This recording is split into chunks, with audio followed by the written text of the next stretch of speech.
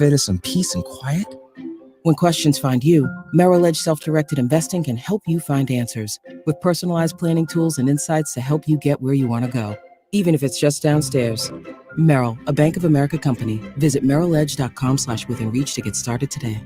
Investing involves risk. Merrill Lynch, Pierce, Fenner & Smith Incorporated. Registered broker-dealer, member SIPC. Investment products are not FDIC insured or not bank guaranteed and may lose value. As a dentist, I know what my patients are saying. Mm-hmm. She says her gums are irritated. Mm-hmm. Is there anything you can do? You can try new Crest Advanced Gum Restore. It detoxifies below the gum line to restore your gums back to health in just 7 days. The radio home of the 76ers. For three, with God, up and go! 97.3 ESPN, WENJ, WENJ HD, Millville, Atlantic City. This is the Sports Bash with Mike Gill on 97.3 ESPN. Now, live inside the Matt Black Kia Studios, here's Mike Gill.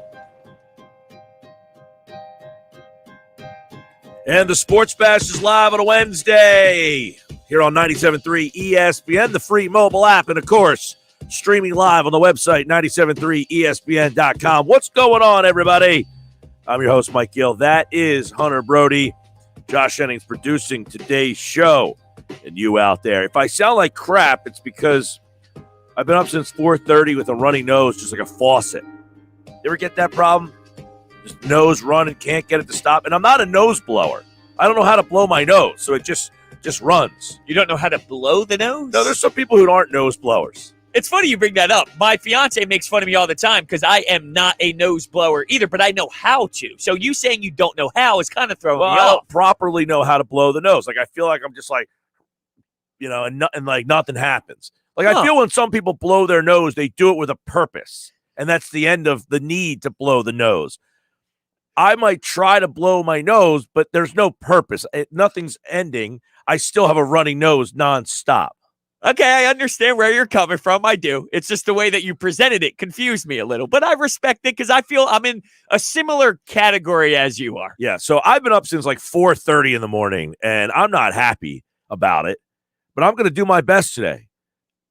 That's all I can do. Yeah, it's like the Flyers. Just do your best out there. Whatever the outcome is, so be it. Yeah. That's what it feels like, at least. First cup of coffee, 5:25, which means it's worn off already. Well, I mean, there's no way you haven't had one since then, right? I did, but you know what? I feel like I'm a little short on coffee in here today. You know what I realized? That the coffee room no longer has any sweetening products. There's no Sweet and Low. A lot of times there's a Splenda in there. I've even seen Equal. I'm okay. I'm an equal opportunity sweetener user. Purple, yellow, or blue. I don't mind. They got none in there. Huh. There's nothing left. See, I never use them, so I don't even recognize that kind of stuff. Yeah, and I don't like regular sugar. There is a sugar thing in there, but I don't like regular sugar. Just close your eyes and sprinkle it in there. It's got to be better than nothing. I brought my own in today. Oh, okay, well then there you go. I brought my own in today. I kept forgetting the last couple days. Today I brought my own in. So we got a lot today. JT, Realmuto, fool's gold is my question on that. I thought about it overnight. Is bringing JT Realmuto back a way to kind of like appease the fans as like a fool's gold thing to get you excited about a season that we know what the inevitable outcome will be? I don't think so. No, I don't. I think that this is something where the way I view it is this is a 3-part thing. Because, okay, let me explain my thought in this real quick. The Phillies made a signing that they know was universally going to be accepted.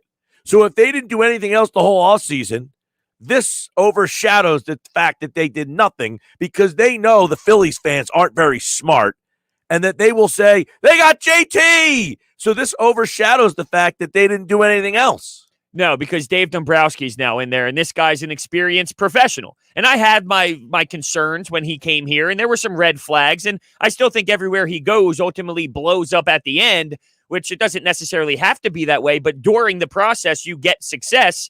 So this is a new regime, and this is a new guy in here who has a track record of success. So I think it changes my mentality on things. I could buy that aspect of it, but is it just a tease? So I don't know. Like the fact that they go out and get JT, is this just a tease to get you excited? Like, what's next? 3 shortstops went off the board last night. which means it's either DD or you're stuck with what you got.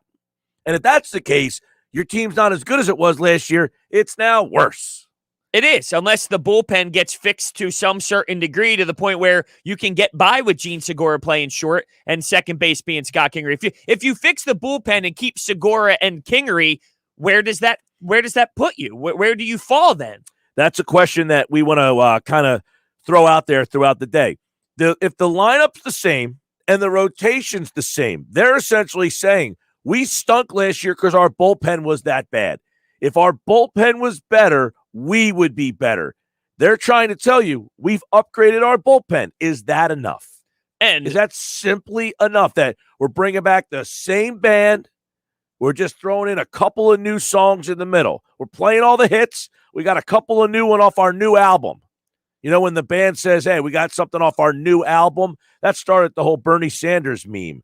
Hey, we're going to play a song off our new album. And they showed Bernie sitting there with the mittens on, just so disinterested. You go to a concert, you want to see the hits. So the Phillies are saying, we're bringing back all the hits. We're going to play all the hit songs again. We're just going to play a couple new songs off of our new album. But not related to this. When Daryl Morey came here, you can't expect him to fix the mess in one season. Step one, get rid of Al Horford. And it looks to be a positive this year. We're excited about it.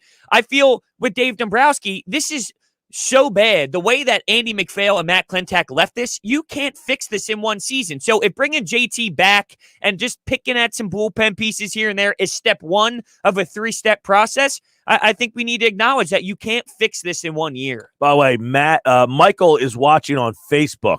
I think he hits the nail on the head. He says, I hate the people who use a hanky and blow their nose and then they put it back in their pocket. That's nasty. Yeah, that's like my great aunt, my grandmother's sister used to have the handkerchief up her sleeve. Whoa, up the sleeve. Oh, yeah. I see like pocket or maybe the front pocket on your T-shirt. I've never seen in the T-shirt? sleeve. Yeah, like pocket on a T-shirt? If you have a pocket tee, I've seen it. It's a bad look.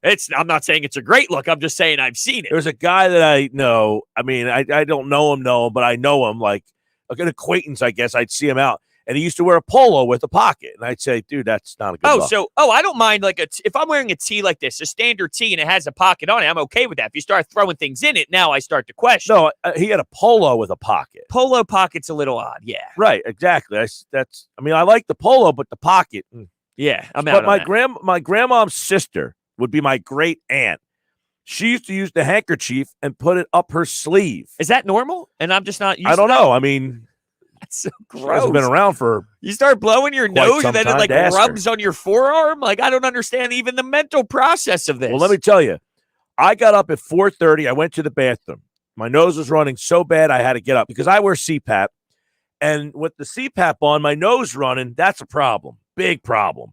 So I go to the bathroom. I get toilet paper to like wipe the snot out of my nose. I'm not blowing my nose because nothing works in that capacity. I don't know what these people are doing when they blow their nose. Nothing's actually happening there. So I throw the what's so funny? Me and Josh are laughing over here that you don't understand how people blow their nose. That's where the disconnect is for me. I'm not like a big nose blower, but I understand the process of the nose blow. So when you blow your nose, do you look down and be like, wow, that's why my nose is running? No, I don't appreciate. Nothing comes out. I don't appreciate the snot. I fold the tissue and then I throw it away. Everybody looks down at the snot. You got to see whether or not the fruits of the labor ended up on the handkerchief. Well, normally, when I played hockey, we'd be in the locker room. I go right to the trash can and go for a big snot blow right into the trash can. I can't do that either. I'll do the double snot blows. See, I can't. Nothing would happen. A snot rocket. Nothing. No. Huh. So I used the toilet paper. I flushed the toilet. I went back to bed. I laid down 20 minutes, nose running like a crazy person again. Had to get back up, did the whole thing over again. Third time, laid down, got back up. Finally, I said, I'm taking the whole roll of toilet paper and brought it back out with me. By 5:45, I finally said, all right, I've had enough. I'm getting up. This is it. My day has started. But you've done that a couple of times this week, I feel. No. No? I've had some times where I woke up early, but not because I had nights where my nose just starts running like this. And so I'm not like freaked out or anything because this has happened to me before. But yeah, I just meant you getting up in general. It seems Yeah. like you've been kind of an early bird over the last week or so. yeah, I don't like it. You don't like that it starts your day nice and early? 4:30 is a little preposterous. 4:30 is a little early. 6, though. 6 like a good cup of coffee time. Yeah, I don't mind 6. I can do 6. I can get used to a 6. but 4:30 is a tough one. 4:30 is tough. Wait till you get me around 4:30 today. p.m. Yeah, you're going to be falling asleep on I us. wouldn't get in an argument with me. Catch a couple Z's on the air. Yeah. By the way, Gossespierre +2 last night. Yeah, Gossespierre looked good. I was impressed with him and Ivan Provorov. I'm not impressed with everybody else, and I even texted our very own Kevin Durso, who will be on with us later on in the show. This is almost unwatchable to me. Like this version of Flyers hockey, I can't watch 56 games of this. Absolutely not. It's just like when the Sixers don't have Embiid, I can't judge them when they don't have Couturier. I think that's fair. And Myers, too. Myers is injured. And so Myers. I don't know what this I need to Who else see is them out? back. Well, Frost, but he's not like a big part of it yet, but he has been injured. So those two are the big ones. Well, bingo last night for Farabee, by the way. That was a nice one. He's been quiet since game one. Patrick get a goal? He did. Those 2 goals were big, but the Devils hit like 4 posts. They gave up 3 breakaways in the first period. The D zone is so bad. I mean, turnovers after turnovers, bad decisions. Thinking forwards about lacing them back up? moving up ice. Look, I would if I could. I'd be chipping pucks out there, blocking shots. Now, how far off are you from Friedman? Realistically, or me having some fun? Like shooting? he sucks out loud. Yeah. How far are you from? But like, just to put it in perspective, you're a guy who played. How far? Like the worst NHL, like the 6th of the 6. I'm not there. All right, I'm not there. But I would like to. I mean, if you want to be serious here, yeah, I'm not there. I'm not there. Yeah, I'm not there. I'm not there. Right. I could have. But the top of my top. Friedman's the worst, though, right? Yeah. Is there Friedman, anybody it's on bad. the roster that's worse? No, probably not. No, probably not. Friedman is your Matt Pryor. That's how I kind of gave it to Josh off the air. If you're thinking about, oh man, we're so banged up, we got to throw Matt Pryor in. This is going to be bad. Oh, the That's Flyers Friedman. just text me. Friedman's calling in today. Oh yeah, his nose was running last night. I think he can't make practice today. Right. No, he's tough. Yeah, the team is. But he works hard. He does. He gives you your maximum effort. I'm sure That's AB is you. proud. Yeah. Oh yeah. You were course. the Friedman of your team. No, The give me more respect than that. You were the 7th of the 6. Yeah, I had to battle, but I mean, look, I was a little bit better than the Friedman. Give me a little benefit of the doubt here. You know what I mean? I did the dirty work. You know what it was? You want the perfect comparison, and this doesn't really do me much justice here. I was your Justin Braun. I was your stay-at-home D-man, doesn't do anything sexy, but I made better outlet passes. Jeez, I mean, this guy can't go tape to tape. He goes tape to skate. I at least went tape to tape. Yeah, I got to go. I need a guy going tape to tape. By the way, this text message is a epic winner. Wow. You ever see this commercial? So this guy just texted, Mike, I was never a nose blower, and I had nasal problems. I bought the Navage nasal cleaner, and I use it every day and haven't had an issue since. It's a game changer. Go get one. You ever see that commercial? I have. Yes, I have. Navage. Yeah. Me and my girlfriend laugh every single time we see it. Well, why don't you give it a shot? I might have to now. Yeah. I mean, we laugh hysterically every time we see Navage. That's your go-to commercial that you laugh at? Ours is the progressive, and I mentioned this one on the air before, you're turning into your parents' commercials. Those ones are our laugh ones. Well, it's just the way they say the Navage. That gets you going a little bit. They're trying to be seductive. I might have to look at that. I think you should. You know, there was a listener who tweeted at me a coffee machine that I need to look at. I gotta check out your opinion on this. I gotta find that tweet. Yeah, you got a Because list it wasn't of all things that to do. expensive. Right. Well, yeah, they're really not. Well, I mean, they got some of these other coffee machines are like $250. Right. Yeah, This you one was start like going in the $60 range. Okay. Well, yeah, that's perfect. I think that's a good range for a coffee machine. I mean, you start spending a couple $100 on the machine. As much as I'm a coffees man, how much greater am I getting here? I just sent that text to my girlfriend, and she is just keeling over. Yeah, she doesn't listen to the show, right? No. I know. I don't understand that. Well, she's at home. She's working. No, from I know, home. but my fiance Well, she never can watch it now. Never turns us on in terms of the Well, she radio. can watch us now. She can watch us now. Yeah, all you have to do is take your Comcast remote or whatever and just watch the sports. But if your girlfriend was on the radio, you think when you get in the car or something, if you're at home working, the guy, I wonder what she's talking about. No. Okay. I mean, maybe she doesn't tell me. But why would she lie? She wouldn't. That's what I'm saying. Right. So I think she literally does not care about your occupation. Not at all. Okay, that's fair. She's actually a sports fan to some capacity, but not to the, I want to know what the 6-line center's doing. Right. Well, is she going to be on her hands? Is her hands going to be on her knees watching LeBron versus Joel Embiid later she'll tonight? watch the game tonight. Yeah, she'll be into it. Big Jimmy Butler fan. Wow. Yeah, she loved Jimmy Butler. But yeah, she watches all the games. So what was the the emotion towards Jimmy Butler? Did she like him before he got to Philly? Was it just a Philly thing that made when her? he got to Philly. Okay. She liked him when he got like here. the minivan, the country music, the whole I don't know if it was personality? anything more than his play. Oh, so she just liked the X's and O's. I think so, yeah. Okay, I like that. Yeah. No, she'll watch the games. She's in. Yeah, same here. She's but not always like watching. the ins and outs of like the day-to-day. Doesn't care. Oh, for sure. Yeah, she's not writing down notes. Dan from EHT, you guys are great. Does Larry David write your show? Oh, yeah, we have him on payroll. Yeah, that would be great. Whoa, that's all improv. So it's not like he would write anything for us. This is us just improving as well. Yeah, not knowing how to blow your nose is like saying you don't know how to clap. It's something normal people have done since they were an infant. Well, you're not normal. First off, I don't know any infant that's blowing their nose. You just come out and I don't think I got to sneeze. Blows their nose. Oh, okay. Wait. Repeat that. It seemed like he was.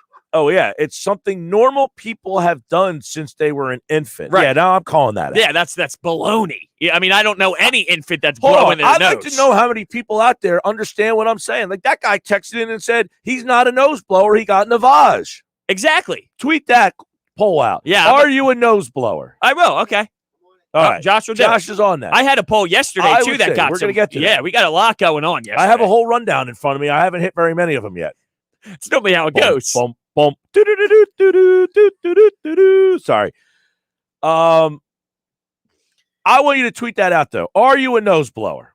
Because I would imagine there are, I'm not saying overwhelming, but this guy's making it like I'm the only person who doesn't blow their nose. Well, you opened the show, and here I am, not knowing that you were even going to throw that at me, and I agreed told with you. that I was going to go that route, which yeah. I didn't even know, by the way. Yeah, I knew you had the issues, but I didn't know right from the jump, bang, this would be thrown on me. But I'm agreeing with you, and I'm in the same boat. So here you go. You mentioned it to the people. You're not a nose blower. I'm not a nose blower. Yeah, me neither. Not a nose blower. Now, would you say you know how to blow your nose? Yes, that I do. See, that's where I think we're on different pages. I know how, and I do once in a blue moon, but I'm not like a legitimate nose blower. I call it the dabber because I go for the dab.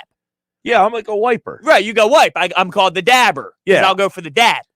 Same thing. Well, like this morning I had like toilet paper jammed up there and I was turning it around, like trying to get the inner walls of the snot out. Yeah, okay, so we're on the same page then. So I'm just taking it like, yeah, that guy's wrong. I'm telling you, at least 30% will say not a nose blower. It's a little high. I think we're more of the outlier than you think. Really? Yeah, I'm thinking maybe 18 are going to agree with us. I will take a win at 22. Now, when I used to live back in my old place with the family and all, my fiance's brother, right? He blows his nose Can't stand those people. 700 times a day. In the morning, that's how I would wake up. The alarm clock would go. Instead of the alarm clock, it was him blowing the nose in the bathroom. I'm like, how many times can you blow your nose? Is there anything left in there? Seriously, what's left in there? Yeah, the people who are constantly blowing their nose, they annoy me. This guy says, how the hell do you not know how to blow your nose? And see, that's where I think you're pushing it a bit because, once again, I understand how to blow the nose. This gentleman says, and I say gentleman because I didn't read the whole text yet, I am definitely a nose blower. I can't stand those people who never blow their nose and sniffle every 30 seconds. See, I could be like Billy Schwein. Maybe I do sniffle like he laughs and he doesn't even realize it. And you don't know it. No, like I'm constantly like. No, you never see. I would tell you that. Like the sniffing accountant in the Seinfeld episode There with you the go. sweater. He had the mole hair. Now, though, mole hair. Maybe this is what it is. Maybe it is. Now I feel like I'm going to be accustomed I had to a hearing Stitch Fix box when I got home last night, by the way. Did you send anything back? Or did you keep anything, I should say? I'm keeping one of the items. But this was a Stitch Fix item that I got in the last box. That's a really nice item. It looks comfortable. It's very nice. It's a little big on me, though. That's fine. Sometimes I like baggier, though. Yeah, it's a little long, though. Yeah, if you start going over too long on the sleeve, it gets annoying. See, I'm in that in-between where, I'm like between sizes now. But there was two things I really liked last night. You know what's funny? You had those boots that you were wearing, and I asked you the brand because they have a brand, and they look exact. They sent me a brand of the boot last week, and I sent the back. They sent me the same exact boot in a different color this time. Does that piss you off, or do you accept I would have liked that maybe like a couple fixes down the line. Right. Yeah, that Don't is send kind me of weird. back-to-back Stitch Fix with the same boot in a different color. But, man, they sent me something nice last night that I can't turn back. It's a piece of clothing? Yeah. Okay, I didn't know if it was a shoe or not, just because you brought up the shoe. Yeah. All right, that's nice. More of a snot rocket. Haven't had a clean blow in quite some time. Sounds like a personal issue. Snot rocket. That's what you go. Yeah, well, if I'm in the locker room. See, I'm not going to, it's not like I'll pour over that trash can during the commercial break and give you a snot rocket. There's times for it. If you're playing pond hockey with the fellas and it's cold and your nose is all, you go for it. Bang. There's situations. I can't do that for where it. you do the, Yeah. I can't. You can't. No, it's like I know how to blow my nose, but when I try to do the outward push, nothing happens. Well, that sounds like a personal Right. problem. So it's like I understand, like this gentleman on our I think he's watching on Periscope says, blow your nose. You'll feel better about breathing. I'm not having a breathing issue right now. My nose isn't really running this morning it was bad. I mean, I had to get up out of bed. Well, then that tells me you did have a breathing issue if you had to get out of bed at some point, right? No, I didn't have a breathing issue. I had a running nose issue. But doesn't that kind of like, I guess you're right. It doesn't go hand in hand. Mike, just get a Q-tip and pull the snot right out. I mean, I just used a paper, tissue. What do you go? Like the people who, you ever buy a box of tissues? Thank you for bringing that up. Like, what a waste of money. This is great. I love this. I can't wait to replay this segment when I come home tonight when we have dinner. We're not even going to talk. I'm just going to replay this whole segment so she realizes I'm not as much of a nut job as she thinks I am. I say the same thing every time we buy a box. We buy a whole pack of like 10 boxes. It sits in our closet. Well, when you have guests over, it's got to be on the bathroom, on the top of the toilet in the guest bathroom and downstairs in the basement. Why can't they just use toilet paper? Why? Yeah. They can use toilet paper. That's a waste of my damn money. Yep. I can't stand it. Totally agree. So guess what happens? We buy the tissues because she gets Kleenex. Gets her way. She buys the tissues. I know. This morning I used a paper towel. Worked fine. Yeah, I'll go toilet paper over the paper towel. Well, I was Softer. not in the bedroom any longer. Like once I left the bedroom, I was then in the kitchen area, so I went with paper towel because that was in the kitchen. It's not like I went back because the whole purpose of me getting out of bed is because I was probably annoying my girlfriend because I kept Now, I also got into, who goes around all day sniffing? Right, I'm with you. Now, I also got into the debate of the napkin because we buy these boxes of napkins, and I say, why can't we just use paper towels as the napkins? Now we're buying all these napkins and we're buying all these tissues. What do you think, I'm made of money? I agree. My girlfriend goes with the napkin at dinner. Same. So does she. She puts the fork and the knife. I don't even use the knife. I don't use the napkin. I'm using just the fork. I'd much rather go paper towel. If I had to pick one, I'm going paper towel. It's an easy option. It's not even a debate. Covers more ground, certainly more circumference, covers more of the table. Good thickness to it. Depends on what brand you're getting. I guess that's you fair. could get a one ply that's Yeah, we're not one pliers. But yeah, paper towel. I'm with you on that. No tissue and a paper towel. That's the way you need to go. I agree with you. You save a lot of money and you can utilize that in other areas. 609-403-0973. The text message. This guy says that's a good fantasy football team name, the Snot Rockets. I'm not using that. You go fantasy football team name? Nope. It's actually, this might be a little weird, but it's just basic. Right? I just go Sports Talk with Brodes. There's my name every year. Sports Talk with Brodes. Yeah, I've been the same name for... Or just Brodes. What are the others? 25 years. Mike Gill? No, Gamblers. Yeah, that's right. The Gamblers. That is right. I didn't know that. Don't even know where it came from. Don't know how Josh it came goes like about. Italian Stallion or something. Yeah, like he's that. the Italian sports geek. Italian sports geek. Almost the same as Italian Now, when you Stallion. look at Josh, does he scream Italiano at you? No. Does he scream Italiano to you? Of course not. Yeah. Yet he goes with that name. I know. It's a little, if I saw that name, I think I'm playing against Nick Sirianni or something. Yeah, like I'm thinking like I'm getting Joey Tribbiani. somebody really standing out like, hey, yo, and then I get Josh. Yeah. Well, my birth last name is Danifo. So if you must know. Ensign of Val. There you go. So it works. Well, it's not the name so much. It was the appearance is what I said. I said, does he look? Not does it his name sound. But to his defense, if you say your last name and it gives the Italian vibe, it changes perspective on you, though. It's how it is. Yeah. I think that there's a little bit of a judgment based on the name, not as much on the other things, because then the name takes over everything else. He's not wrong. So, like, if he came in every day and his name was, what was it? Danifo. Danifo. I would think you would differently say that my thought of his appearance would look different. Well, no, I would. Is that what you're telling me? No, I would understand the logic behind the Italian sports geek. Okay. That's all. All right. I'll take that. Okay. I don't have a lot of energy. I'm for glad an we're on the argument same that page here. today. My ability to go back and forth on that particular topic is very diminished. And I can respect that. All right. Sports Bash Live, 97.3 ESPN. I had a whole heck of a lot of notes here. Do you want to hear what they were? Sure. JT Fool's Gold, Sixers, Lakers, measuring stick game tonight or just another Wednesday night in January? See what I did there? Flyers win. Eagles hire new quarterback coach, and it's got an interesting twist to it. And another Carson Wentz story. So we'll get into all that. But coming up next, is JT just a tease? We'll ask Phillies insider Frank Close, who joins us coming up next on the Sports Bash Live on 97.3 ESPN. You need just one number, 1 to 15. Win cash pop from the Jersey Lottery. The more numbers you play, the better odds of winning. So pop in and play because anything can happen in Jersey. Hey, do me a favor, everyone. Go blow your nose. We'll be back with more Sports Bash Live on 97.3 ESPN, the free mobile app, and live video on our website, 97.3ESPN.com. It's Philadelphia Flyers hockey tomorrow on 97.3 ESPN and the free mobile app with Tim Saunders and Steve Coates calling all the play-by-play action. What a save by Carter Hart. The Flyers are in Jersey to face the Devils. Coverage begins at 7 p.m. It's Philadelphia Flyers hockey on the radio home of the Flyers in South Jersey, 97.3 ESPN, and listen live on the free mobile app.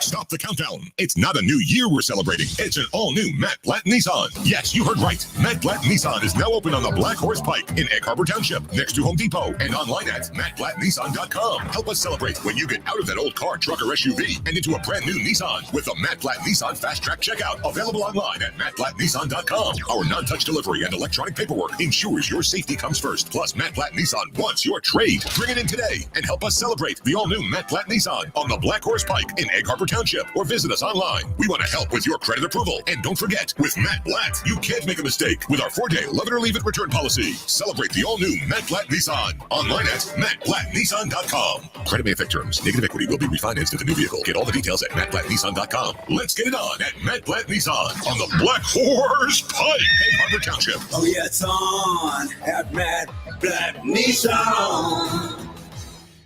Do you love a good cigar almost as much as your family? Well, maybe that's an exaggeration, but you can find that perfect cigar at Smokers Haven. With 5 New Jersey locations, Smokers Haven has the finest selection of cigars in the area, like Ashton, My Father's, Romeo and Julieta, Monte Cristo, and more. All from the finest tobacco leaves and hand-rolled by the world's finest cigar makers. All locations are fully open. Stop in and let them help you find the perfect cigar to pair with your life. See all they have and their locations at smokershavennj.com.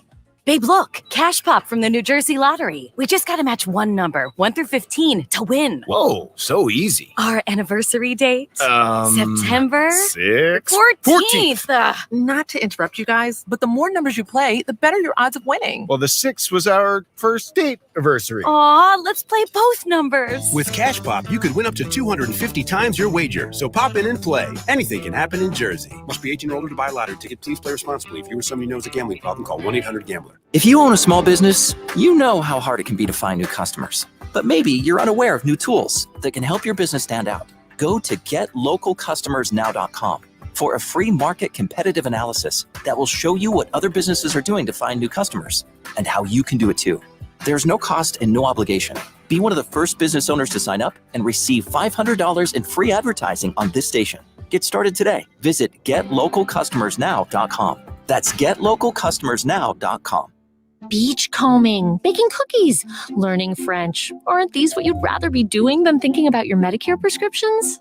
Well, Walgreens is here to help you get back to it with convenient refill and pickup options, expert pharmacists to answer all your questions, and Medicare copays as low as $0. Zero. Which is also the number of cares in the world you'll have as you stroll the beach, eating cookies and speaking French. Oh la la. Walgreens. $0 copays apply to Tier 1 generic drugs and select plans where Walgreens is a preferred pharmacy. Interest rates are at an all-time low, making this the perfect time to buy a home or save money by refinancing your mortgage. South Jersey Federal Credit Union offers great rates, local decisions, and now through March 31st, a credit of up to $1,000 towards closing costs on qualifying mortgages. Visit southjerseyfcu.com. Call 1-800-582-7640 or visit a branch for information. Must apply by March 31st, 2021. Subject to qualifications and approval. Owner-occupied residences only. Other restrictions apply. Equal housing lender. Dorothy Roofing. It's a heart and a brain thing. Call 1-877-97-KEVIN. Wizard quality comes with DorothyRoofing.com. The Sports Bash with Mike Gill and Brodes on 97.3 ESPN, the free mobile app. And now you can watch the show live on Facebook, YouTube, and Twitter at 97.3ESPN.com. All right, 2:30. Don't forget, watch the show live. Go to 97.3ESPN.com, and you can see the show live with video, and you'll see Frank Close, who joins us now here on the Sports Bash. Is JT just a tease? In other words, are they trying to get you all excited, knowing they're not going to do anything else, and that this is all you're getting out of this team? And is that enough? Let's bring Frank into the conversation and get some thoughts from him from 97.3 ESPN.com. What's going on, Frank? Hey, good to see you guys. As always, bud. Well, we don't know the official start of pitchers and catchers, but spring training is 1 week. The first pitch of the Grapefruit League is 1 month from today, February 27th. They're supposed to play Toronto in Clearwater. But JT Realmuto, let's get your thoughts. 5 years, $115 million. There's a little quirkiness to this deal. So overall, what did you think of the deal the two sides agreed on? Well, I definitely excuse me. I had to do that. It says I'm on video now, right? For some of you out there. So no, I was blowing my nose, those of you listening over the air. But no, a deal the Phillies had to get done. I thought that the Phillies needed Realmuto more than a handkerchief in your arm sleeve there? I had it in my hands here, just waiting for it. But the Phillies were the team that needed him the most. Most of the other teams that were in on Realmuto kind of just wanted a star player. You look at Toronto, they get George Springer. In fact, there's less risk if they get an outfielder than getting a catcher. So they were willing to go more money and more years for Springer. So that the Phillies didn't have a lot of competition once the Mets signed James McCann. And what got the deal done was this token sort of milestone that he is now the largest AAV catcher by $100,000 a year. They just barely got it over that finish line so that he could boast that he did that. I know that's important to some agents, but the Phillies get the guy that was so important to the team the last 2 years. And if you're going to start the offseason, you got to get him back just as like the baseline. Like you can't be worse than last year. So I think JT Realmuto coming back to the Phillies makes the team whole, and they can build from there. So they bring back Realmuto. They still need shortstop. 3 shortstops went off the board last night. So is that a fait accompli that DD is back, or are they going to go in with possibly Gene Segura or Scott Kingery playing shortstop? Well, I thought they made it pretty clear that they were not on board with their other guys playing shortstop this year. Scott Kingery played shortstop for a while. I don't think they want that. I don't think they want Gene Segura playing shortstop. So I'm pretty sure they're going to get somebody. And the fact that all 3 went off the board kind of, I think, increases the Phillies' chances of bringing back Didi Gregorius. When Andrelton Simmons went off, I think he was the best backup plan out there personally. But once he's off the board and all of them go off the board like that, that only leaves 2 potential suitors. And you know what? The Reds spent the offseason clearing payroll. I don't think the Reds are going to spend that kind of money on Didi. I think you didn't clear that money so that you could just sign Didi Gregorius. So I think the Phillies will re-sign Didi Gregorius. And I think one indication of that, too, was Freddie Galvez. I mean, Freddie Galvez would not have signed that very modest $1.5 million deal if the other dominoes kind of didn't fall already. So I kind of see Galvez having the advantage of holding out until everybody kind of fit in where they were going to fit in. because and certainly for Galvez, I mean, playing for the Orioles for $1.5 million, I mean, that's not a wonderful contract. I mean, he's earned much more than that the last several years. So, at least for the Phillies, if they had somebody like Galvez, you could throw him out there in the later innings if you're gonna try to start the game with Gene Segura at shortstop. But I'm feeling like this is going to happen. I think the Phillies need to do what happened with JT Realmuto. I think they need to pay Gregorius an average annual value more than the $14 million he signed last year. I don't think he did anything that said that he deserves a pay cut. So I think if they get over that, they can get him. And I think they can definitely get him if they're willing to go for a second year. This fan base has been screaming to sign JT forever now and to say, hey, give him whatever he wants. But I feel like we have to sit back and actually give credit. Now, they might have looked into this. Maybe it wasn't the best way to go about things, but it did work out in their favor. We actually have to give credit to Middleton and Matt Klentak and Andy McPhail for waiting out the market and not just jumping on him for, a 7-year deal at $150, $160, $170 million. Because this is very reasonable. But things that were being discussed prior, I don't think that would have been the case. Yeah, I think the one wild card that really was the carrot at the end of the stick for Realmuto was the New York Mets getting a new owner. So you have a guy with lots of money who didn't lose money last year. He's the only owner in baseball who didn't lose money last year and isn't sort of reeling from that. But once the Mets were off the board, I mean that's the market kind of fell like the Phillies thought it would. I mean, that we've been saying this for a long time, that the catching position is a tough one. The body gets the wear and tear. We've seen what happened in the past with contracts to the likes of Darren Dalton. The catchers tend to break down later in those deals. I say tend to. I mean, you can't predict the future, but that's the one thing that has kept the catching position to a minimum in terms of numbers of years to contracts that have been signed over the years. And I think that the Phillies accurately read the market that there weren't a lot of teams willing to give a really long deal. I thought the Mets might, just because the Mets were a team that needed to make some sort of impact move, and they already did. They traded for Frankie Lindor, and they still might be in on Trevor Bauer. So the Mets did a lot by not signing Realmuto, and I think the Phillies did a good job reading the market there. Frank Close, 97.3 ESPN.com. JT Realmuto gets the deal. He's back. So the lineup's back essentially except for shortstop right now. You got exactly the same everyday lineup except no DH. So that's going to be interesting to see how they kind of tiptoe around that every day.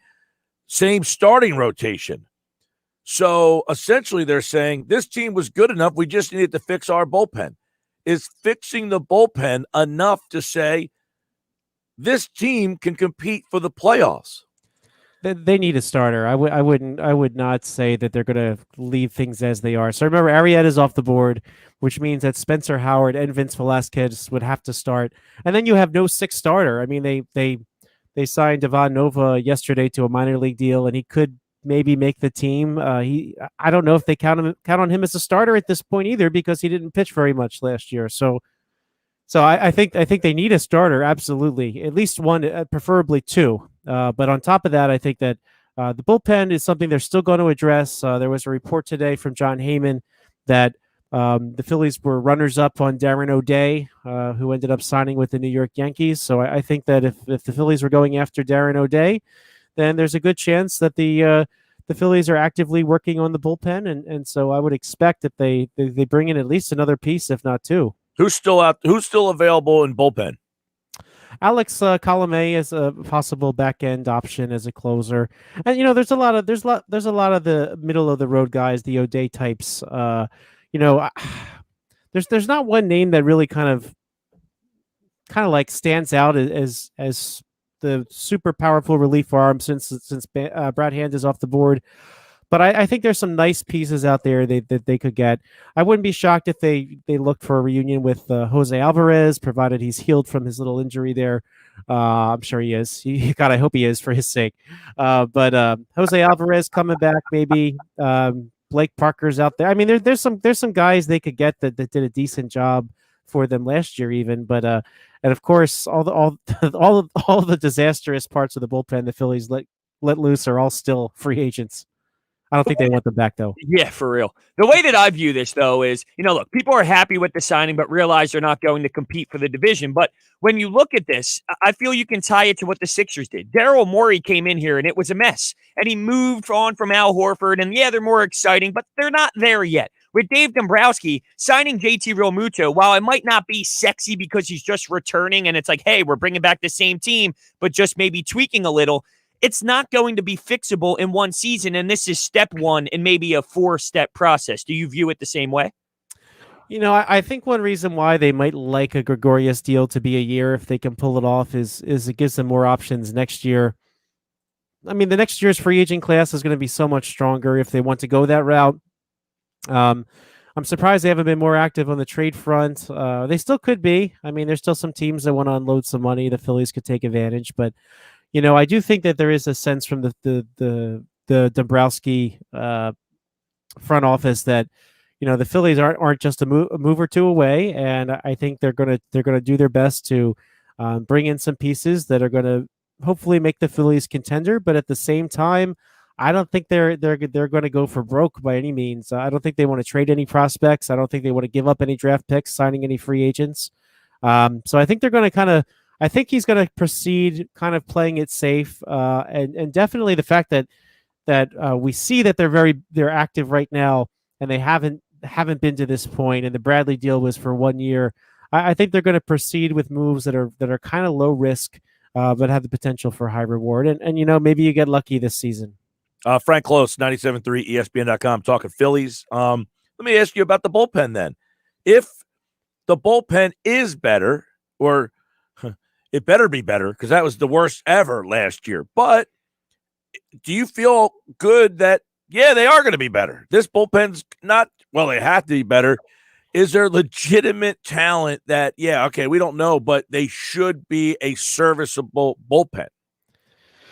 There's still a lot of unknowns. I mean, they traded for a couple guys that throw hard in Sean Coonrod and Jose Alvarado. They're kind of wild cards, unfortunately. There's certainly no sure bet.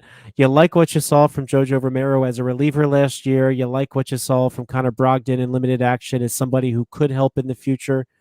And then you have the likes of David Hale, who's kind of like your veteran, not going to totally blow up in the middle innings, but isn't going to be your lockdown reliever. And then they have Neris and now Bradley at the back. It's got to be better than last year, right? I mean, that bullpen was historically bad, and at least by accident, it's got to be better, right? So, but again, there's still too many unknowns. I mean, there's going to be some growing pains with Romero and Brogdon, even though they might be nice relievers for this team. You don't want it to be where Neris has a bad year, like he's been up and down. If he's having a bad year, and then you start having David Hale pitch your 8th and 9th inning, then that's not good. No offense to David Hale, I think they got him to be sort of the middle innings type. So they definitely need some more pieces. And the news that came out today that they were runners up for Darren O'Day, I think they're still going to try to find at least one more established major league reliever, and hopefully even two. What are your thoughts on this defense from the infield? If right now it's Gene Segura at shortstop, so you're talking about Alec Boehm at third base, who, look, I love what he does at the plate, but we can all agree that it's been bad defensively. Gene Segura, who makes some errors. Scott Kingery at second, who, is a little bit of a nice defender, and Rhys Hoskins at first base, who's bad. So that is really concerning to me. Yeah, that's why they need a shortstop, especially up the middle. I think Gene Segura is a good defensive second baseman. I would say he's fair to good at shortstop, but I think they need a better shortstop given what you just said. And I think if they had their druthers going ahead after this year, you might see Alec Boehm at first base and Rhys Hoskins as a DH if they have a DH. I mean, it's kind of remarkable that isn't totally resolved yet, because, I mean, let's face it, pitchers and catchers are supposed to report on the 17th, and you don't know yet, as you still are putting the final, for most teams, normally by now they're putting together their final pieces. And if you're going to have a designated hitter who's one of your starting positions, that you really need to know. Yeah, and clearly they are targeting a shortstop. So what does this say about Scott Kingery? Are they losing faith in him? Do they see him as like a versatile player that can play everywhere? Well, if that's the case, does that tell you that maybe they're down on him? Can he play center field? I just feel if you are making that move and putting Gene Segura at second, it's almost as if a statement to Scott Kingery, unless I'm reading this wrong. I don't think there's a statement. I mean, look, last year, Scott Kingery had COVID-19 pretty bad. It really did ruffle him up at the most important time of the season. And I really think that he's somebody still with some potential, but I do see him more as a second baseman. if there's a DH, you could have Segura at third, Kingery at second, and then at first base, Bohm, and then Hoskins as DH. Or if Hoskins doesn't start on time, which is a possibility, we haven't really gotten much of a health update from Hoskins, and Hoskins maybe doesn't start the year and you need him, or at least right now there's some movable pieces. I think Kingery's versatility is possible. I think if they had their druthers, they would have traded Segura. There was some interest from the Blue Jays early on. They ended up getting Marcus Semien to fill that role. Even he's going to move to second base to play second base for the Jays. But I think that ideally down the lines, Kingery could be your second baseman. But the fact that he can bounce around is very, very helpful right now, given the given the uncertainty at a couple positions, including center field, as you mentioned. I see Ruben Joseph saying, we also need center field. Well, center field is kind of up in the air. I'm okay with the Phillies kind of moving forward with what they have. I mean, they do at least have options. I think Roman Quinn, one of these years, whether it's for the Phillies or somebody else, is going to stay healthy for a whole year and have a great year for somebody. But obviously the Phillies probably don't have the patience to wait it out much longer. But the fact that you could throw him in center, I think the movable pieces last year, especially with the DH, was one of the Phillies' strengths offensively. And while I think if Kingery had to start, it would be at second base. I would not put him at shortstop. I think we still need to see what he's all about. All right. So we're about a month. We are 1 month away from the start of the Grapefruit League. JT Realmuto's in, maybe Didi Gregorius, possibly some more bullpen help. Hopefully, Dave Dombrowski has another move up his sleeve. Let me ask you right now, Frank, Phillies are where in the NL East? Oh boy, this is a tough one.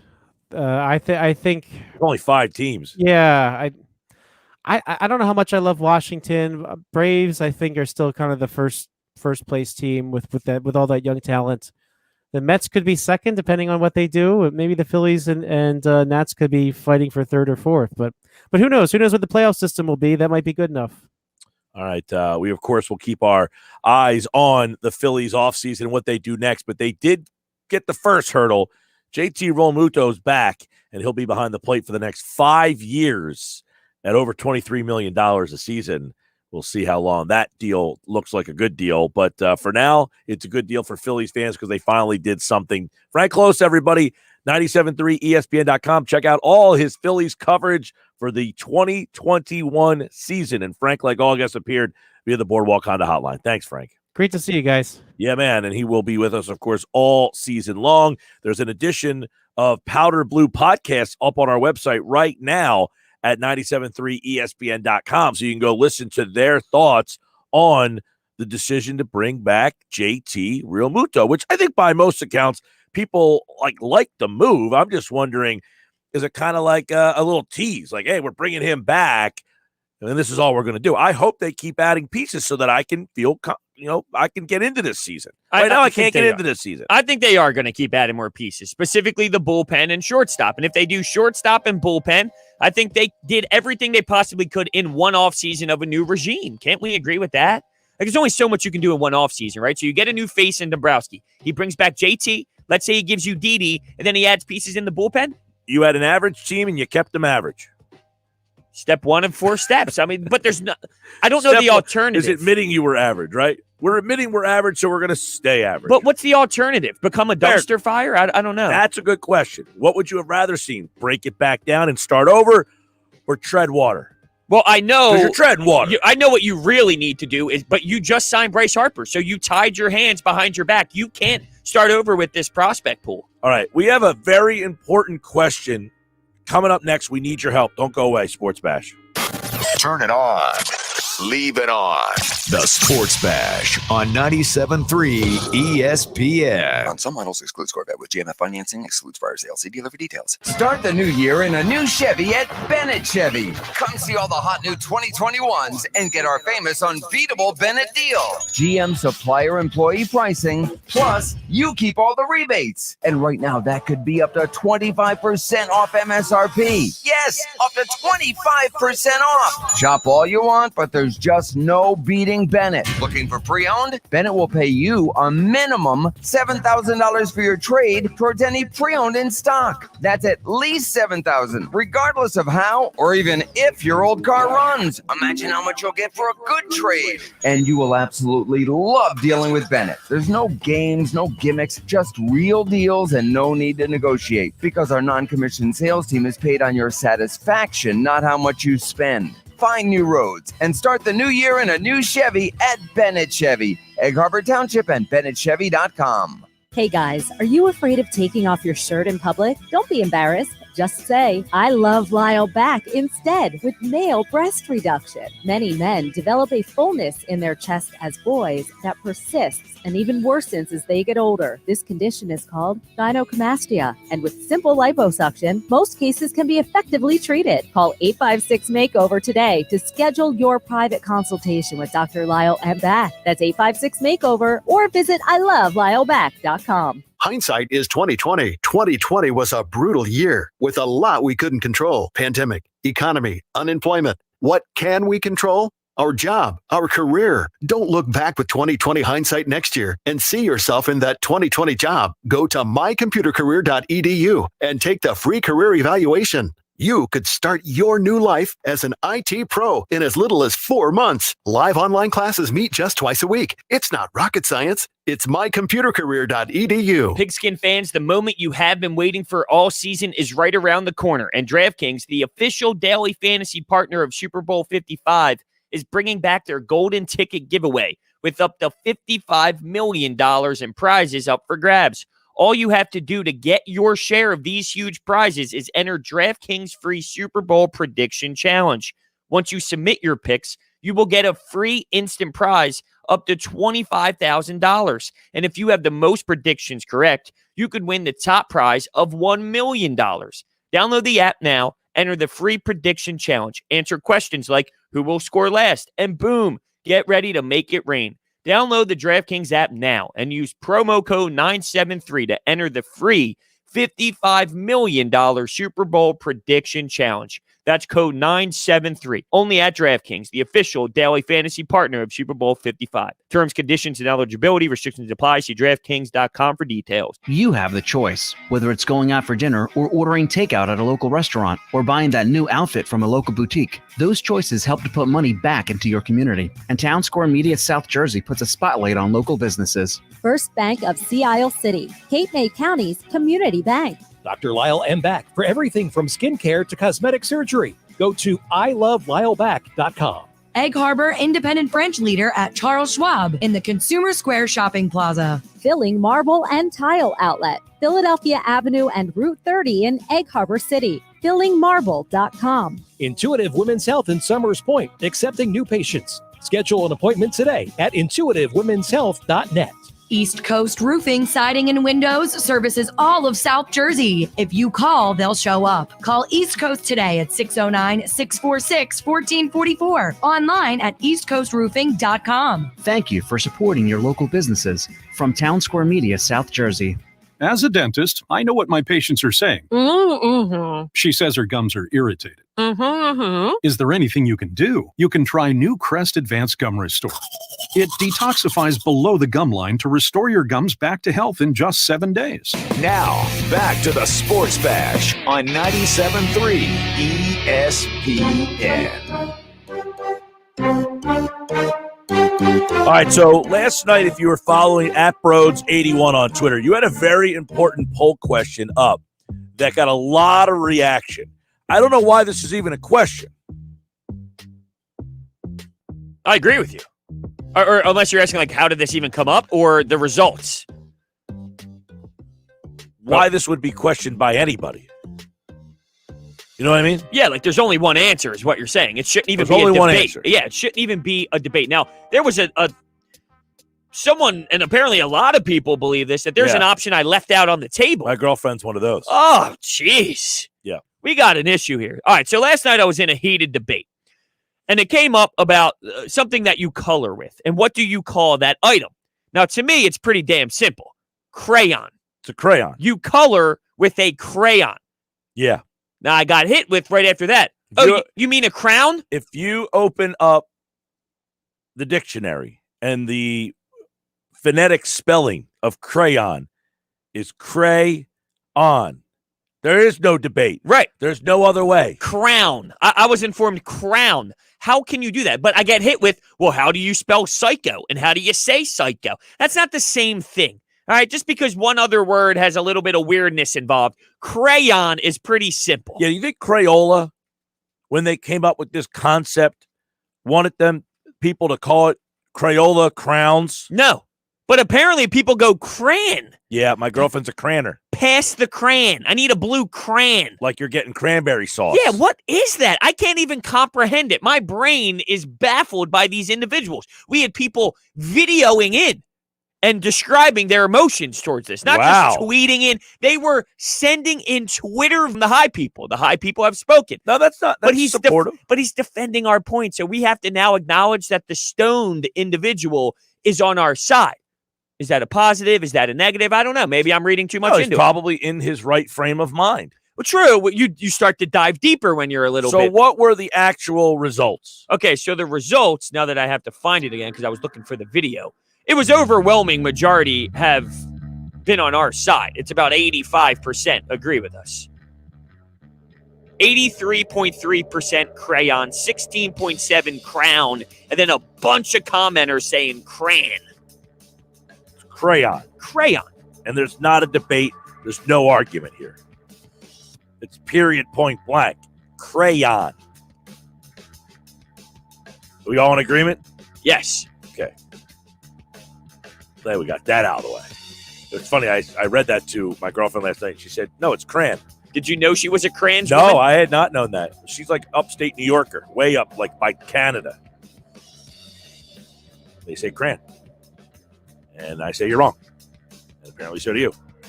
And when we come back, we've got baseball's got a big problem. Next. It's Sixers basketball tonight on 97.3 ESPN with the voice of the 76ers, Tom McGinnis, calling all the exciting play-by-play action. Can't contain him. Ed Harris knocks it down with a right-hand jam. Timeout, Los Angeles, and he is fired up. The Sixers host LeBron and the Lakers. Coverage begins at 7 p.m. Philadelphia 76ers basketball on your radio home of the Sixers in South Jersey, 97.3 ESPN. Stop the countdown. It's not a new year we're celebrating. It's an all-new Matt Blatt Nissan. Yes, you heard right. Matt Blatt Nissan is now open on the Black Horse Pike in Egg Harbor Township next to Home Depot and online at mattblattnissan.com. Help us celebrate. You can put an old car or SUV and into a brand new Nissan with the Matt Blatt Nissan Fast Track Checkout. Available online at mattblattnissan.com. Our non-touch delivery and electronic paperwork ensures your safety.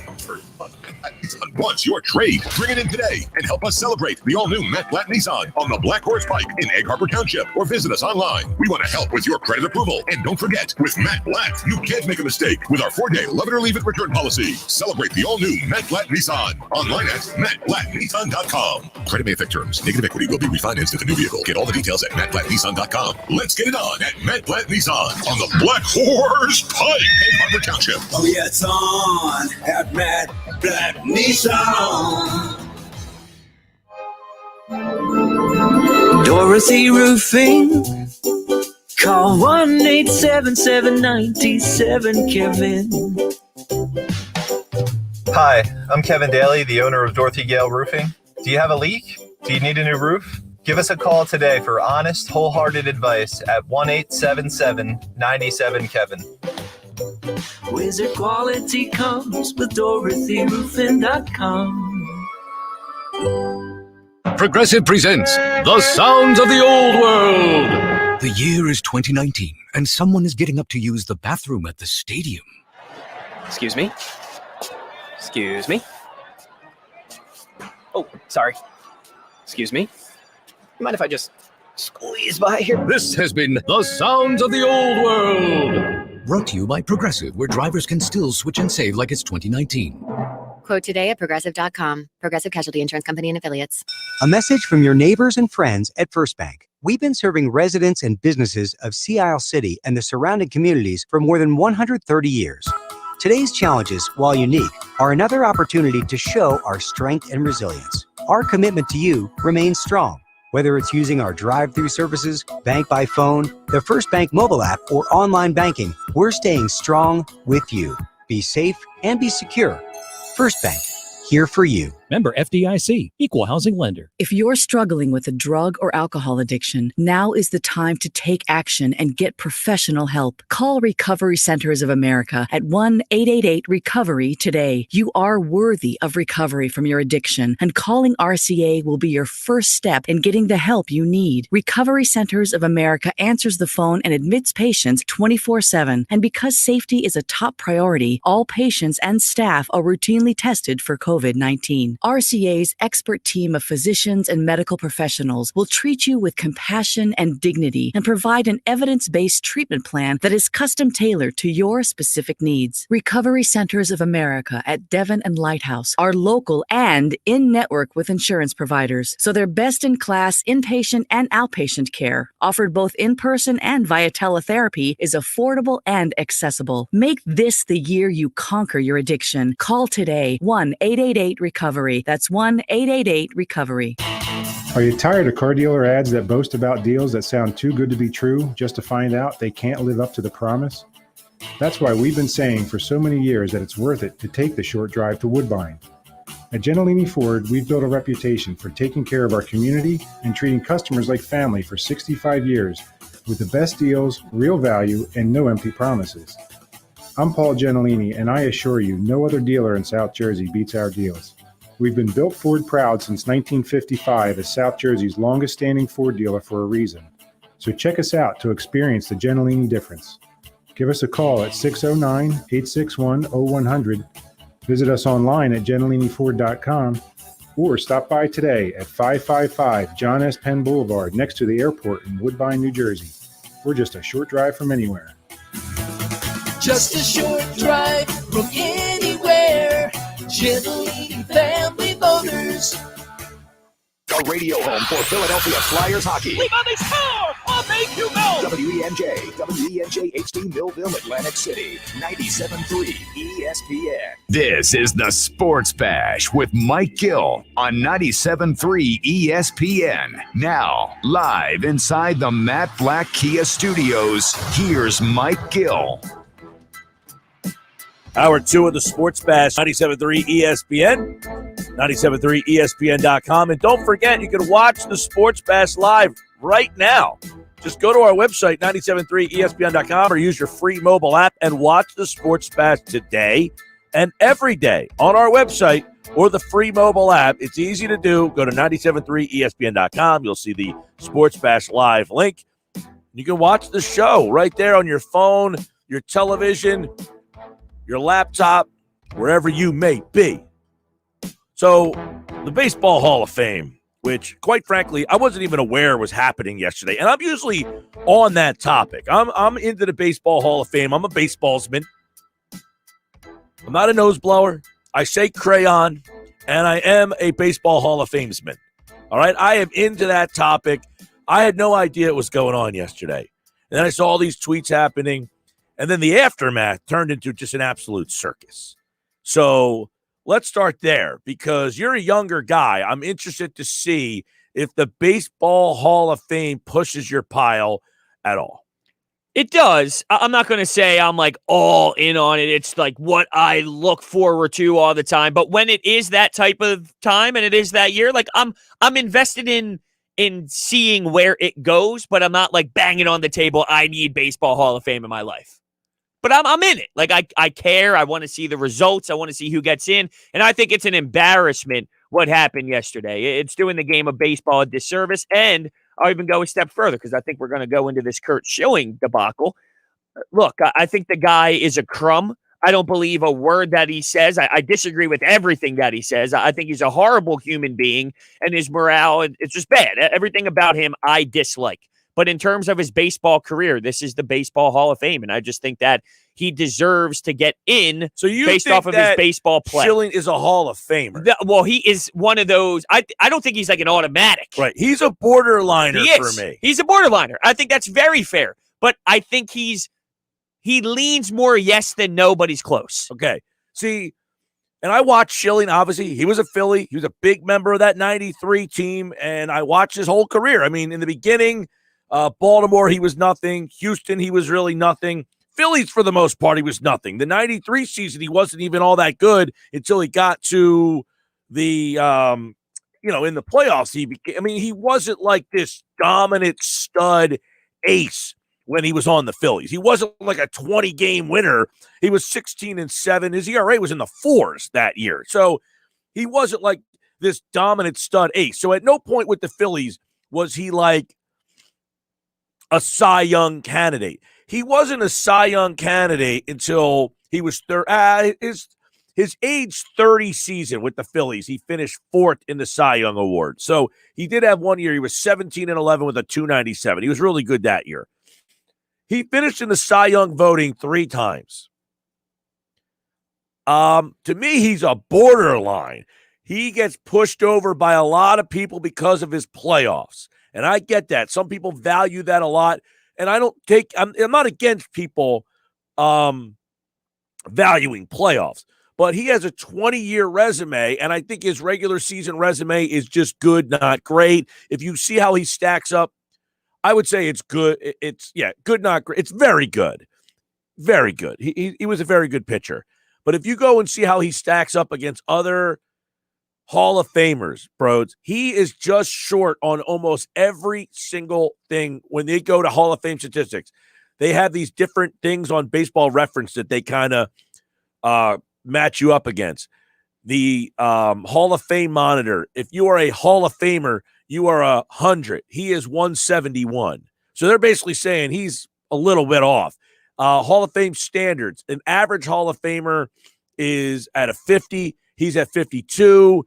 If you're an average Hall of Famer in another category, you're a 40. He's at 42. In another area, 185. He's 205. He is just off of being a Hall of Famer in just almost everything. To me, when I watched Curt Schilling, I didn't think I was watching a Hall of Famer. I thought I was watching a clutch pitcher. And look, I got a text this morning from a guy who says, do you think people shouldn't vote for him because of his political views? I said, well, of course not. That shouldn't be considered at all. But that's a huge hot topic around all these writers right now, and it's one of the reasons why I truly believe he's not getting in because of that, not because of what you're saying you didn't really look at him as a Hall of Famer. I think if he was on the other side or if he had a different agenda and if he wasn't outspoken on Twitter, I think he would have been voted in. Do you agree with that or disagree with that?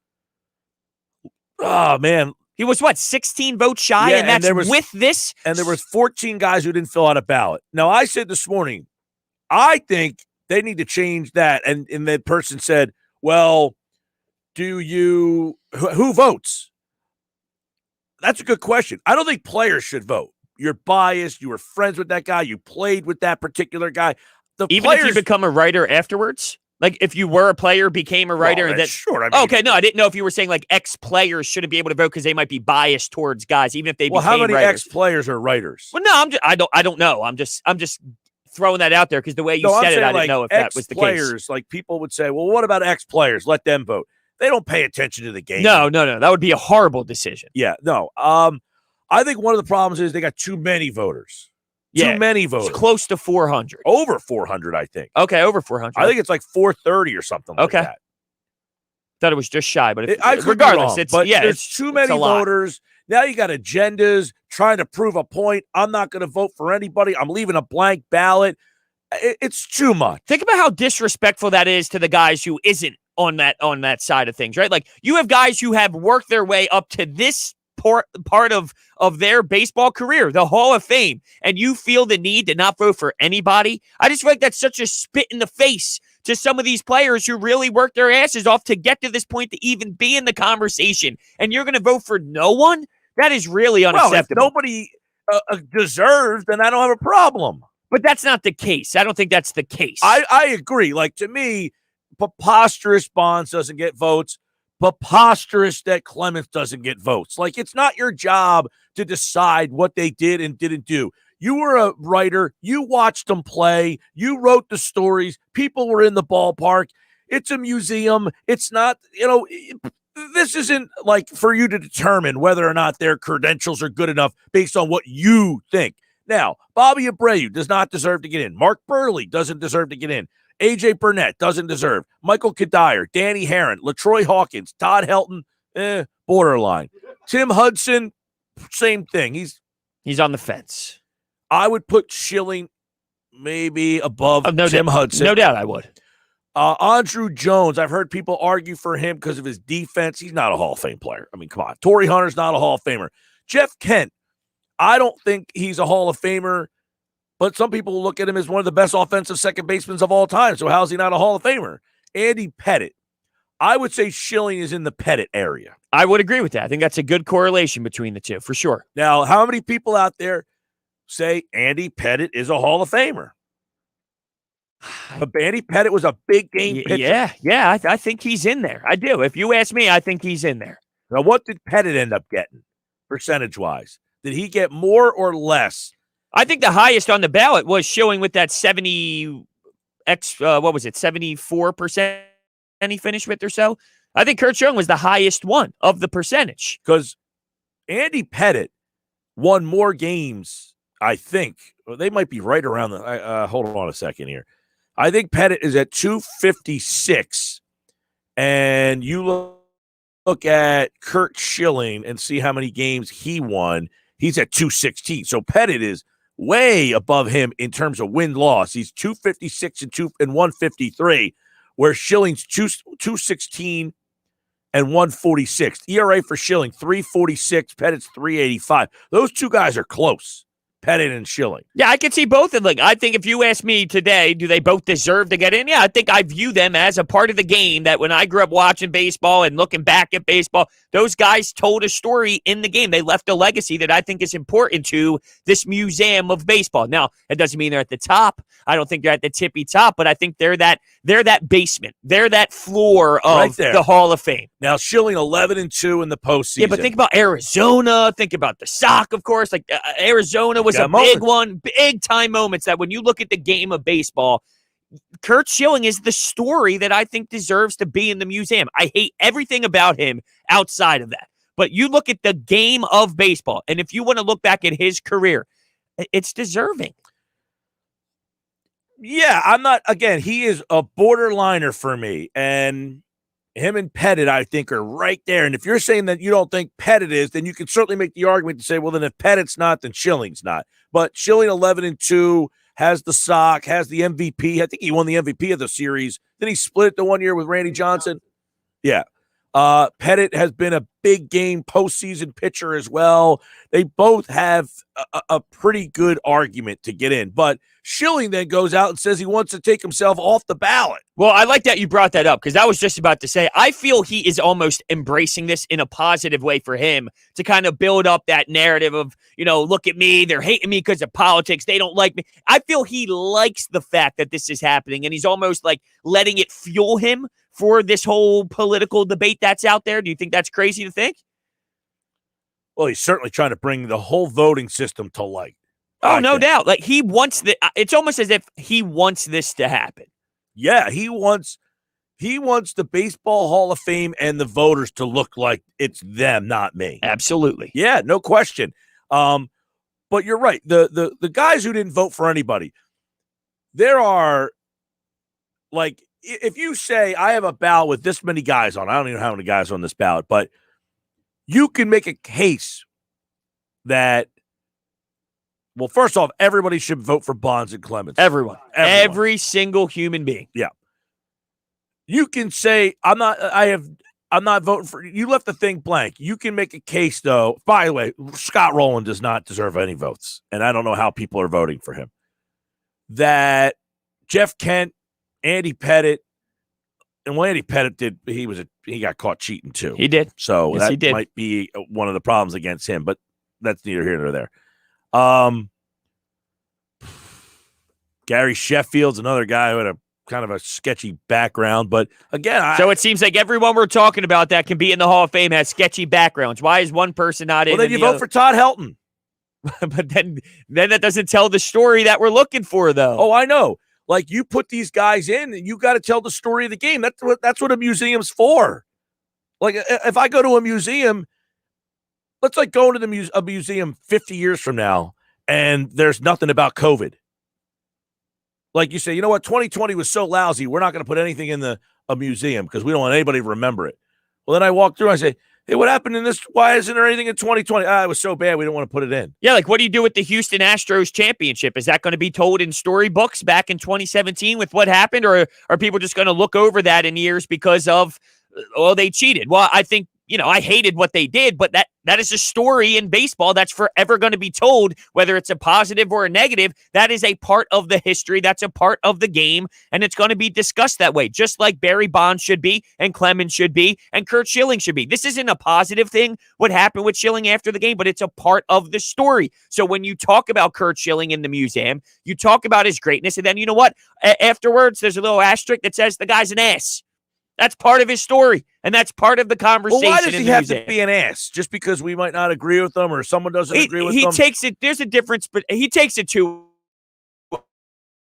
an obnoxious extreme. Right? I mean, there's a difference between disagreeing with people, but then there's a line, and then he's like 500 times past that line. To be honest with you, I don't pay enough attention to Curt Schilling to know what he's even said or done to know that he is an ass. I know that he has been vocal in his past, as he said something recently that I've missed that has stood out so drastically. And quite frankly, if he did say something, I don't even care. It's just, what could he possibly have said that would diminish what he did on the field? Nothing. And I'm okay. And I agree with you on that. I am with you that it should not diminish his history and what he did in the sport of baseball. But he's anti the way the world is now, and he makes it very clear. There's a lot of people that are anti the way the world is. I know, but when you cross, it crosses a line. I think it's okay to be anti that's against all the world. That's fine. by the way. Yeah, it is. It is. You're allowed to feel that way. That's fine. I don't care if you do or not. It doesn't bother me when I wake up every day. I'm here saying the guy deserves to get in. But I also think there's a line where you become, an ass. Right, and that's what bothers me is that the writers subjectively decided that what he's saying is they don't agree with. Right, and that keeps him out of the Hall of Fame. I don't agree with it, but I put him in the Hall of Fame. There's a difference.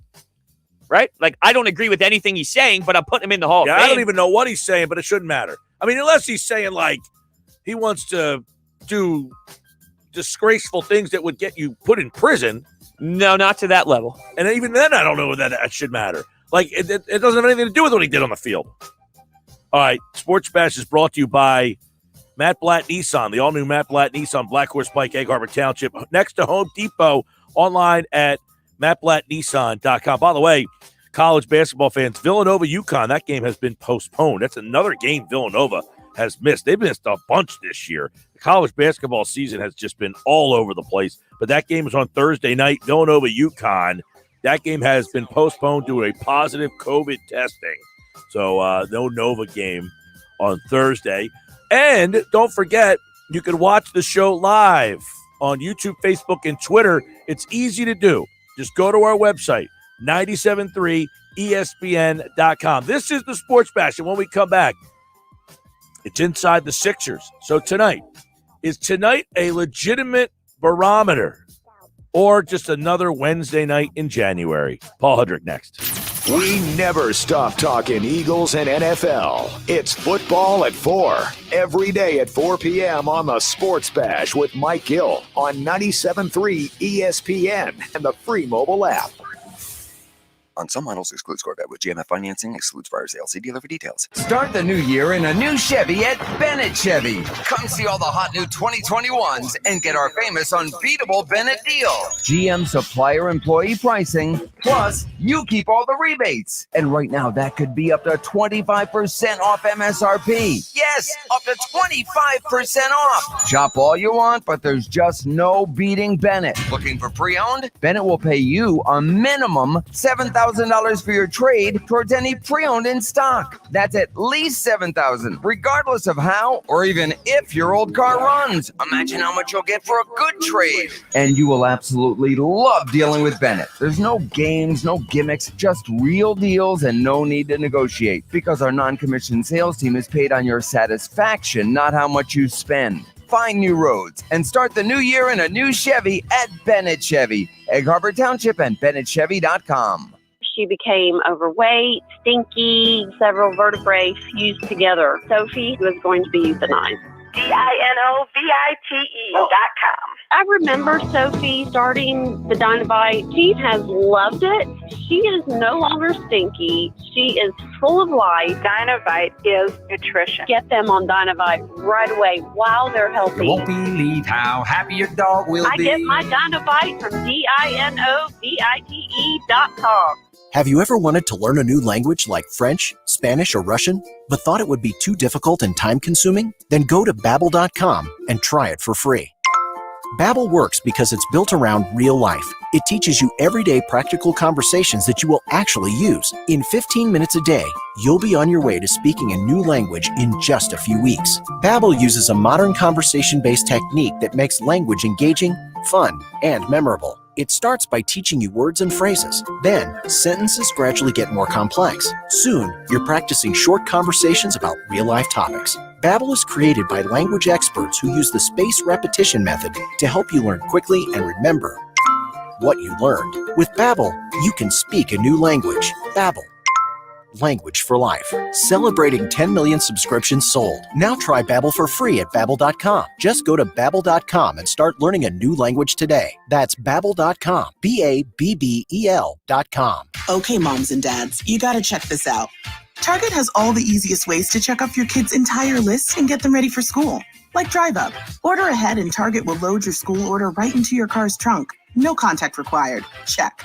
Or my personal favorite, Target School List Assist. Check off your kids' actual class list in a click and have it shipped to your door. Check and check. This year, check everything off the list with easy and contactless ways to get ready for school. Only at Target. Restrictions may apply. If you own a small business, you know how hard it can be to find new customers. But maybe you're unaware of new tools that can help your business stand out. Go to GetLocalCustomersNow.com for a free market competitive analysis that will show you what other businesses are doing to find new customers and how you can do it too. There's no cost and no obligation. Be one of the first business owners to sign up and receive $500 in free advertising on this station. Get started today. Visit GetLocalCustomersNow.com. That's GetLocalCustomersNow.com. Hey y'all, this is your girl Cheryl Underwood, and I want to tell you something. My digestive system used to make me feel sluggish, but those days are over. Now I feel great. That's because I increased my fiber intake with the Metamucil 2-week challenge, and I'm still hooked. I just took Metamucil every day for 14 days, and it's really that easy. Metamucil traps and removes the waste that weighs you down, so you feel lighter and more energetic. Now I never want to go back to that heavy feeling. Are you ready for the Metamucil 2-week challenge? For a coupon and daily support, sign up at Metamucil.com today. There's only one original stuffed crust, and it's only from Pizza Hut. The only place that gives you up to 3 toppings on your original stuffed crust for just $11.99. Order yours online at pizzahut.com. Ask or click for limited time offer. Extra charge for more toppings and extra cheese. Exclusions apply. Now, back to the Sports Bash on 97.3 ESPN. All right, we got Sixers tonight here on 97.3 ESPN. They take on the Lakers. Of course, you can hear the game with Tom McGinnis. It's Inside the Sixers. Paul Hudrick is going to join us to talk a little Sixers. But first, don't forget, there's no place like your home. And if you have a leak or need a new roof, call Dorothy Gale Roofing at 877-97-KEVIN or visit them online at dorothygale.com. So the question really that I think is the big question for tonight's game, it's a simple one. This game against the Lakers, is it a measuring stick game or is it just another Wednesday night in January? Let's bring Paul Hudrick in and get his thoughts on how he's viewing this game tonight. Are we looking at this game, Paul, as a game that is a measuring stick? How can you measure up against the LA Lakers? Or it's Wednesday night in January, not much to find out from this one. So I would say it's definitely a measuring stick because, look, their schedule hasn't been that difficult up till now, especially when they've had, all of their full complement of players, the full starting lineup. They haven't really faced a stiff test. So from that regard, it is a little bit of a barometer because this gives you an indication, okay, are they as good as we've seen them on some nights when they're all healthy and they're all playing well together, or has it been a result of maybe a little bit of a softer schedule or, catching the Heat and the Celtics when they were really shorthanded? So it will give us some form of a measuring stick to see where they're at. At the same time, if they lose, it's also not the end of the world because it is just January and, and there's still a long way to go. And there's still, trade deadline's still 2 months away. So there's still a lot of things that can be sorted out between then and now. But I would say, yeah, for sure, up till now, this is definitely somewhat of a measuring stick for the Sixers. It's definitely their biggest test, and they're going to play, presumably, you can answer this better than us, Paul, with the starting lineup, which they haven't lost with yet. Correct. So it should be Seth Curry is available as of now. Joel Embiid not on the injury report. So the only guys that are out are Mike Scott still and Vincent Poirier. So they're a pretty full strength right now. And the Lakers also, Anthony Davis is probable. From what I understand, LeBron James is listed as questionable with an ankle, but that has been the case kind of with him all year. And the games that he's been listed as that he hasn't missed. That's what I'm hearing. So it appears that it will be both teams at relatively full force. So it should just be fun. I mean, it should be a hell of a matchup between two really good basketball teams. And then two, I think we're going to find out a little bit more about the Sixers and where they are right now. Considering Ben Simmons had a great night against this team in the past, 28 points, 10 rebounds, 4 steals, 8 assists, what are you expecting out of him? Or does your expectations change from that, considering with this new roster, he kind of has a different style to him? It's tough, bros, because I do think he gets up for playing against LeBron. I do think that. And listen, I know some people will be like, oh, why doesn't he get up like that for every game? Well, because you don't go up against LeBron James every game. It's just a matter, like, even we all watched the Last Dance documentary. Like, even Michael Jordan sometimes had to give himself a little extra motivation and had to fire himself up a little bit. So I think that whenever Ben Simmons sees a guy in LeBron who is a mentor to him, who has played a big part in his career, I think he does get a little bit juiced up. But I do think you raise a good point, too, in that this isn't the same team as it was last year. If you remember that game last year, Joel Embiid didn't play that night too. So it made that win even more incredible in that sense. So I do think this is a very different roster than the roster we saw at that point last year. But I expect Ben Simmons to come up charged up, ready to go. Does that mean he puts up 20 points? I don't know, but I think he will be fired up and he'll be ready to play tonight. Ultimately, this is, as we kind of mentioned, this is the best test they've had. How do you think the Sixers match up with the Lakers? Because if we think they match up good, does that mean that's what our expectations are, is that you can match up with the Lakers, so therefore you should meet them somewhere down the line? You know what I'm getting at?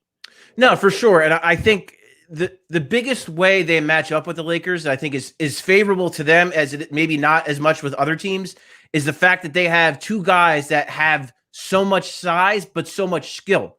And that's what the Lakers have. They have, Anthony Davis and LeBron James are monsters. They're huge, but they're also really athletic and they're really skilled. And the Sixers also have that in Joel Embiid and Ben Simmons, two guys that are bigger but are also very skilled. So from that sense, you could argue they do kind of match up better, but at the same time, they have Marc Gasol, and we all know what's happened when Joel Embiid has gone up against Marc Gasol. It has not gone well. So there's that. That's going to be an interesting hurdle for Joel Embiid tonight because he has played so well. So let's see how he does against the Marc Gasol. And then the other matchups aren't easy either. I mean, who's going to cover Dennis Schroeder tonight? It's either going to have to be Seth Curry or Danny Green. Either way, it's not a great matchup for the Sixers. So that's another thing to keep in mind. And then even when you get to the bench and you have Montrezl Harrell is going to be running the 5 against Dwight Howard, how's that going to go? So there are a lot of little matchups that I'm interested to see and to kind of see how Doc Rivers kind of views it and what he does. But I do think, again, from that standpoint of just a size and a skill standpoint, they match up pretty well compared to most teams. Do you think Doc will coach this game differently in terms of the rotations and how deep he goes, knowing, okay, we're stepping up. Let's see, almost treat it like a playoff game. Does he shorten the rotation or regular season? Well, because you mentioned Gasol, I'm interested because, Brown used to get hammered for they can't figure out how to, adjust against Gasol. Was it Gasol taking him out, or did the Sixers not make good adjustments in those series against Toronto? By all accounts, Brett made some good adjustments against Toronto. They just made some more shots. But I'm really interested in that matchup to see if Rivers uses Embiid differently, knowing that Gasol has given him issues.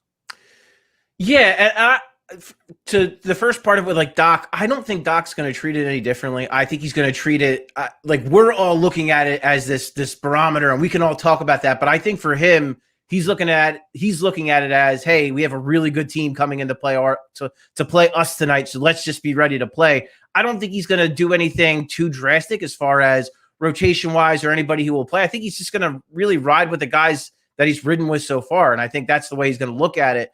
As far as the Gasol matchup, I'm really interested too, because I think with Toronto, not only was it Gasol who was just really good one-on-one. It was Nick Nurse and the way that they and the Toronto players schemed against him, double and triple teaming him, and the way they did it and the way they attacked him, I think was really good too. So I'm curious to see how Frank Vogel does it with the Lakers, how they plan to, because look, there's going to be some possessions where it's going to be Embiid versus Marc Gasol one-on-one, but he's also going to get double teamed a lot. And I'm interested to see where they come from, when they do it, how they do it. So I think that's going to be the biggest chess match. Is this team is built, as we've seen, this team is built around Joel Embiid, and it's around Joel Embiid in the post. So if either one, can Doc find a way to make that work, or two, can Doc find a way to exploit the rest of the Lakers scheme to punish them for paying so much attention to Embiid?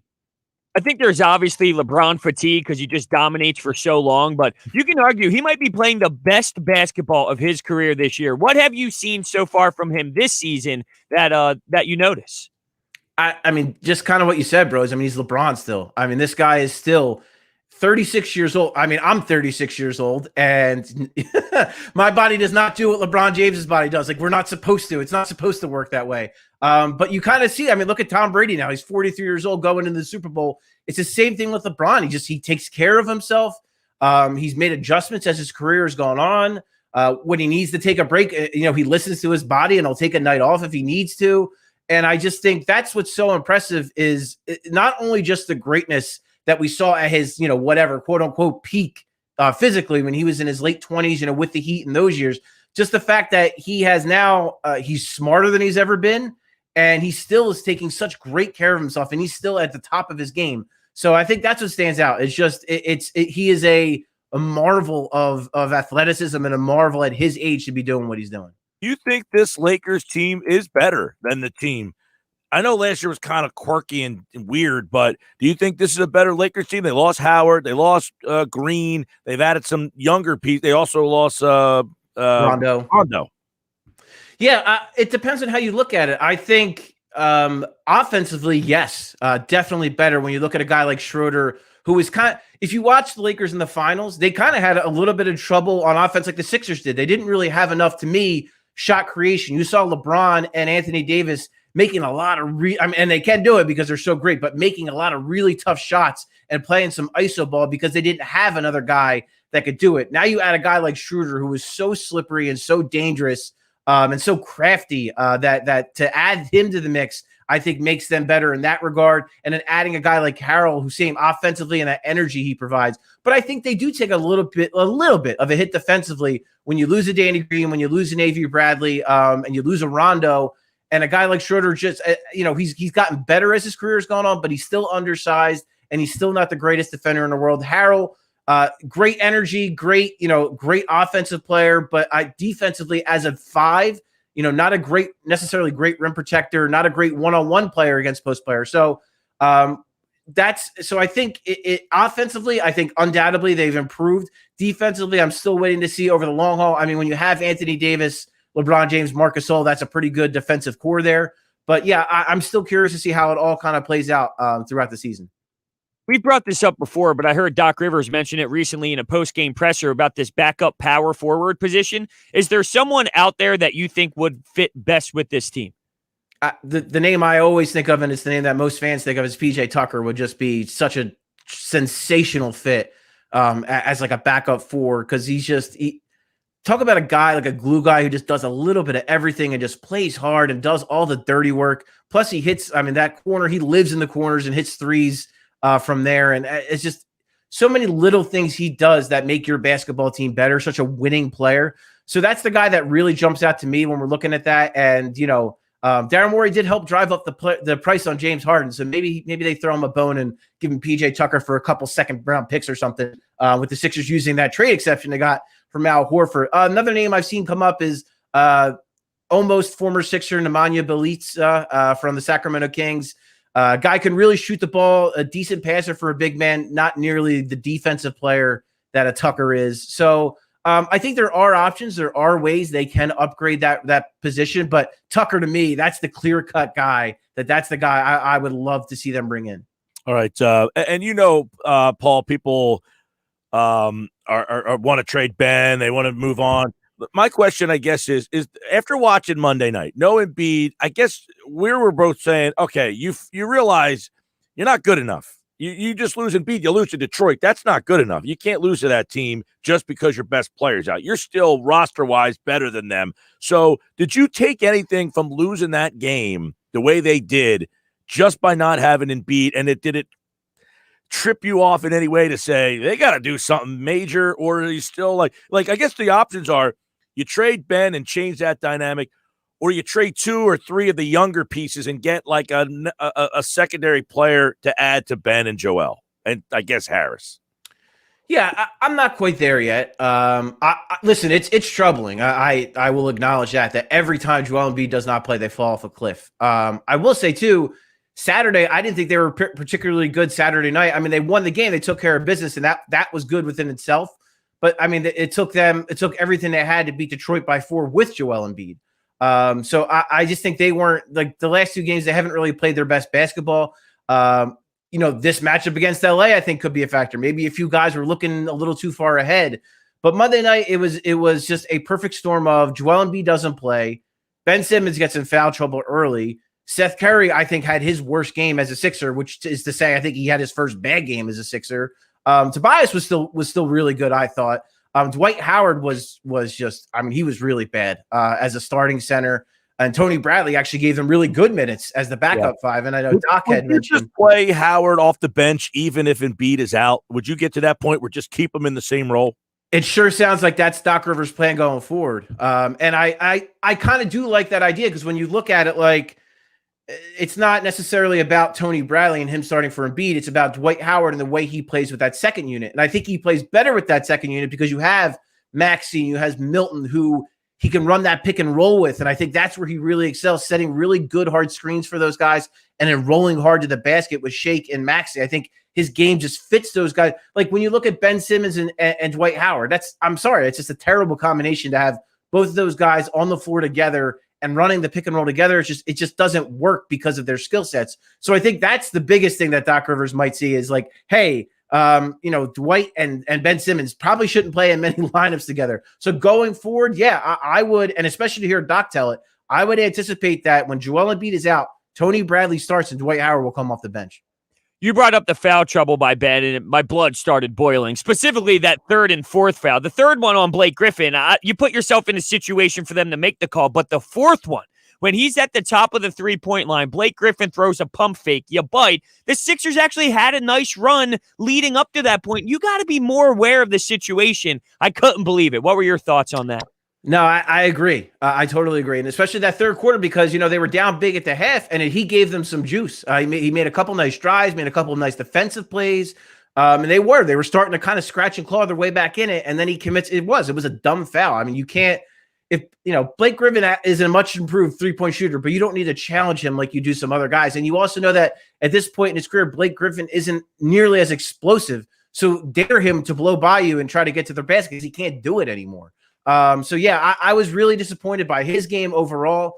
And in a situation where he has to be aware of the fact that Joel Embiid is not playing. So you have to play smart. You can't get yourself in foul trouble because the team desperately needs you. Now, I would say on the other end of that, you look at it like, well, guess what? The best parts of the game were the parts where he kind of played. So that also kind of shows his importance. So it's kind of a double-edged thing where I didn't love the way he played. He's got to play smarter. But I also think it shows that he does have value and how good he can be when he is right and he's playing smart and he's playing the right way. All right, that game's tonight, 7:30. It's a 7:30 start on 97.3 ESPN. Sixers and the Lakers. We'll see how this one goes down. Sixers and Lakers both expected to be at full strength. Now, Paul, the big question we want to know is, do you blow your nose? Are you a nose blower? I saw this on Twitter, and I got to yes, because I don't know what's the alternative. Just sucking it up. I don't understand. It's more of the dab, I guess. Like or you the just sniffle, like you just go sniffing all day. You go sniff all day? Yeah. See, no, I can't. No, you got to just. It's your body is telling you to get rid of it. Like that's why your nose is problem. Gill, see, I acknowledge that I know how to do it. Gill doesn't know how to blow his nose. I'm just more of like a dabber. I'll blow my nose once in a while. He flat out doesn't even know how to blow the nose. I can't get on that. Do you go It's because oh no, I'm tissue guy.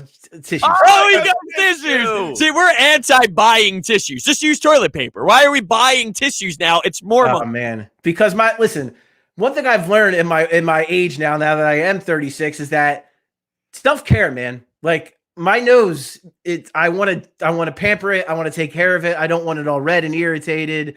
That's just the way I feel. So no, I'm not going to rub some like sandpaper, one-ply toilet paper on my nose. No, I'm not doing that. Yeah, I mean, I'm not like I don't know. I don't like the aerodynamics of blowing outwards to get the snot out is just like foreign. I can't, like Brodes can do like the snot rock. I can't do that either. I don't know. On a baseball field, maybe? No. It's situational. I'm not going to sit here and pull the trash can over during the break and snot rocket. It's when I'm in the locker room or something like that. Like I went to school with a guy who was one of those dudes that could put the chain up his nostril and pull it out the other side. You ever see one of those guys? What? Yeah, I know. That's like a magic. No, I'm out on that, but I yeah, because they pull it out. I don't know. Maybe he was. I don't know. You ever see that? No. Is it I've seen crayon or crown? I say crayon personally. Okay. All right, we're good. We're good. We made up. All right, Paul Hudrick. Check out Coming In for a Landing, the podcast at Paul Hudrick. Sixers, Lakers tonight. And, of course, you can hear that game right here on 97.3 ESPN, 7:30. Thanks, Paul. You got it, Mike.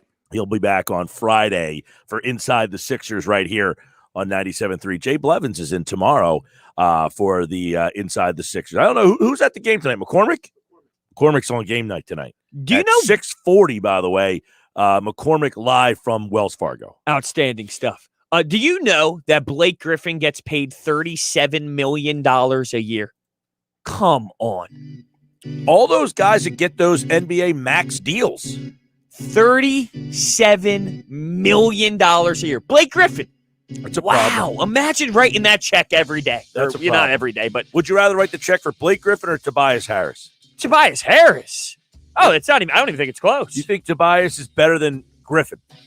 Yes. Blake Griffin averages 12 points per game. This right now. Yeah. I think Blake Griffin's broken down a little bit. That's pretty part good of it, 2 though, years ago. right? I mean, that's part of where we are now. Possible. Yeah, wow. 37 mil. By the way, the poll question, are you a nose blower? 60% say they're a nose blower. 40% not nose blower. More than you thought. Yeah, I'm shocked by this. I said I'd feel a win. I said 30. You said that's too much. I said I felt a win at 22%. Yeah, I thought we were in the minority by a lot. It seems maybe we're not. No, people don't blow their nose. I'm honored to hear this. I'm glad this is the case because I don't want to be the weirdo. All right, you can watch the show live. Go to our website, 973ESPN.com. Use your free mobile app. You can watch it right on your television. If you have YouTube, a smart TV, Comcast app, just say watch the Sports Bash, and you can watch the show live on your phone, laptop, all easy at 973ESPN.com. It is the Sports Bash and plenty more coming up with football at 4 in 20 minutes. It's Sixers basketball tonight on 97.3 ESPN with the voice of the 76ers, Tom McGinnis, calling all the exciting play-by-play action. Can't contain him. Ed Harris knocks it down with a right-hand jam. Timeout Los Angeles, and he is fired up. The Sixers host LeBron and the Lakers. Coverage begins at 7 p.m. Philadelphia 76ers basketball on your radio home of the Sixers in South Jersey, 97.3 ESPN. There are a lot of car dealer ads that boast about deals that sound too good to be true. You know those ads, the ones that promise higher trade values and discounts with a disclaimer. The truth is you can get a good deal anywhere, but isn't it about time you deal with a dealer that gives you a no-nonsense deal at the best price? At Gentilini Motors, we've built a reputation for taking care of our community and treating customers like family for 65 years, because treating the customer right always ensures the best deal. I'm Paul Gentilini, and I assure you, no other dealer in South Jersey beats our deals. Give us a call at 609-861-9000 Visit us online at GentiliniChevrolet.com or stop by today to find new roads in a Chevy and experience the Gentilini difference for yourself at 500 John S. Penn Boulevard, next to the airport in Woodbine, New Jersey. We're just a short drive from anywhere. Just a short drive from anywhere. Gentilini Family Motors. Buongiorno. Buongiorno. Buonasera. Buonasera. How can I make the most of waiting for my next big vacation? Translate your questions into goals by investing with Merrill Edge Self-Directed. It's more accessible than you think, with helpful planning tools plus free online stock and ETF trades, so you can keep practicing your pronunciation. Merrill, a Bank of America company. Visit merrilledge.com/withinreach to get started today. Investing involves risk. Merrill Lynch, Pierce, Fenner & Smith Incorporated. Registered broker-dealer, member SIPC. Other fees may apply. Investment products are not FDIC insured or not bank guaranteed and may lose value. If you're struggling with a drug or alcohol addiction, now is the time to take action and get professional help. Call Recovery Centers of America at 1-888-RECOVERY today. You are worthy of recovery from your addiction, and calling RCA will be your first step in getting the help you need. Recovery Centers of America answers the phone and admits patients 24/7. And because safety is a top priority, all patients and staff are routinely tested for COVID-19. RCA's expert team of physicians and medical professionals will treat you with compassion and dignity and provide an evidence-based treatment plan that is custom-tailored to your specific needs. Recovery Centers of America at Devon and Lighthouse are local and in-network with insurance providers, so they're best-in-class inpatient and outpatient care, offered both in-person and via teletherapy, is affordable and accessible. Make this the year you conquer your addiction. Call today, 1-888-RECOVERY. That's Spilled your drink? Quick! The Quicker Picker-Upper. Bounty picks up spills and messes quicker. And each sheet is 2 times more absorbent, so you can use less than the leading value brand. So you can get back to the party. Bounty, the Quicker Picker-Upper. Let's face it, football fans, 2020 was kind of like... But Unibet Sportsbook is betting 2021 is going to be a bit more like... And it starts with the big game. Sign up for $20 free today, $21 on game day, and 2 $250 risk-free bets. Let's do 2021 better. Unibet Sportsbook. Crazy about the odds. Must be 21 or over to play and physically located in New Jersey. Restrictions apply. Gambling problem? Call 1-800-GAMBLER. There's only one original stuffed crust, and it's only from Pizza Hut. The only place that gives you up to 3 toppings on your original stuffed crust for just $11.99. Order yours online at pizzahut.com. Ask or click for limited time offer. Extra charge for more toppings and extra cheese. Exclusions apply. The Sports Bash with Mike Gill and Brodes on 97.3 ESPN, the free mobile app. And now you can watch the show live on Facebook, YouTube, and Twitter at 97.3ESPN.com. So people are watching on YouTube, and we appreciate that. Go to our website, 97.3ESPN.com, and you can watch the show live. Here's a question that came from the YouTube channel. Who will make more threes, Dwight Howard or Ben Simmons? I mean, that's a funny question. Dwight Howard almost shoots a 3 from the free throw line. That is crazy, isn't it? How he steps back that far? He's got more range than Simmons does. Yeah, they were saying that he actually took an even bigger step back than they remember, as if at the free throw line he's even walking back more. It's wild. Add Tobias and you have no three-point shooting. See, that's where you've gone too far. And look, you could criticize Tobias all you want, that you might not think he's the second guy or the legit second piece. He has been terrific this year, and he's shot the ball well from 3. So I got to say that was a valid, funny point you made about Howard against Simmons. Neither one of them are making a 3.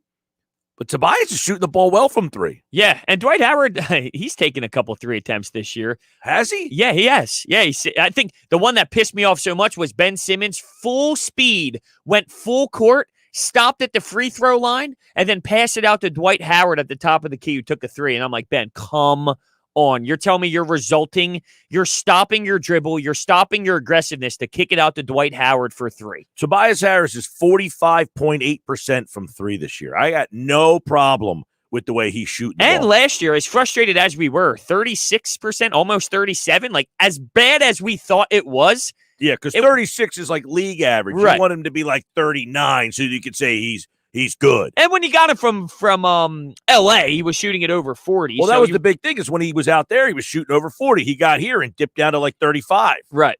Yeah, he was 32 when he first got here for that half season, which is bad. And then he jumped to just about 37 the following year. And now he's close to 46. So Harris has played better. No questions asked. He's shooting the three better. Does he make you feel any better about where he is, though, on the pecking order?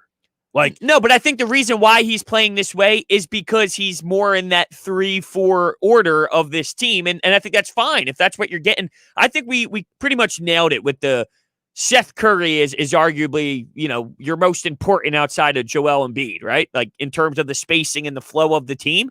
What Seth Curry provides you is opening up Tobias Harris and opening up Ben Simmons' ability to drive the lane. His presence is somewhat allowing everything else to run as smooth as it is. He definitely opens the things up. He can't be your number 2 player, though. No, he's not your number 2 player, but I think he's your most important player based off of what I just laid out with how everything else runs because of him just standing there on the floor. By the way, Dwight Howard's 43% from 3.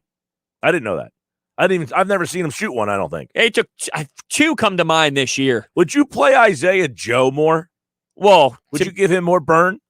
He's 37%. If you're giving Furkan Korkmaz run, I'd rather that run go to Isaiah Joe, knowing that there's going to be some hiccups along the way. But you saw him block the hell out of Tyler Hero, and I'm not saying Furkan makes 0 defensive plays at times. I don't think Furkan works in postseason basketball. He's your standard regular season guy. I think Isaiah Joe can possibly grow into a 3-point shooter that down the road, not specifically this year, can play in playoff minutes. So why not look more future with him? Yeah, no, exactly. He played 18 minutes a game. He hasn't got any run since everybody's been back here, but he was shooting almost 5 threes a game, hitting 37%. I mean, that shows me if you're shooting 5 a night. The upside, the way to put it is, if you look at him and Furkan, because those are that's the role he would play. The upside with Isaiah Joe is better than Furkan, so why not let him kind of grow into something? Drew.210 is watching on YouTube. What do you think the Sixers need to win a championship? Fair question. I think they need, well, it's one or the other. They need a second banana to Embiid and have Ben Simmons not be counted on to be the scorer that he's not. So I'm past the point of saying Ben Simmons can be this scorer. Yeah, he can, but he's not. So I got to stop hoping he is and just let him be who he wants to be. I need to get the other guy then. I got to get the guy that we all want him to be. And the problem is, I feel the only way you get that, because it's so hard to find those guys, is you got to give up Ben Simmons to maybe acquire that. And then if you do that and you lose Ben Simmons, I think you're in a similar scenario. We're close, but we're not close enough because we're missing a piece. Or you give up 2 of your younger guys, maybe for an older guy who's a short-term solution, but could be that second banana. Or maybe he's not the number 2, but he gives you another high-powered number 3. Is there someone out there that comes out to you? Like, I'm just thinking, I'm not saying this player, but if you're talking about Maxey and Shake Milton, what is the type of player you can get in return for that? And I'm just spitballing this name. Is Drew Holiday what's your cap on what you can get in return for a Shake and a Tyrese Maxey? Because I don't think it's going to be anything legitimate NBA Finals type player, a secondary player. Like, would it get you a player like Drew Holiday? I don't think it will. So now you're talking about someone lower than Drew Holiday. Does that push the needle for you to win a championship? Like, I just don't know what value do you get in return from Shake and Maxey? I think it's lower than a Drew Holiday. Do you agree or disagree? I think if you had Drew Holiday, you're better than if you had Shake and Maxey. I agree. I just don't know if those two get you Drew, considering what the Milwaukee Bucks gave up. Right, because of the team that he's on. You got to find a guy who's on a team like, all right. Right. The Bucks had to go all more in because they're more of a championship team, but these other teams that you would go out and get that veteran player are excited for younger pieces like Maxey and Milton. What about DeRozan? Huh. If you're San Antonio, He's got an expiring contract. So you're basically just taking a shot. He's a piece. Okay. He can score and he can shoot, but he don't shoot threes. And I think that's a reasonable one because I think that's like kind of a type of player we're discussing. The only reason why I would say no is because I don't think DeMar DeRozan makes this team a championship team, and you have 1 year with him. It's like, hey, we're going to try this year. Do I think trying this year, a first year of Daryl Morey, is worth giving up what I think Tyrese Maxey can grow into?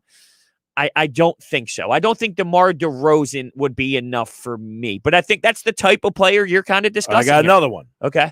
You just watched him play the other night. What about Derrick Rose? Well, he was banged up. Yeah, well, I'm saying that team. That team. His name was mentioned a lot last year, too. I would imagine Derrick Rose gets traded this year.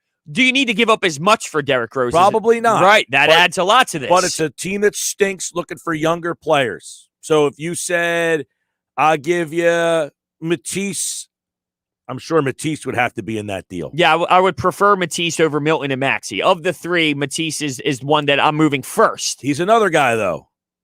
He's not scoring as well this year as he did last year. He don't shoot the three all that well, but he can score. Considering He's not scoring as well. Considering you don't have to give up as much, I would like the Derrick Rose one more than DeRozan. Does that make you a championship contender? I don't think so, but it puts you closer. Yeah, but you only have him and you're giving up, Yeah, that's the tough decisions that you have to make. That's why I don't think this 1 year, the first year of Daryl Morey, it's not time to push all the chips into the middle of the table yet. Not yet. You got to pick those chances, pick those moments. I don't think right now is that moment.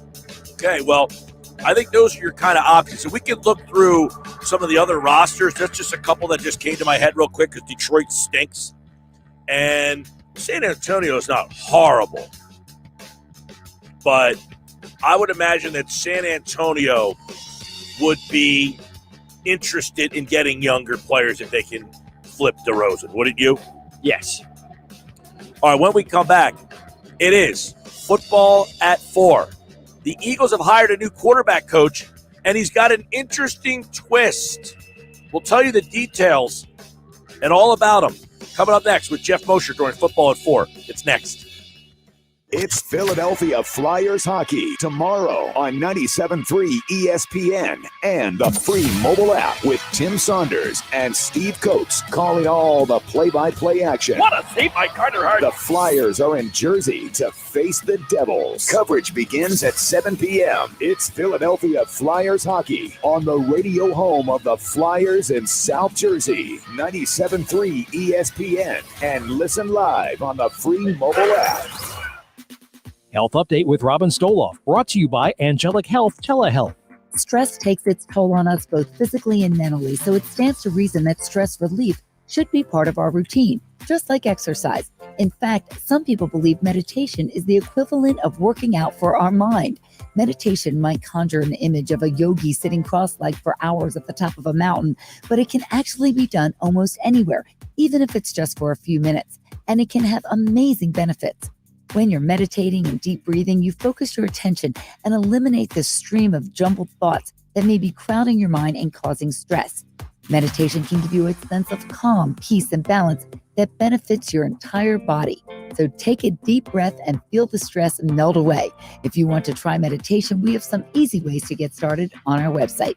I'm Robin Stoloff for Health Update. Brought to you by Angelic Telehealth. They're by your side. Visit angelic.health today.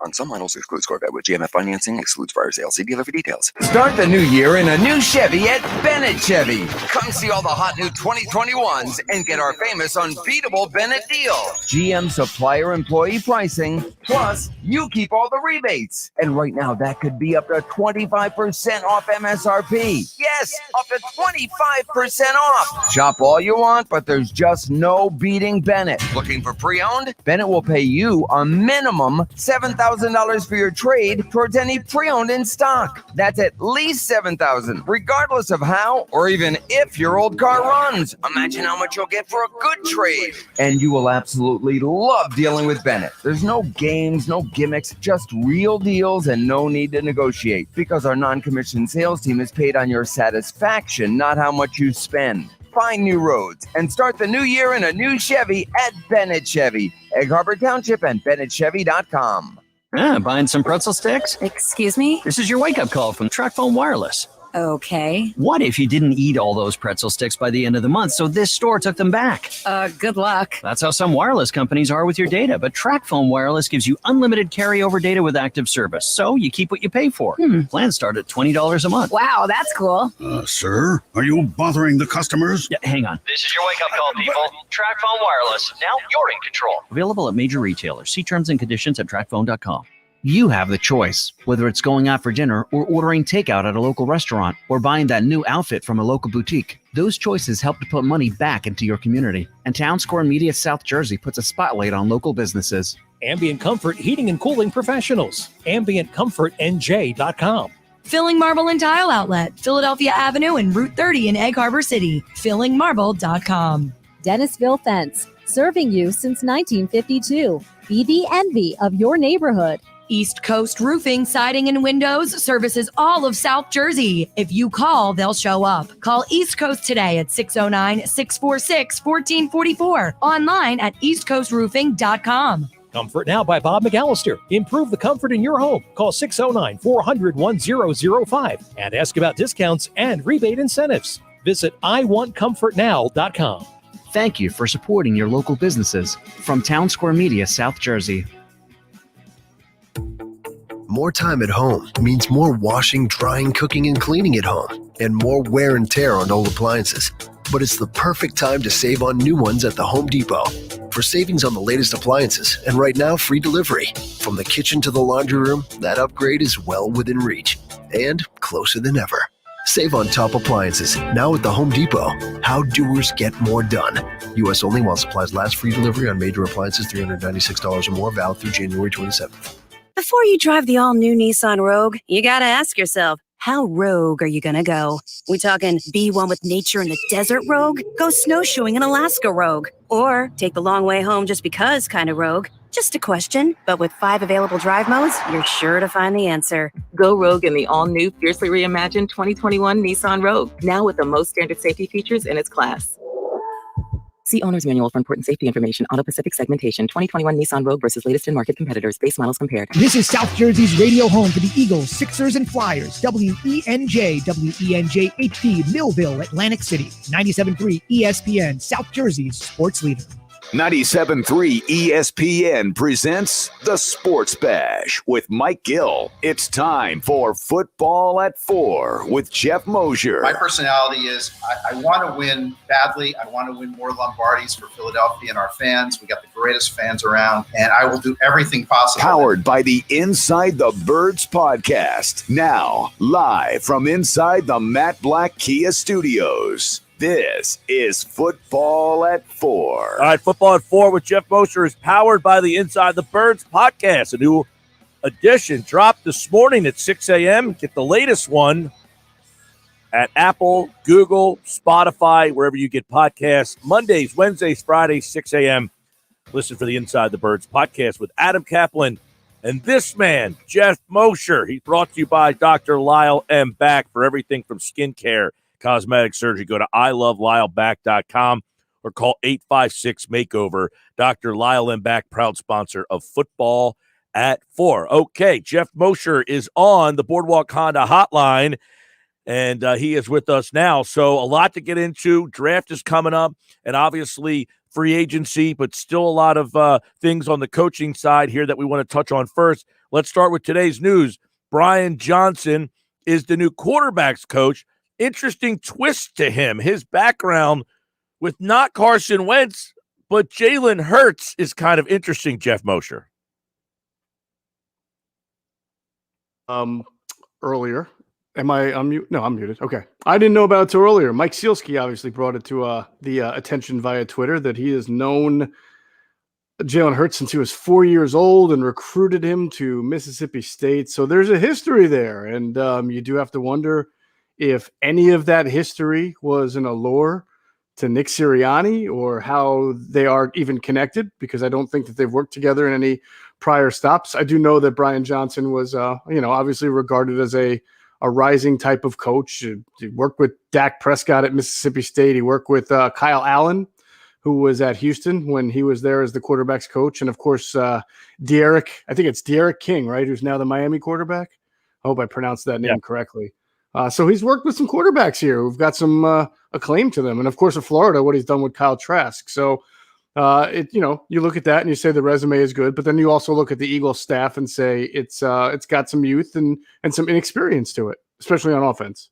Yeah, and obviously there's more to this story with Hurts too. I mean, he recruited Hurts. I mean, he played football for Hurts' father or something to that effect in high school. So there is a pretty interesting background between these two guys. So you hired a quarterback coach. Was he to work with Hurts? Was he to work with Wentz? I mean, I find this to be a very interesting dynamic here because everybody just assumed you brought this coaching staff in and they were here to fix Carson Wentz. And then you got a quarterback coach who looks like he would be more tailored to work with Jalen Hurts. Yeah. And, on top of that, and this is just, obviously spitballing and speculating and things, but we do know that, one of the issues between Press Taylor and Carson Wentz for other people was that they felt Press was too close to Carson, didn't coach him hard enough. So now you find out that you've got Jalen Hurts here and you've got a quarterback's coach who practically, not want to say grew up with him, but obviously, as you mentioned, the closeness to the family, the dad, knowing him since he was 4 years old, is that kind of the same version of what you just had last few years with Press Taylor and Carson Wentz. I mean, it's way too early to know about that, but it obviously stands out because of the context that we know. All right, so we do know that Brian Johnson is now the new quarterback's coach here, and essentially the staff is almost put together. I guess they need a wide receiver coach. Is that what's left? Well, it depends. I mean, there are a lot of coaches that are still under contract. So if, for example, last year they hired Aaron Moorhead, so he is technically right now still the Eagles wide receivers coach by virtue of his contract. You can change the room, but you can't change the crappy Wi-Fi. Man, you know what? You can take me out of Siberia, but yeah, I heard what you said. I'm sorry. I don't know what I can do. But the point I was making was that Aaron Moorhead did have a discussion, and I was told it was a good discussion, and we'll see what happens. I think it's not a great idea to try to hire somebody new at every position. I think it's good to have some holdovers as long as these are competent coaches, because you need some continuity. If they were to bring in a new wide receivers coach, what would that be? Would that be the 6th in 6 years or the 5th in 5 years? If you look at the talent development on this team at wide receiver, at some other positions, and you wonder why that's been an issue, it's not always just coaching. It's not always just where they're drafted. It's, it's the continuity and the time to develop. New coaches have new ideas, new perspectives, and new schemes. So it would be nice to see a couple of guys, as long as they're deemed competent, get a chance to really work with their position group for more than a year or two. By the way, Moorhead was a Colts guy, isn't he? He played for the Colts? He did play for the Colts. Yeah. But I think he coached, like he was an assistant. He may have a connection to coaching, but I'm not sure if Sirianni was there at the time anyway. Now that things are somewhat coming together, what's one thing that intrigues you about this staff as a whole and one thing that concerns you? Well, I'll start with the concern. It's something that we talked about today on the Inside the Birds podcast that dropped this morning. It is very common for a first-time head coach who is young, like Nick Sirianni is, to bring in a veteran, to surround yourself with someone who's either been a head coach or a coordinator before.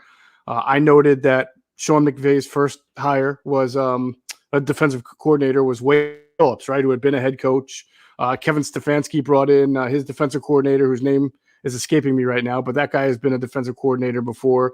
I mean, Chip Kelly came in here and brought in Pat Shurmur, right? Chip Kelly's first year in the NFL, and he had Pat Shurmur as his offensive coordinator. And Doug Peterson had a really nice nucleus of veterans with Frank Reich and with DeFilippo and, of course, Jim Schwartz. So right now they don't have that kind of guy. They have Jeff Stoutland, but they really don't have anything else on the offensive staff or on the team that you consider a veteran coach who's either been a head coach or been a longtime coordinator. So that would be my concern. And Adam reported that he gets the sense that Sirianni will bring one in. So we'll see if he does that. But as of right now, that's my concern.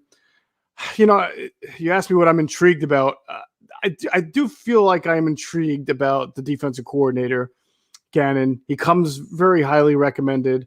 Adam said a few people he spoke to kind of mentioned that Gannon was considered kind of the next DC in waiting by a lot of teams. And even a couple of people I spoke to said that they had gotten to know him and felt like he was very deserving of the opportunity. And he might bring more cover two, which we didn't see a lot of with Jim Schwartz. And he might bring some more blitzing, which, as we know, we didn't see a whole lot of with Jim Schwartz. So to me, it's not about how often you're blitzing, but how good are your blitzes. So I'd like to see what he brings to the table from that standpoint. Now, he was a guy that others wanted, but do you get the feeling that he was a guy the Eagles would have targeted regardless of Sirianni being here?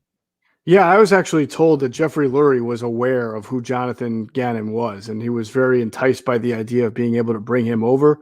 So there was some excitement about that. And the fact that, I think he had some offers. I forget what I think there was a report that the Rams were interested, but obviously not the Rams. Was it the Chargers? Maybe. I don't know. One of the teams. I don't know if he would have been the play calling defensive coordinator. Here he will be the play calling defensive coordinator. You had Joe Banner on a recent episode of Inside the Birds TV. Was there anything that he said that you went, raised your eyebrows a bit? Oh man, that was I really encourage people to check it out. I know we've had Joe on before. I find him to be very insightful, and he always gives us some new things that are pretty fascinating. He talked he had a couple of things that I thought was interesting. One, he talked about when he knew they got it right on Andy Reid, which was pretty early in the process. He talked about the interview process itself and how he always wanted to have as many different interviews as possible. He talked about the vetting of head coaches. Once you kind of come across a guy that you like, how do you then go and vet, and how do you separate the idea? And this is where I think a lot of teams struggle. A person who interviews well versus a person who's a really good head coach, because some people are just natural salesmen and they say the right things, and you get a great feeling when they articulate their vision about them, and then they wind up not being a very good head coach. I mean, look, Adam Gase has wowed 2 franchises, right, with whatever he has said in the interview chair, and he has failed in both franchises that he's coached. So it's a very difficult thing to separate the two concepts. And one last thing that he talked about extensively was for him, when he hired somebody specifically on his staff, Joe Banner talking about coming into the front office, he discouraged people from hiring people that you worked with in the past. He always felt like if a person just hired people they worked with in the past, that they weren't doing their enough diligence around who the best and brightest minds are around the league. They're hiring more on comfort, right? And so he tried to discourage people, which is a common thing. You see people, whether it's a GM or whether it's a head coach, they're, as you see now with Sirianni bringing in Shane Steichen, who he coached with, and Gannon, who he coached with, you always want somebody to really know who everybody around the league and kind of step out of their comfort zone and make sure they're getting the right people and not just the people they're comfortable with. By the way, the Eagles did hire a tight end coach today, Jason Michael, and he's interesting because he's been a tight end coach, but he's also been a quarterbacks coach. He was an offensive coordinator, and it's interesting because he went from offensive coordinator in Tennessee to quarterbacks coach. It's almost like he took a demotion there, but here's a guy who's been a coordinator, quarterbacks coach, tight ends coach, and has been around the league. So of all the guys on the staff so far that I've seen, 42, he's the oldest guy.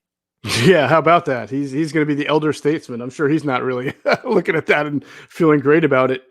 You're right. I do feel like what happened with him in Tennessee was accurately should be considered a demotion. And, before Arthur Smith got there, I'm not sure they had an offense that really wowed you.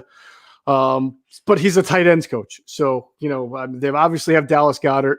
And by the way, he came here from the Colts. The Titans, I thought.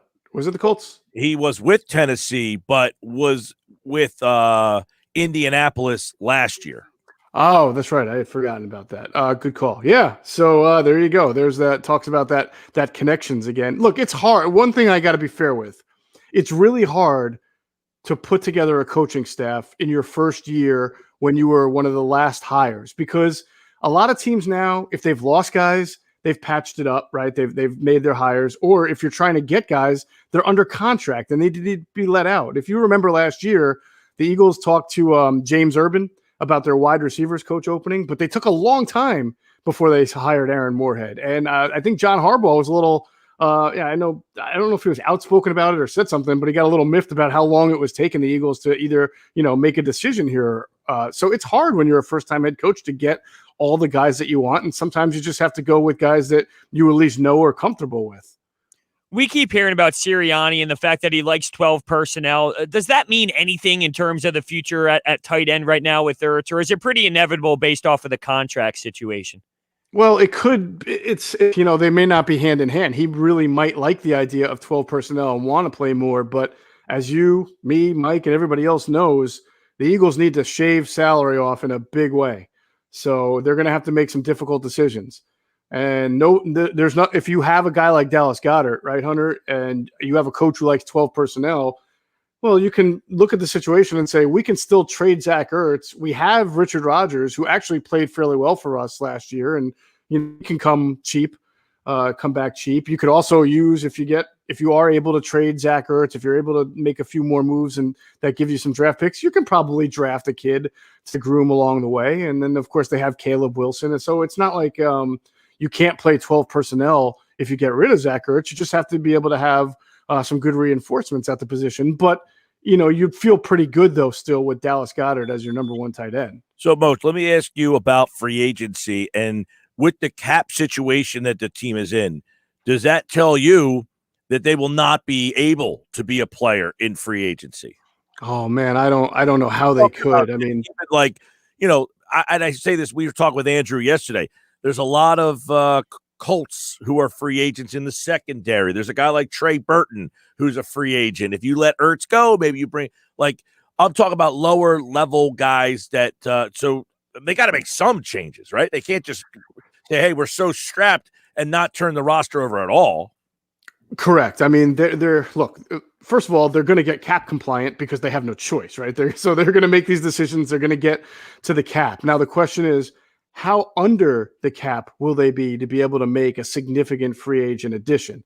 That's where it's going to be very difficult. Last year they had the ability to bring in a guy like Javon Hargrave, to bring in Darius Slay and maneuver the contract a little bit. This year, I don't think you're going to be getting a stud-like free agent in that regard. Now, Trey Burton might just be the type of guy who you can sign to a one-year deal for not a lot of money. That might be a guy that they can afford. But you look at cornerback, right? Outside of Darius Slade, they have no outside cornerbacks. And you can't just rely on, especially this team, drafting an outside cornerback and saying, that's my guy, right? We're going to move Avonte Maddox outside and we'll use our first or second or third round pick to start on the outside while Maddox slides inside. But, at the same point, by the same token, cornerbacks are expensive. Even just good ones wind up making a lot of money on the free agent market. So you wonder how the Eagles will be able to address some of their positions and some of their holes when they really don't have a lot of money to spend in free agency. Yeah. Buckle up. It's not, I don't know if it's going to be the greatest year for the Eagles in 2021. Yeah, no, that's fair. But considering all the holes on this roster, would you look, or I should say, is offensive tackle out when it comes to that number 6 overall pick? You don't need to go in that direction because there's so many other holes that you might be able to hang on with what you have for at least another year or two. Well, I mean, there's the Jeff Mosher answer and the Howie Roseman answer. The Jeff Mosher answer is absolutely should not be out. I mean, if an offensive tackle is there and you have him graded as a top guy and he's that good, we've seen how injuries have taken their toll on this offensive line, and you can't have enough good ones. And you know what? Don't you feel, Moshe, that I get what you're saying. I'm not saying that it's not a potential need, but don't you say, look, we have some in-house things. Let's have Dillard and Mailata battle out for that. Johnson's back. Brooks is back. And if they break down, fine. We're probably bad again. They break down. But we have enough other holes that instead of drafting a lineman, who if I draft a tackle, is he playing right away? I mean, then you're telling me that Dillard's not playing. Then you're telling me Mailata's not playing or Johnson's not playing. So you're going to take a guy and basically say he's going to be in a battle when I can get a guy who I know is going to play. Well, so that would be maybe the Howie Roseman answer. And I'll say this. If it's close, if it's a tie, Mike, right? If you have a similar grade on an offensive tackle and a cornerback like Patrick Surtain or something, then I would think that the Eagles would go with the cornerback for what you're saying.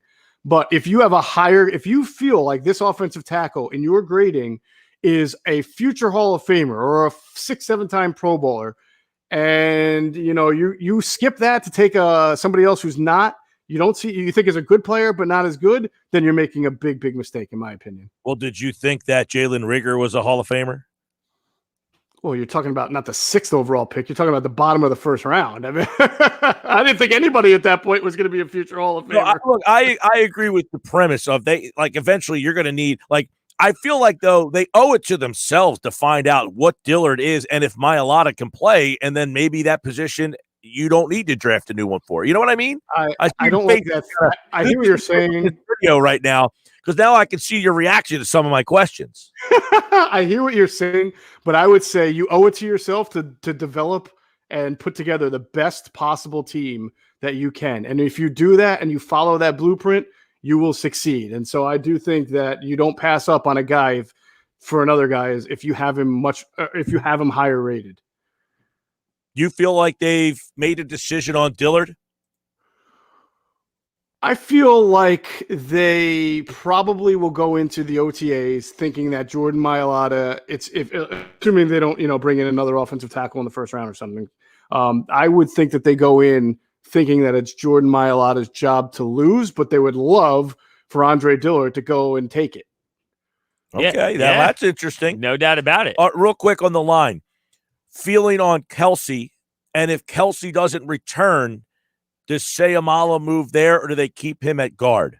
So it's a great question, and that goes back to why I think you can draft at any position, because you may have movement, right? I think if Kelsey retires, I believe their inclination would be to move Seumalo to center and then fill left guard. I know that when they drafted Jack Driscoll, even though they started him at tackle, they felt like he had the athleticism to play guard. He came from Auburn, an RPO heavy program. They just wanted him to get a little bit bigger and stronger in the offseason. So he could potentially be the next left guard if you move Seumalo to center. However, Nate Herbig, don't forget, he started off his career with the Eagles as a center, played guard last year, did actually better than a lot of people thought he would have done. I mean, he's not perfect and he really needs to improve in pass pro, but is a good run blocking offensive lineman. And he could probably also, if they don't want to move Seumalo out of left guard, they could consider Nate Herbig at center and keeping Seumalo at left guard and Brooks at right guard if Brooks is coming back.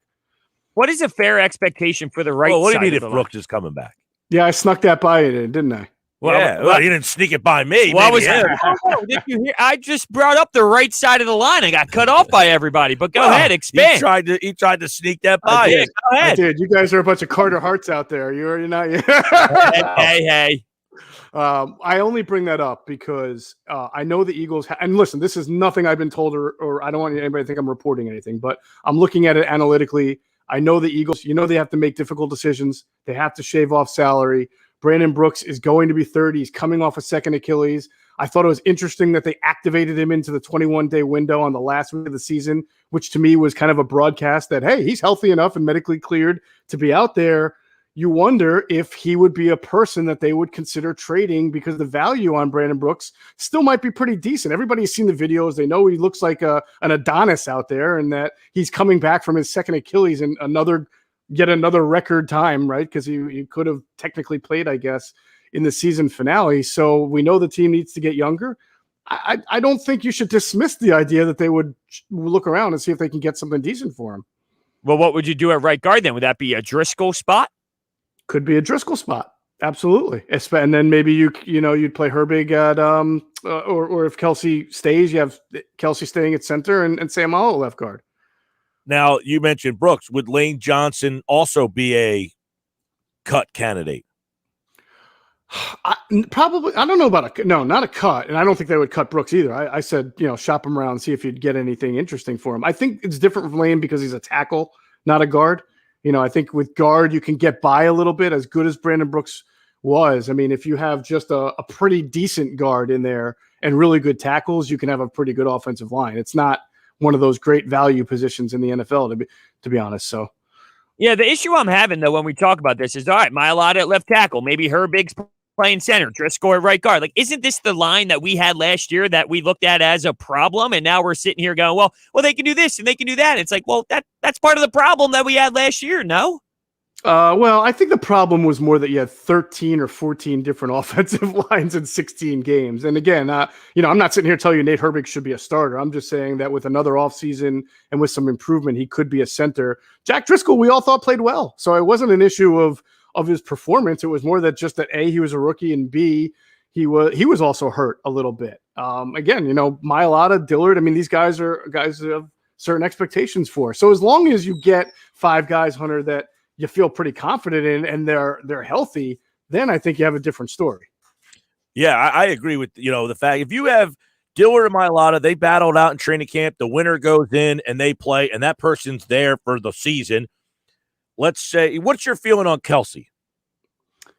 It's a good one. I got to look into that a little bit more. He usually takes his time in deciding whether or not he wants to retire. This decision may not just be independently of his. His contract isn't that much, but it's big for a center, and center is not a position where a lot of teams budget a lot of money for, because a lot of teams don't have centers as good as Jason Kelsey. So they're spending more than the average team at center with their Kelsey contract. So the Eagles may feel like it's time for them to move on, whether or not Jason Kelsey still wants to play. What happens with Deshaun Jackson? Oh, I think that he's not going to be coming back. I'd be very surprised if he's back. Okay, couple quickies real fast. Any of the bigger name veterans that get paid money, I don't know the contract, but like Fletcher Cox, Brandon Graham, Rodney McLeod, guys who are veterans who make decent money.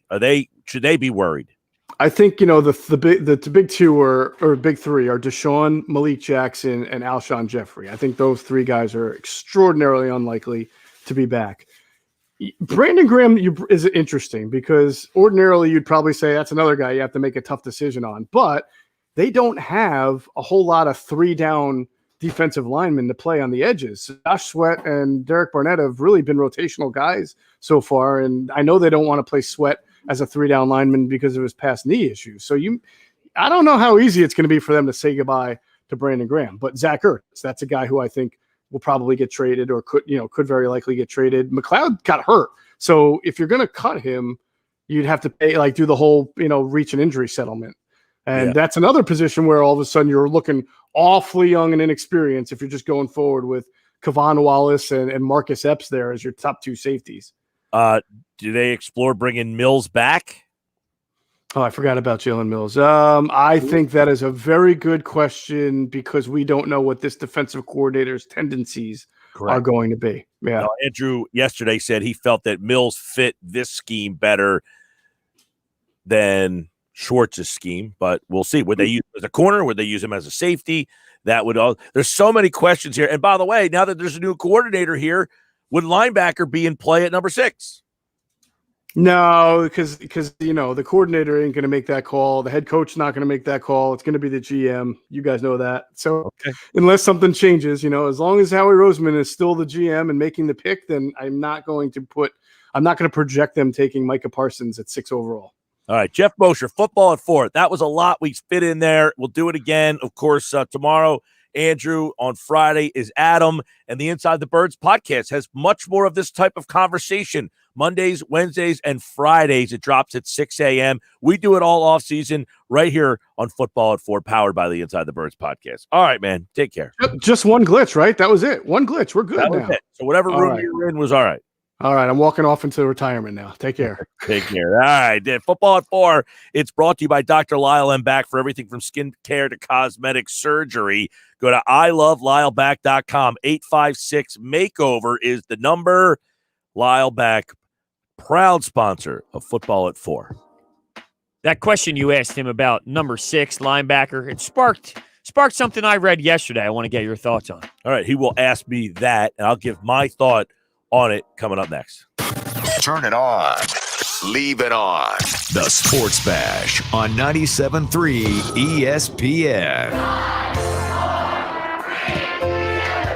Stop. the countdown. It's not a new year we're celebrating. It's an all-new Matt Blatt Nissan. Yes, you heard right. Matt Blatt Nissan is now open on the Black Horse Pike in Egg Harbor Township, next to Home Depot, and online at mattblattnissan.com. Help us celebrate when you get out of that old car, truck, or SUV and into a brand new Nissan with the Matt Blatt Nissan Fast Track Checkout. Available online at mattblattnissan.com. Our non-touch delivery and electronic paperwork ensures your safety comes first. Plus, Matt Blatt Nissan wants your trade. Bring it in today and help us celebrate the all-new Matt Blatt Nissan on the Black Horse Pike in Egg Harbor Township, or visit us online. We want to help with your credit approval. And don't forget, with Matt Blatt, you can't make a mistake with our 4-day love it or leave it return policy. Celebrate the all-new Matt Blatt Nissan online at mattblattnissan.com. Credit may affect terms. Negative equity will be refinanced into new vehicle. Get all the details at mattblattnissan.com. Let's get it on at Matt Blatt Nissan on the Black Horse Pike, Egg Harbor Township. Oh yeah, it's on at Matt Blatt Nissan. If you're struggling with a drug or alcohol addiction, now is the time to take action and get professional help. Call Recovery Centers of America at 1-888-RECOVERY today. You are worthy of recovery from your addiction, and calling RCA will be your first step in getting the help you need. Recovery Centers of America answers the phone and admits patients 24/7. And because safety is a top priority, all patients and staff are routinely tested for COVID-19. RCA's expert team of physicians and medical professionals will treat you with compassion and dignity and provide an evidence-based treatment plan that is custom-tailored to your specific needs. Recovery Centers of America at Devon and Lighthouse are local and in-network with insurance providers, so their best-in-class inpatient and outpatient care, offered both in-person and via teletherapy, is affordable and accessible. Make this the year you conquer your addiction. Call today, 1-888-RECOVERY. That's 1-888-RECOVERY. Buying some pretzel sticks? Excuse me? This is your wake-up call from TracFone Wireless. Okay. What if you didn't eat all those pretzel sticks by the end of the month, so this store took them back? Good luck. That's how some wireless companies are with your data, but TracFone Wireless gives you unlimited carryover data with active service, so you keep what you pay for.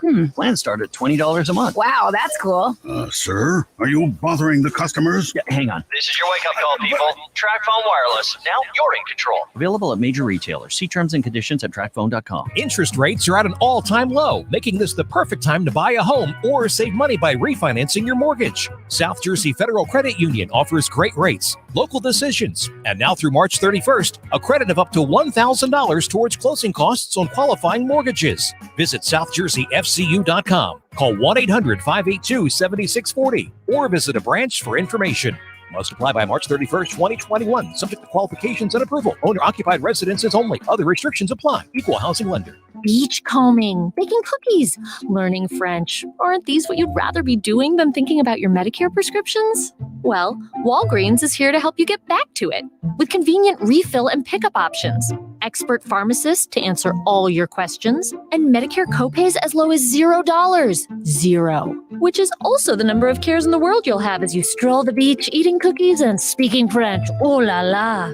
Walgreens. $0 copays apply to Tier 1 generic drugs and select plans where Walgreens is a preferred pharmacy. The success of Janet's meal prep business is keeping her from keeping up with customer appetites. Paleo Prep Meals, this is Janet. Yep, you just reheat. But we actually have a wait list currently. Oh, can you hold on one sec? She needs to hire. I need Indeed. Indeed you do. The moment you sponsor a job on Indeed, you get a short list of quality candidates from our resume database. Indeed delivers 2.5 times more hires than the other branded job sites combined, according to Breezy HR 2019. Visit Indeed.com/credit and get a $75 credit for your first job post. Terms and conditions apply. There's only one original stuffed crust, and it's only from Pizza Hut. The only place that gives you up to 3 toppings on your original stuffed crust for just $11.99. Order yours online at pizzahut.com. Ask or click for limited time offer. Extra charge for more toppings and extra cheese. Exclusions apply. Now, back to the Sports Bash on 97.3 ESPN.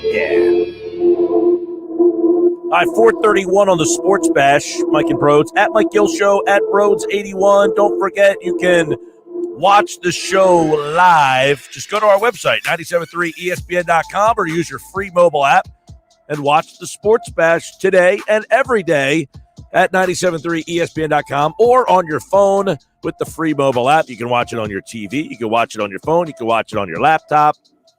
I don't care where you watch it. Just watch it. I agree with you. You would have saw Moach laughing at us. Yeah, he was laughing. You see him like wrestling with his dog? Yeah, I heard the dog bark as well. He's always struggling, it seems, at 4 o'clock. But you can go to DraftKings, by the way. right now. They have a golden ticket giveaway, up to $55 million in prizes up for grabs. I did that last night, by the way. When, as you should. Jeff Nadeau gave us a winner, Richmond. That was an easy winner, by the way. Easy. Everyone knew that. I watched that. That game was on TV. That's incredible. It was weird. Over the Fly guys. Well, no, it was on before. It came on at 6. Oh, okay. All right. I see what you did there.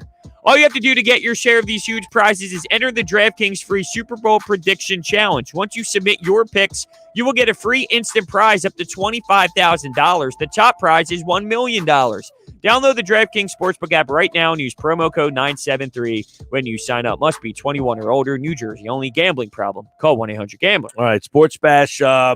Got some text messages here. You have a question you want to throw my way as well. I'm interested in that. But first, let me read off a couple of these text messages. I'm with you, Gill. I never learned to blow my nose. I clean it out by twisting pieces of TP in the nostrils. Okay, so I guess that's a little bit different than is that the same as the dab that I go for? I just kind of stick things out, dab. What is it that you're dabbing up there? Yeah, like a toilet paper or something. Yeah. TP or, sadly, I'll have to admit I use the tissues, but that's because it's there. I would never go out and buy them, but if they're sitting there, I'm going to use them. Yeah, see, I do like the... Yeah, you do like the rub or the swipe. Yep, it's on my hand, and then I rub it on my pants. Oh, come on. That's a PT move. That's something I would expect out of the PT. I didn't see that out of the Gill. Yep. Can I go the Gill? It works with the PT. I don't think it really works with that. I don't like it. Yeah, I don't like it either. I apologize. I take that back. I think it'd be awesome to trade down and take Parsons, maybe build a solid defense. Could be a new strategy for the Birds. I don't hate the trade down strategy. I'm all for the trade down. I agree with you. Like, I'm about to trade down. Like, I have an article up right now that I wrote for the first 3 rounds on how I would kind of do it. I would be okay with trading down. It depends who's there at 6, though. Like, I need to know who's still available. There's some players that I think it's just go get your guy, go get the player you're looking for, get the position that you need help at, and let's move on. But if guys are off the board, then I think it's okay to kind of look in another direction. But how about this? I saw that Mel Kiper put out his mock draft, and he has the Eagles at 6 taking Jalen Waddle with Smith and Chase not being on the board. And I just feel if they're both gone. They're both gone. They're not available. If Surtain is available and you're going Waddle, I think you're then now drafting position that you want over best player available. And I don't know if I like that very much. Oh, that's not 100% true, though. Well, I'm just saying most based off of majority, and that doesn't mean that's right. There's a couple of things that could be in play here. What's that? One, they could have Waddle ranked above any of those other positions. Yeah, they would be in the minority, but that could be the case. 2, they could have Waddle ranked above the other 2 wide receivers. Oh, that's what was the first one? Above Surtain? Yes. Okay. Or Parsons or anybody else. Okay, They might say these 3 receivers are all 3 ranked above any other position player that comes up on the board at number 6. I would disagree with them, and time would tell. But it could be a situation like last year. We have Waddle above Chase, or no, they're both gone. You're saying, yeah, they're both gone. In their mind, they might say we had him higher anyway. That might not be true. We'll never know that.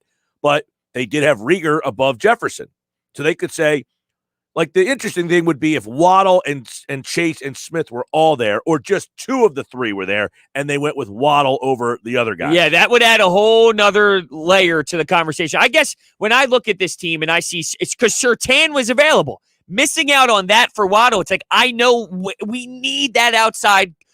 We need that outside corner, and I think you can get a wide receiver that will help this team in the 2nd round, where you can get your whole fit fixed in Surtain, and you can still get that wide receiver in the 2nd round, which I think would benefit this team more than finding another solution for outside corner and then getting your wide receiver in the 1st round. But if it's Smith or Chase, I feel better about the wide receiver position. But if it plays out the way Mel Kiper had it, I don't think I'm as excited as I could have been. I don't think Waddle's going to stink by any means, and of course he's been injured, but missing Surtain for him, that's where I think I'd be a little disappointed. A lot of people who had him as the best of the lot. Yeah, which he got hurt rare. this year. I know. So if he doesn't get hurt this year, you might think differently. That's true. But I also... You know what I'm saying? Like, he was by some people, the better of the two on Alabama. It's just that Smith was all by himself there after, well, not all by himself, but he was the main guy because Waddle left, and then he got all the headlines and he got all the accolades, but many people thought that Waddle was actually the better of the two. So you would be okay if you walk in the next day and Waddle was their pick at 6 and we move on? Well, I personally would take Patrick Surtain the second if he was there. Okay, I'm with you on that. To me, they need to get an impact player. Their best players on defense are it's Brandon Graham over 30, Fletcher Cox over 30, Rodney McLeod ACL injury. Their best players on defense, Slay is now 30. They have got to get a younger guy on that defensive side of the ball. And I agree with you. You have Slay. You traded for him. Why don't you do something with that secondary and say, all right, we went out of our way to go get Darius Slay. Let's pair him up with somebody and give this defense a look that we haven't had since Bobby Taylor and Sheldon Brown. That would be a lethal duo. I would be super excited, but I also wouldn't be upset if they went with a Devontae Smith or a Chase if they're available there. Like, I would understand those two. I would feel better about taking a chance on those two than I would Waddle. I don't care of the three. Chase would be my favorite of the three. I don't think Waddle or Smith are. It's 220, 221 for me. They both are guys that are smaller, almost like you would say a slot kind of guy. I mean, Waddle, he gets shot out of a cannon, that kid. I mean, he's a big yards after the catch guy. I don't know, is he too similar to Rieger? I think both of them are similar to what you think you have with Rieger. That's the problem. Smith isn't a big guy either. I mean, he's another guy that you would say, well, I mean, he's more of a speedster. He's more of a guy that you might see in the slot a lot. But isn't that what you thought with Rieger? Yeah, but I think even with Rieger, they tried to sell you that he was fast, but his 40 time wasn't even fast. And then they were trying to say, well, he didn't have his best showing and this and that. Like, we expected this guy to be a speed demon, and it wasn't as even if he had that speed demon qualities when they were going out and having him do some of the NFL tests. His 40 times were fast. It was his play time that didn't translate. Well, that's a huge problem. Yeah. I mean, if you're going off of a guy that, hey, he did this at the combine, and then you got him, and you're like, oh, he's not as fast in pads as he is straight line. But, like, Waddle, look, this guy was highly, highly productive, but he's small. And Smith, the same thing. They're both kind of small. Chase is the guy that, of the three, I think I like the best. But he's going to be there at 6. And if he's not there at 6, then that goes to what you were talking about. Do they have these two guys ranked ahead of Patrick Surtain? Because you need a corner, you need a wideout, you need a linebacker. So these, you could say, well, are you drafting a need or best player available? And they can all be in the same conversation because you need them all. You do. You really do. That's why I don't have linemen on my list. I can't rule out the lineman thing. I just can't rule it out knowing, because, like, what if you do move on from Brandon Brooks? I thought that was a really interesting thing that Most brought out there. That, hey, look, does change some things. Yeah, now it's like you need that, and then you can move guys elsewhere. But Dillard's really just one left tackle position. That's all he is. So it's not like you can move him anywhere. And I thought you brought up a good point that what do you tell your fan base now? Now we're drafting another tackle, and we just drafted one 2 years ago that barely has even played yet, and he went through injury as well. So you just don't know what he has. And you have an undrafted guy who might push him aside. It's just a really hard sell to a fan base that knows you have 30 other holes in other areas. But I still can't rule it out. If he's that high on your board, then it doesn't matter what the message should be if you firmly believe that this guy is game-changing on the line. Oh, there's no question. See, the whole offense, like, and he brought up Brooks. Maybe if they make a trade, fine. That would be something that I don't foresee. But if they can get... But that's also a guard. What do you get in return for Brooks? Yeah, it's a third round pick. Right. I'm not sure what you would get for him, but I'm also thinking that's a guard position. If I told you Brandon Brooks is coming back and he's healthy, he's the best right guard in football, I traded him away for a third round pick. Well, here's the problem. No, obviously not, because this guy's arguably the best right guard in football. This is where the whole thing comes in at, oh, well, they'll find a way to get under the cap. Yeah, they will, because they're going to have to. You're forced to. That's the type of move that you have to pay. That's your payment. You're over the cap. You have to get rid of arguably the best right guard in football for a 3rd-round pick. So, no, it wouldn't satisfy me, but they put themselves in this position where they have to make those type of moves because you are in cap problems. So, no, it wouldn't satisfy me, but you got to kind of recognize the situation, right? Well, if that's – look, there's other guys that could probably – Deshaun Jackson, I was reading over his contract. He would have to be a post-June 1st from what I think I read, if I can remember that correctly. So he's going to be here. You're going to be like, what's going on with Deshaun? Deshaun, he's going to be a post-June 1st if and most – yeah. By the way, Most is chiming in on us. He said we flip-flopped it. Rager's time was slow at the 40, which I thought, but his play speed was fast. So his time at the combine, they were like, oh, look at this guy. He's so fast. And he ended up not having such a great combine because he bulked up too much. But his play speed is better.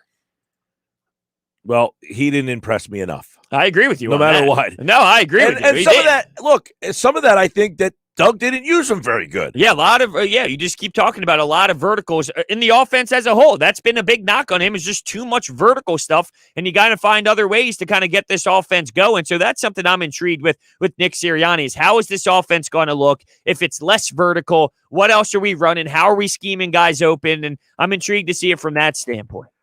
Interesting point here by Stan from Galloway. He says the Eagles could trade with Denver if a quarterback is there at 6, because Denver will need to jump ahead of Detroit. The Eagles would still have a tremendous amount of players to choose from. They need to get a quarterback with the first pick. No, I don't agree with that. I don't think quarterback is in play. Yeah, because now you're saying, well, okay, you might say, I don't like Wentz. You need to get a quarterback because you don't think Wentz is going to be fixed. I don't think the Eagles are going to add another quarterback. They might say, we're going to try to trade Wentz and go with Hurts. I don't know. Would they say we're going to trade Wentz and then draft a quarterback? I would be shocked. I guess we can't rule anything out, but I feel if they're not rocking with Wentz, at least for this upcoming season, they're rocking with Hurts. I don't think anything else is coming in here to really mess things up even more. But once again, we are talking about the Philadelphia Eagles. I think before last year's draft, if we had a hypothetical going, do you think they take Jalen Hurts? You're like, no, there's no way they take Hurts. And then what do you know? Now, Paul from EHT says, wouldn't it be funny if the Eagles trade down to pick Parsons after throwing their last game? Not necessarily, because you got to 6 so that someone had to give you more assets for you to go back. You could have won that game and been maybe in a similar spot, but you wouldn't have got the assets extra to move back to that spot. So getting to 6, you might move back, but to move back, you got more. Absolutely. So that comment there is out. Yeah, you can get a whole nother player, whatever the other team paid you to move up from 9 to 6 or whatever it is. I'm just spitballing. You just got a whole nother draft pick. So that makes no sense. None. That's not well thought out by that gentleman. Go blow your nose. That's right. Come on, you're better than that, Paul. And you know if you're trading back, it's because somebody's giving you something. Sports Bash brought to you by Matt Blatt Nissan. The all-new Matt Blatt Nissan. It's now open on the Black Horse Pike in EHT next to Home Depot online. MattBlattNissan.com. So that's a guy who spends money on tissues. Makes a comment like that. There's no value in tissues. We didn't ask Moshe if he was a nose blower. Well, he'll text you. Yeah, we'll get his thoughts. I want to see what Rieger's 40 time was, because I think 4.47. I could have sworn that he was one of the faster guys, or Watkins was the fastest, or second fastest. Quez Watkins, right? Yeah, Quez Watkins was fast, and he still is. So hopefully we can get some speed. That's going to be a crowded room. Hightower, Watkins, JJ. None that you like. I'm just saying there's going to be a lot of people sitting in there. Right? Yeah, there is going to be lots of battles. Who's going to win it out? There's so many intriguing battles. Makes for an interesting offseason. Coming up at 5:30, Durso. It's Philadelphia Flyers hockey tomorrow on 97.3 ESPN and the free mobile app with Tim Saunders and Steve Coates calling all the play-by-play action. What a save by Carter Hart. The Flyers are in Jersey to face the Devils. Coverage begins at 7 p.m. It's Philadelphia Flyers hockey on the radio home of the Flyers in South Jersey, 97.3 ESPN, and listen live on the free mobile app. On some models, excludes Corvette with GMF financing, excludes prior sales. See dealer for details. Start the new year in a new Chevy at Bennett Chevy. Come see all the hot new 2021s and get our famous unbeatable Bennett deal. GM supplier employee pricing, plus you keep all the rebates. And right now, that could be up to 25% off MSRP. Yes, up to 25% off. Shop all you want, but there's just no beating Bennett. Looking for pre-owned? Bennett will pay you a minimum $7,000 for your trade towards any pre-owned in stock. That's at least $7,000, regardless of how or even if your old car runs. Imagine how much you'll get for a good trade. And you will absolutely love dealing with Bennett. There's no games, no gimmicks, just real deals and no need to negotiate, because our non-commissioned sales team is paid on your satisfaction, not how much you spend. Find new roads and start the new year in a new Chevy at Bennett Chevy, Egg Harbor Township, and BennettChevy.com. The COVID-19 vaccine distribution has started, which is why I'm hopeful that a stronger, healthier future is in sight. But we're not there yet. We have to stop the virus from spreading. Take it from me, Dr. Kemi Ali from Henry J. Austin Health Center. Even though it's 2021, my fellow doctors, nurses, EMTs, and all healthcare workers around New Jersey are still fighting this virus on the front lines day and night. And we need you to keep fighting with us. Even though some people have been vaccinated, we all need to keep wearing face masks. Stay safe by staying socially distanced, and go get tested even if you don't have symptoms. Because we all have a role to play in stopping the spread of this virus. So let's do it for each other, New Jersey. Let's do it for us all. Please visit covid19.nj.gov for more information. Dorothy Roofing. Call 1-877-97-Kevin. Hi, I'm Kevin Daly, the owner of Dorothy Gale Roofing. Do you have a leak? Do you need a new roof? Give us a call today for honest, wholehearted advice at 1-877-97-Kevin. Wizard quality comes with DorothyRoofing.com. Hey y'all, this is your girl Cheryl Underwood, and I want to tell you something. My digestive system used to make me feel sluggish, but those days are over. Now I feel great. That's because I increased my fiber intake with the Metamucil 2-week challenge, and I'm still hooked. I just took Metamucil every day for 14 days, and it's really that easy. Metamucil traps and removes the waste that weighs you down, so you feel lighter and more energetic. Now I never want to go back to that heavy feeling. Are you ready for the Metamucil 2-week challenge for a coupon and daily support? Sign up at Metamucil.com today. Buying some pretzel sticks? Excuse me? This is your wake-up call from TracFone Wireless. Okay. What if you didn't eat all those pretzel sticks by the end of the month, so this store took them back? Good luck. That's how some wireless companies are with your data, but TracFone Wireless gives you unlimited carryover data with active service, so you keep what you pay for. Plans start at $20 a month. Wow, that's cool. Sir, are you bothering the customers? Yeah, hang on. This is your wake-up call, people. TracFone Wireless. Now you're in control. Available at major retailers. See terms and conditions at TracFone.com. There's only one original stuffed crust, and it's only from Pizza Hut. The only place that gives you up to 3 toppings on your original stuffed crust for just $11.99. Order yours online at pizzahut.com. Ask or click for limited time offer. Extra charge for more toppings and extra cheese. Exclusions apply. You can watch the Sports Bash live now on Facebook, YouTube, and Twitter. Search 97.3 ESPN or visit our website, 97.3ESPN.com. All right, now on the top of the hour, Sports Bash, 97.3 ESPN. Don't forget, you can watch the Sports Bash live right now. Go to our website, 97.3ESPN.com, or use your free mobile app and watch the Sports Bash today and every day at 97.3ESPN.com or on the free mobile app.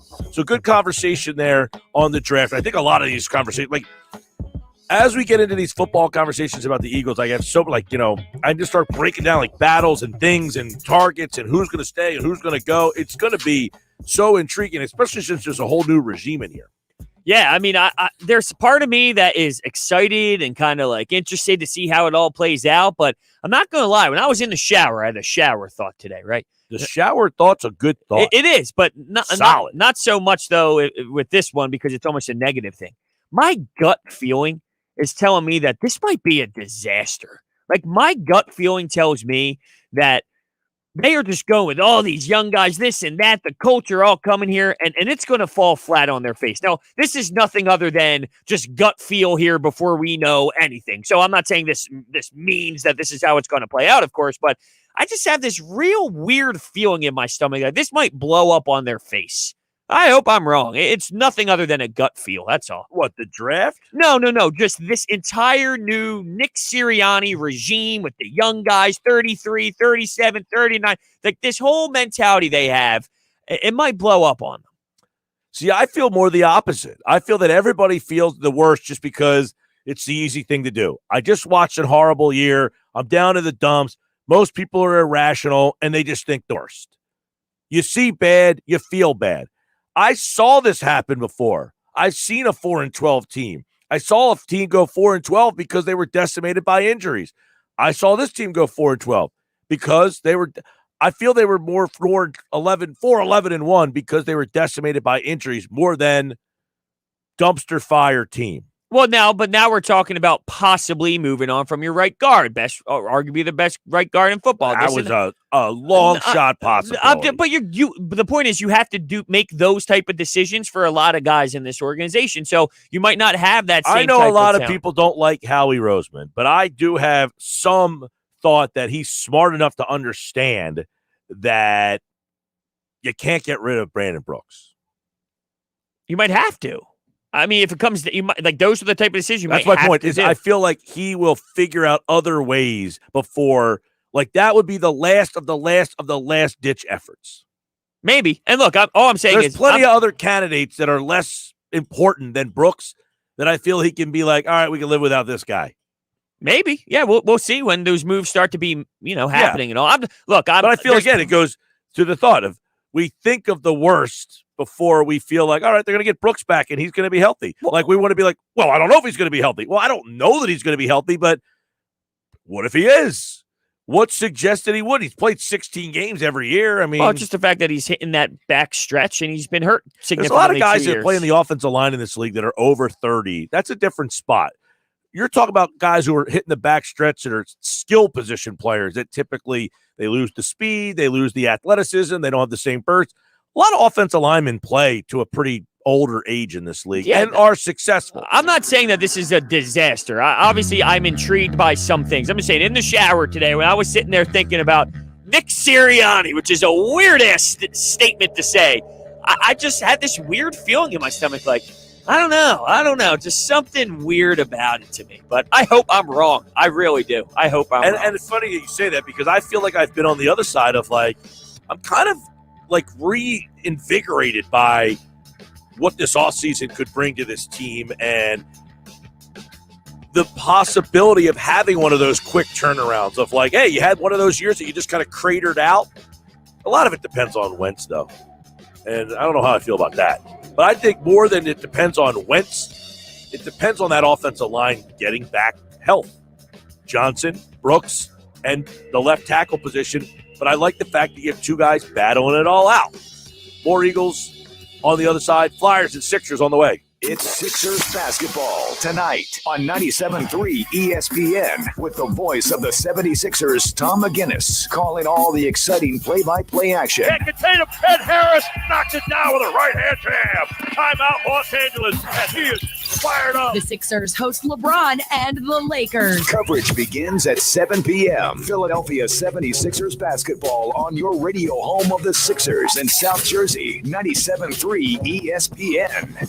Start the new year in a new Kia at Matt Blatt Kia in Toms River or Egg Harbor Township today. The new year is an opportunity to set new goals and start fresh. And at Matt Blatt Kia, our goal is to get you out of that old car you hate. Come in today or visit us online and get the credit you deserve this new year. 0% APR financing available for up to 75 months on new 2021 Kia Sportage LX SUVs in stock. Plus, Matt Blatt Kia in Toms River and Egg Harbor Township wants your trade, even if you owe thousands more than it's worth. Plus, you can't make a mistake with our 4-day love it or leave it return policy. It's gotta be a Matt Black Kia. Offers with approved Tier 1 and 2 credit through Kia Motors Finance. Not all will qualify. 0% based on 1516 per 1,000 borrowed. Go to mattblackkianj.com for complete details. Expires 2/4/2021. Matt Black Kia, 6211 Black Horse Pike, Egg Harbor Township. And now on Route 37 in Toms River. Do you crave the thrill of success and all the opportunities that come with it? Are you an ambitious professional who seeks an exciting career opportunity with unlimited earning potential? Are your achievements most rewarding when they also benefit others? If so, then you may have what it takes to join South Jersey's leading radio and online marketing sales team at Town Square Media. Discover your passion for advertising sales and earn a guaranteed salary while you learn. Leverage newfound skills in integrated marketing campaign design and help local businesses recover and grow in the coming year. With commission gains and hands-on training, your income grows right alongside your skill set, so you'll never be making less than what you're worth. Call Michael Rubel, Market President, at 609-910-5249 to schedule an interview. Kick off a challenging but fulfilling career in advertising sales with Town Square Media, Atlantic City. Positions are competitive and won't be available long. Call 609-910-5249. Town Square Media is an equal opportunity employer. Interest rates are at an all-time low, making this the perfect time to buy a home or save money by refinancing your mortgage. South Jersey Federal Credit Union offers great rates, local decisions, and now through March 31st, a credit of up to $1,000 towards closing costs on qualifying mortgages. Visit southjerseyfcu.com, call 1-800-582-7640, or visit a branch for information. Must apply by March 31st, 2021. Subject to qualifications and approval. Owner-occupied residences only. Other restrictions apply. Equal housing lender. Last night's sleep? Interrupted by pain? Tonight, silence it. With new ZQL Night Pain. Restful sleep, now with powerful pain relief. ZQL Night Pain combines America's #1 sleep aid with a maximum strength pain reliever. So you can fall asleep fast and wake feeling rested, because pain should never get in the way of a great night's sleep. New ZQL Night Pain. Silence pain. Sleep soundly. Available at retailers near you. A message from your neighbors and friends at First Bank. We've been serving residents and businesses of Sea Isle City and the surrounding communities for more than 130 years. Today's challenges, while unique, are another opportunity to show our strength and resilience. Our commitment to you remains strong. Whether it's using our drive-through services, bank by phone, the First Bank mobile app, or online banking, we're staying strong with you. Be safe and be secure. First Bank, here for you. Member FDIC, equal housing lender. Hindsight is 2020. 2020 was a brutal year with a lot we couldn't control. Pandemic, economy, unemployment. What can we control? Our job, our career. Don't look back with 2020 hindsight next year and see yourself in that 2020 job. Go to mycomputercareer.edu and take the free career evaluation. You could start your new life as an IT pro in as little as 4 months. Live online classes meet just twice a week. It's not rocket science. It's mycomputercareer.edu. Kendall Auto Plaza offers the area's best car and truck buying experience with 60 years of customer satisfaction and community service. What's on their 100-acre lot? A huge inventory of Ford, Lincoln, Dodge, Jeep, Ram, Chrysler, and over 100 quality and certified pre-owned vehicles. Whether you use your car, truck, or SUV for work or play, discover why Kendall customers are so loyal. Kendall Auto Plaza, exit 10 of the Parkway on Stone Harbor Boulevard, or shop from home at KendallAutoplaza.com. The radio home of the 76ers. For three, with God, up and go! 97.3 ESPN, WENJ, WENJ-HD, Millville, Atlantic City. This is the Sports Bash with Mike Gill on 97.3 ESPN. Now, live inside the Matt Black Kia Studios, here's Mike Gill. At 5 o'clock hour drive home, if you're out there driving around, when you get home, you can watch us on 97.3 ESPN.com through Facebook, Twitter, or YouTube. You can watch us on your phone, your laptop, your big screen TV, or listen to us on the radio or on the phone or however you consume us. We appreciate that. We'll be back tomorrow with recap of the Sixers and the Lakers. I'm looking forward to that tonight. It's like the first game this year, I feel like, is like Got a little juice behind it. Oh, no doubt about it. Yeah, the last I saw, though, LeBron was questionable with an ankle, so let's hope everything goes well. Hendrick said, though, he's been questionable almost every game this year. Yeah, that is very true. So I imagine he's going to be playing. It's a big matchup, but if there was anything to go in a wrong direction like that, it would be disappointing because I'm juiced up just like you. Like I'm super excited for this regular season tilt. I'm super excited for the Eagles offseason, too, which we've been kind of going back and forth on. I have so many thoughts rattling around my head. If you have a thought about the Eagles offseason, what is your Eagles offseason thought numero uno? Like, I have 15 of them, but what's like the number one? It's got to be the quarterback, right? Like, what the hell? Is it okay? Is it the quarterback or pick six? No, it's definitely. You got to get the pick six right. You do, but pick six is almost third on my list. I think it's more. Wow. I'm debating between what's one, quarterback or head coach, because we got to figure out what this guy's all about, right? Like this guy's going to have to come in and. Well, I can't. I'm not going to get a chance to figure out until I see a game. Right, but so I can't have that on my list. I guess you're allowed to have whatever you want. What is the title of the list that we're making here? Our biggest questions entering the season. I guess what intrigues you the most of okay. How's this quarterback thing going to play out? That's got to be on the list. What are they going to do at pick number 6? That's got to be on the list. Like, what are they going to target? What's going to happen at left tackle? Like, Andre Dillard, you traded up to get. Have you just decided he stinks? I think the organization, from what I'm hearing, like the organization, I'm not saying like is down on him completely, but they're questioning. I mean, look, you even heard Mo say himself, right? It's Mailata's job. I was a little surprised by that comment. Right, I'll give you that. Yeah, and he also said they would be thrilled if Andre Dillard pushed for that spot. That almost tells you that this undrafted guy might have outworked Andre Dillard and performed better than him. Which isn't a bad thing, though. Like, okay, I found the left tackle at pick number in the 7th round and like pick 267. Like, okay, if he could play, again, that's why I don't think I have to draft a left tackle because I have 2 that I think I'm intrigued enough by. The reason why I don't feel as great about it, and I would feel better if Andre Dillard was more versatile. Like he's a one-position guy on the offensive line. If you can move him to left guard or move him to right guard or move him to anywhere else, I would feel better about it. But the fact that you moved up to get a left tackle and he's going to be your backup left tackle, like that just upsets me a bit. I wish he had more versatility where, hey, you know what? If Kelsey's going to retire, Isaac, you're now the center, and Andre Dillard will be happily ready to step in, reform a bit, and be a left guard. But I don't think that's the case. Like, he is legitimately just going to fall into a backup left tackle. I agree with that if he loses the position, then you're essentially got a first-round pick who you traded up to get who's sitting there doing nothing.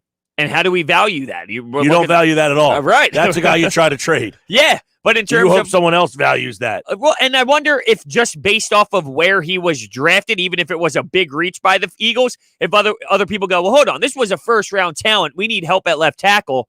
Do we maybe make that trade? That's a good question because we talk all the time. Like somebody else will take a first-round pick if they think they can get something out of them. That's usually a skill position player. When you talk about an offensive lineman, that's a different situation. I don't think you're wheeling and dealing on draft night, getting something that you're excited. Like we trade Dillard and got a second round. I don't think that's happening. Right. How much would you get back in return? What was the trade what did they do to get Dillard? I am right to saying that they traded up to get him, I believe, right? Yeah, I believe you are correct. So what did they give up that they decided that they had to trade up to get this guy? Anybody remember? I don't off the top of my head. Like They drafted him at 22 overall. So where were they, and what did they give up? They traded up 3 spots to take Dillard. They gave up a 4th rounder and a 6th rounder to move up from 25 to 22. So they were at 25. They felt so strong about him that they had to go to 22. Well, because Houston took a tackle right behind him. So they obviously valued him enough that they thought Houston was going to take a tackle. Who'd they swap spots with? 25, Baltimore.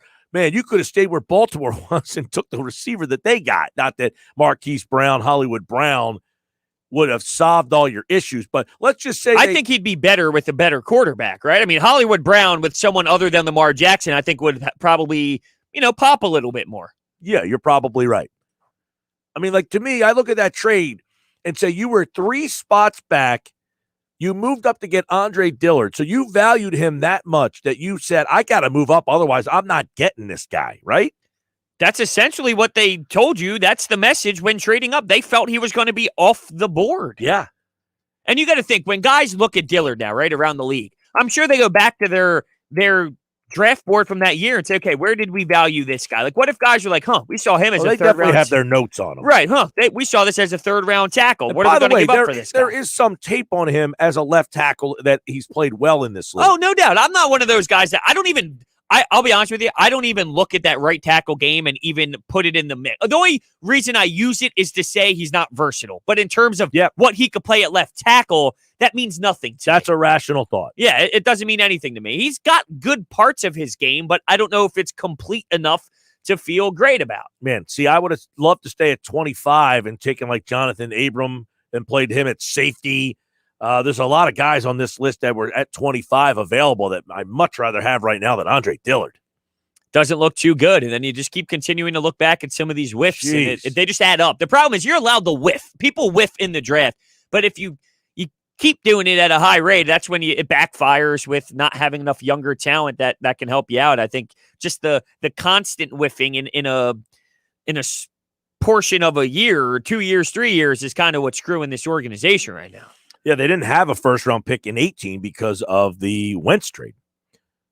So their first pick in that draft was Goddard. I don't know. They moved up to get him, too. I think they bounced over the Cowboys to snag him because they knew the Cowboys wanted him. Yep. So their first pick in that draft, they actually hit on. Yes, they did. So they got Goddard there. I think the one year where they obviously that everybody remembers is where that was Goddard was in 18. Yeah, you're talking about the Sidney Jones, Rasul Douglas year, correct? Well, that's the year they end up winning the Super Bowl. Yeah. Right? So that's another one. They traded Bradford and got that pick because when they traded Bradford, they ended up getting Minnesota's pick. How'd they get a first-round pick for Bradford? So, that's a trade that Roseman doesn't get enough credit for. You know why? Because the pick at 14 didn't do enough for you. So, like, if he traded Bradford and got a first-round pick, he should get a bronze statue for that. The problem is at 14, he took Barnett, and Barnett's not good enough. Well, I think it's There's fair, the though. problem. You don't think that's justifiable to be outraged by that? Well, it's 50-50. The fact he didn't have a first-round pick. You didn't have a pick. You traded Sam Stinkin' But how Bradford. good is it to have the pick if you're going to miss on the pick? I get it, but my point is he was savvy enough to be able to get someone to take Bradford and give you a first-round pick for him. That's a Hall of Fame move right there. Oh, come on.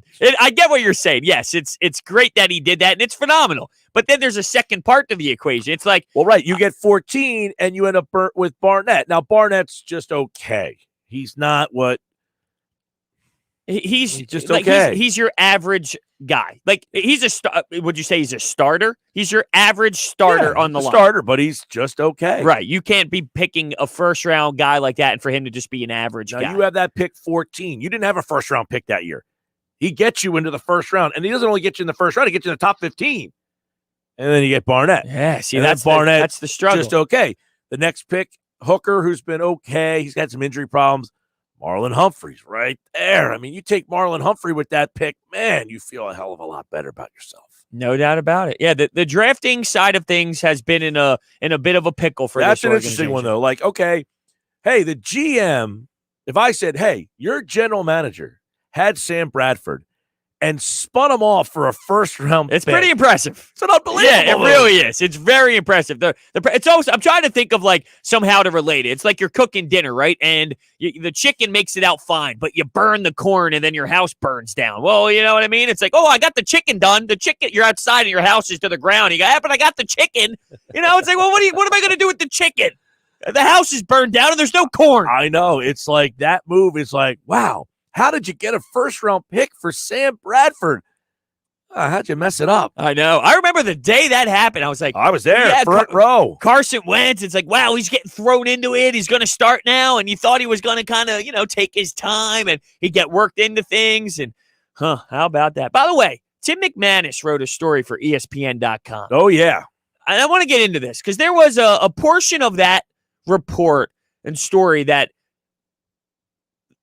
Frank Reich was talking about how Carson Wentz would actually scream at his offensive coaches at North Dakota State. Like, that was something that he would do in college. He would scream at the offensive coordinator. He would scream at the offensive guy. And Frank Reich looked at that as like a positive thing. But like that just adds as like more. a fiery guy. Yeah, and look, I'm not against that.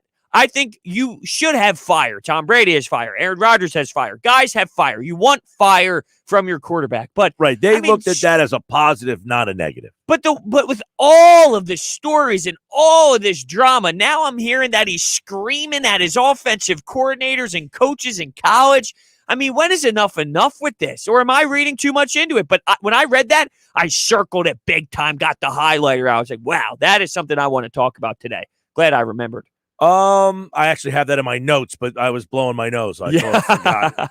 I don't know how to think about that because I understand like what Reich is saying. He cares enough to like just to push back a little bit because you know what I mean? Like, so it's like, what's the context? Was he being derogatory? Was he being a jerk? Was he being difficult? Or is he just stating his point? Right, but I'm with you, and I feel you 100% when it comes to like how did this happen? Because you can snap back at someone, but in a respectful way, in like a good way, and then there's ways where it's just negative, and you're kind of being a jerk. So I look at everything that we're hearing, though, and at this point, when you hear this much from everywhere, from a million different sources, from a different million publications, like at what point is it okay? There is just too much. Well, that part here. to me is even. There was another part of the article today that is more tied into all the other problems than that. What did it go into context with? Essentially, when they're saying that, like the part that you brought up, I remember going to North Dakota State and Wentz saying that all his coaches used to say that he had a lot of arguments with his offensive coordinator. And Reich said, for me, I took that as a good thing because he knew what he wanted. He knew what was good, and we welcome that. That this part here was that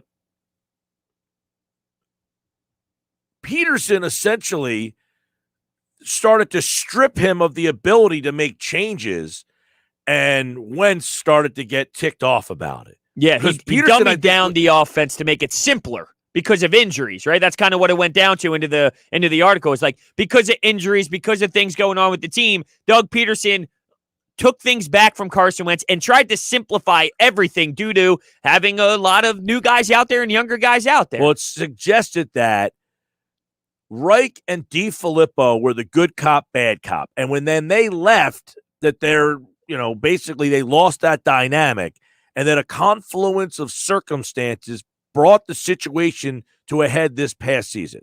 Wentz became irritated when the freedom that he was accustomed to having over the offense was largely stripped from him as injuries and inefficiency forced the coaches to simplify the approach. When he lost control, his faith in Peterson's play calling was believed to be lost with it.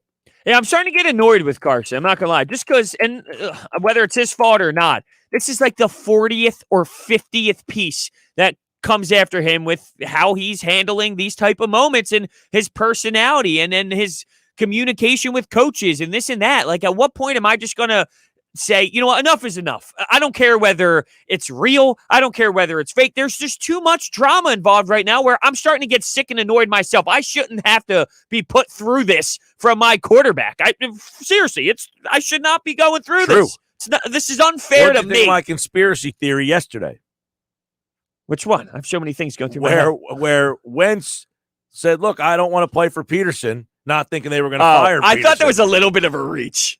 It's a good theory, but I think it's a little bit of a reach. I don't think he was going, uh-oh. He's like looking in the mirror right now trying to talk to himself like, all right, Carson. I didn't think they'd actually fire this guy. What do we do? Do I blow my nose? Do I get a tissue? I don't know. Now I got to find a different way to want to get out of here. You think Carson Wentz uses tissues?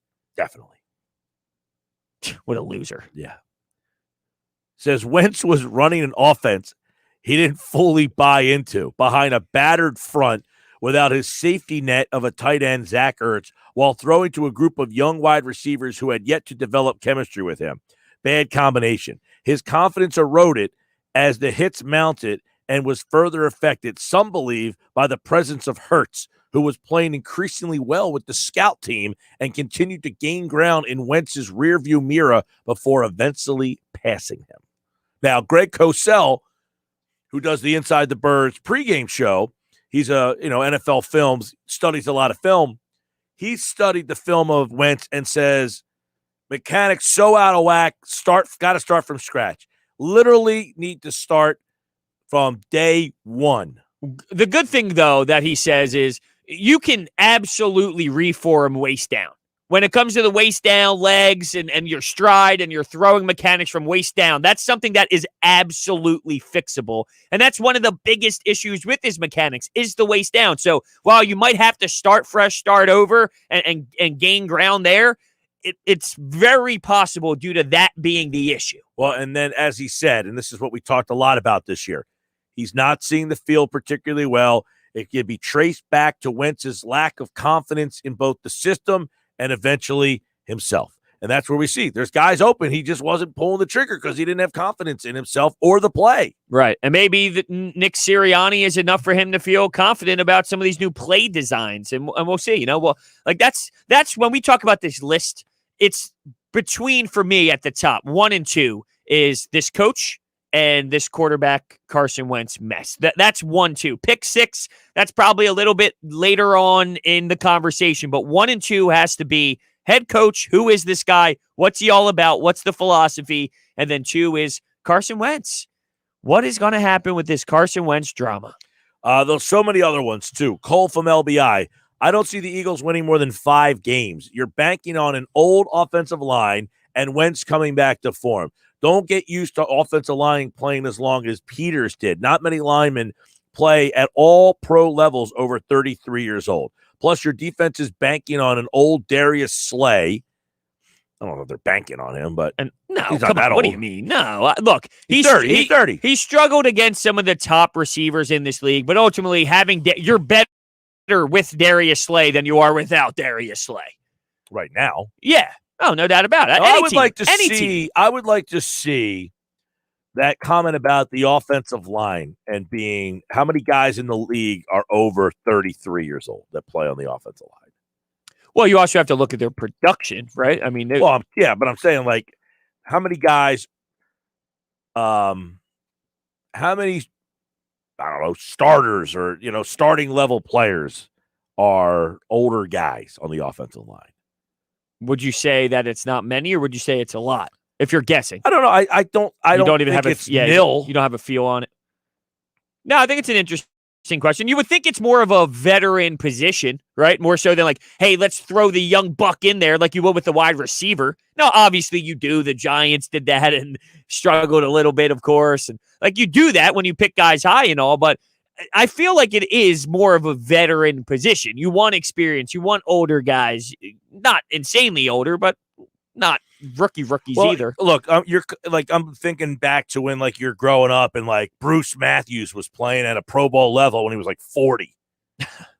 I get it. There's not a lot of Jason Peters that are still out there that are playing. Look, Jason Peters was a pretty productive player up until really last year. Okay, so I Googled the average age of offensive linemen in the NFL. Pretty basic, just standard. And the thing that came up is once they hit 30, average players are either in the midst or rapidly approaching the downside of their careers on the offensive line. Data shows that players at all positions generally see performance declines before or by age 30.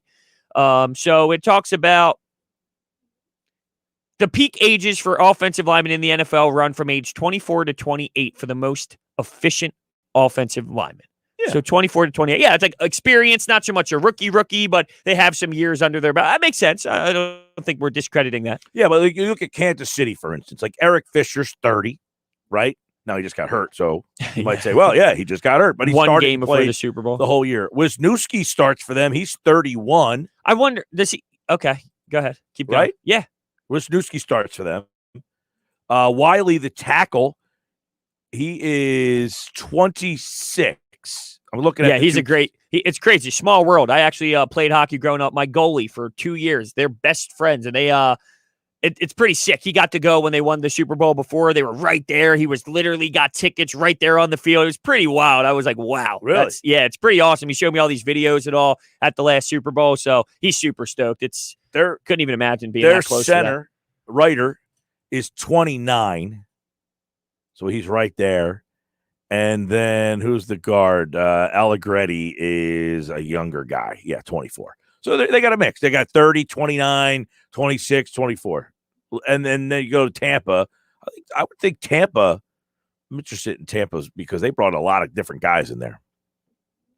But I don't know. Look, believe me, I'm not sitting here telling you that Brandon Brooks, Lane Johnson, Jason Kelsey, you bring those guys back, that there's not a possibility that somebody gets hurt. Yeah, you're saying you think they have a 2 years left in them of reasonable football. Is that fair to say? Is that kind of what you're coming up with here? Like you think they have maybe like 2 years left of football? And my point is, you have the 6th pick. You have guys that you don't know anything about from this past year because they did not play, but you have a past of them. I'm going to take a chance that maybe they can give me that 1 or 2 more times before I put the cart before the horse and replace them when I have so many other areas that need replacing. Now, if I was a team that just had offensive line problems, I would say, look, my line's getting older. I got to do something here. But I got so many other problems that I'm going to take the chance first to see if those guys can't play before I replace them. And I think that's fine. I'm not against that whatsoever. I'm just saying I'm not ruling out anything. But if I had to lean towards something, it's I'm going out and getting an outside corner, or I'm getting Devontae Smith or Chase if they're available. That's kind of the mentality I'm going with. And I just wonder if some of these wide receivers go early in the draft. If Chase and Smith are off the board, will there be a team willing to give up some picks to move up to get the 6 for a quarterback? What if someone really wants... That's definitely a possibility. Right. What if someone really wants Fields and Fields is available at 6? Would you be moving to go a couple spots down, acquire another pick, and then bang, now you got 2 for 1? You're taking him yourself. Oh, that's another dynamic here. Probably not. Probably not.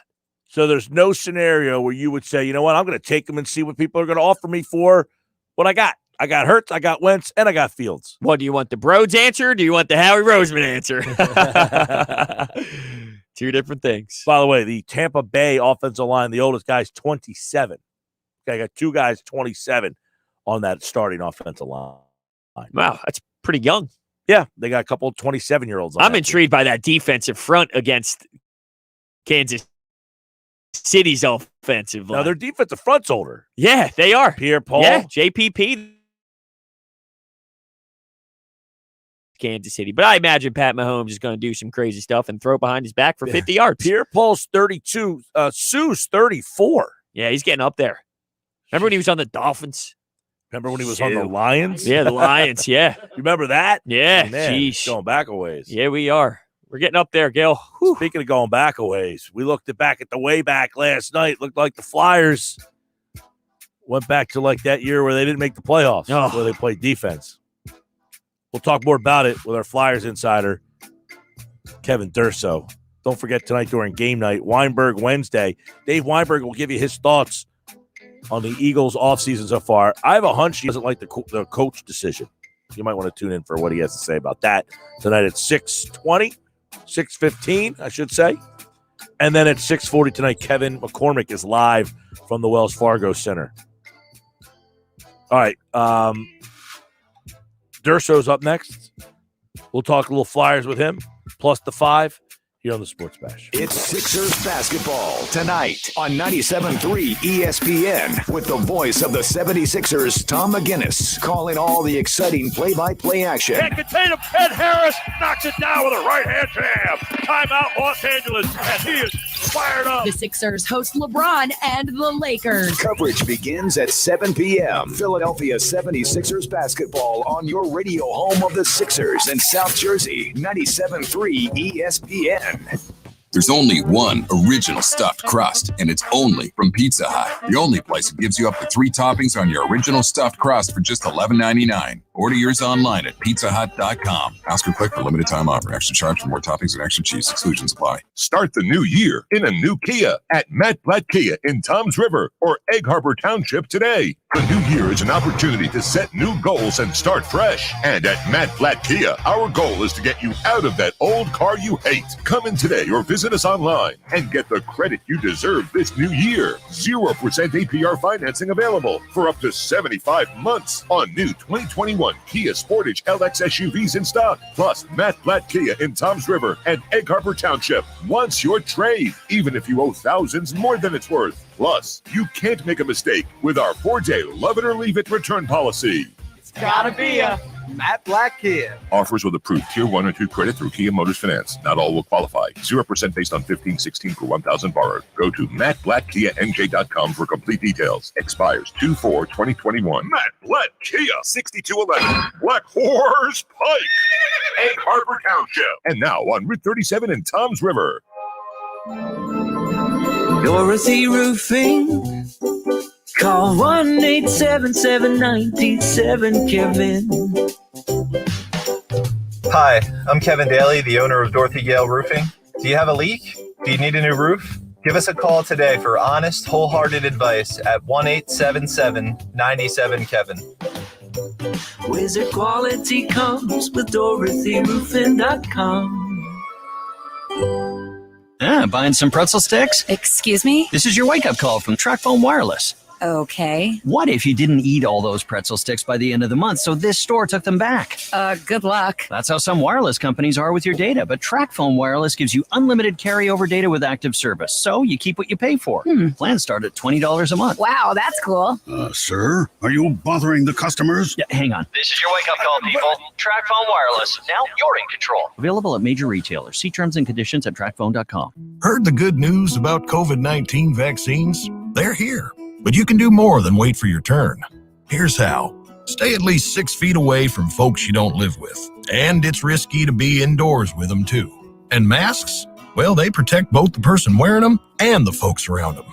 Wear a mask, watch your distance, and make a big difference now.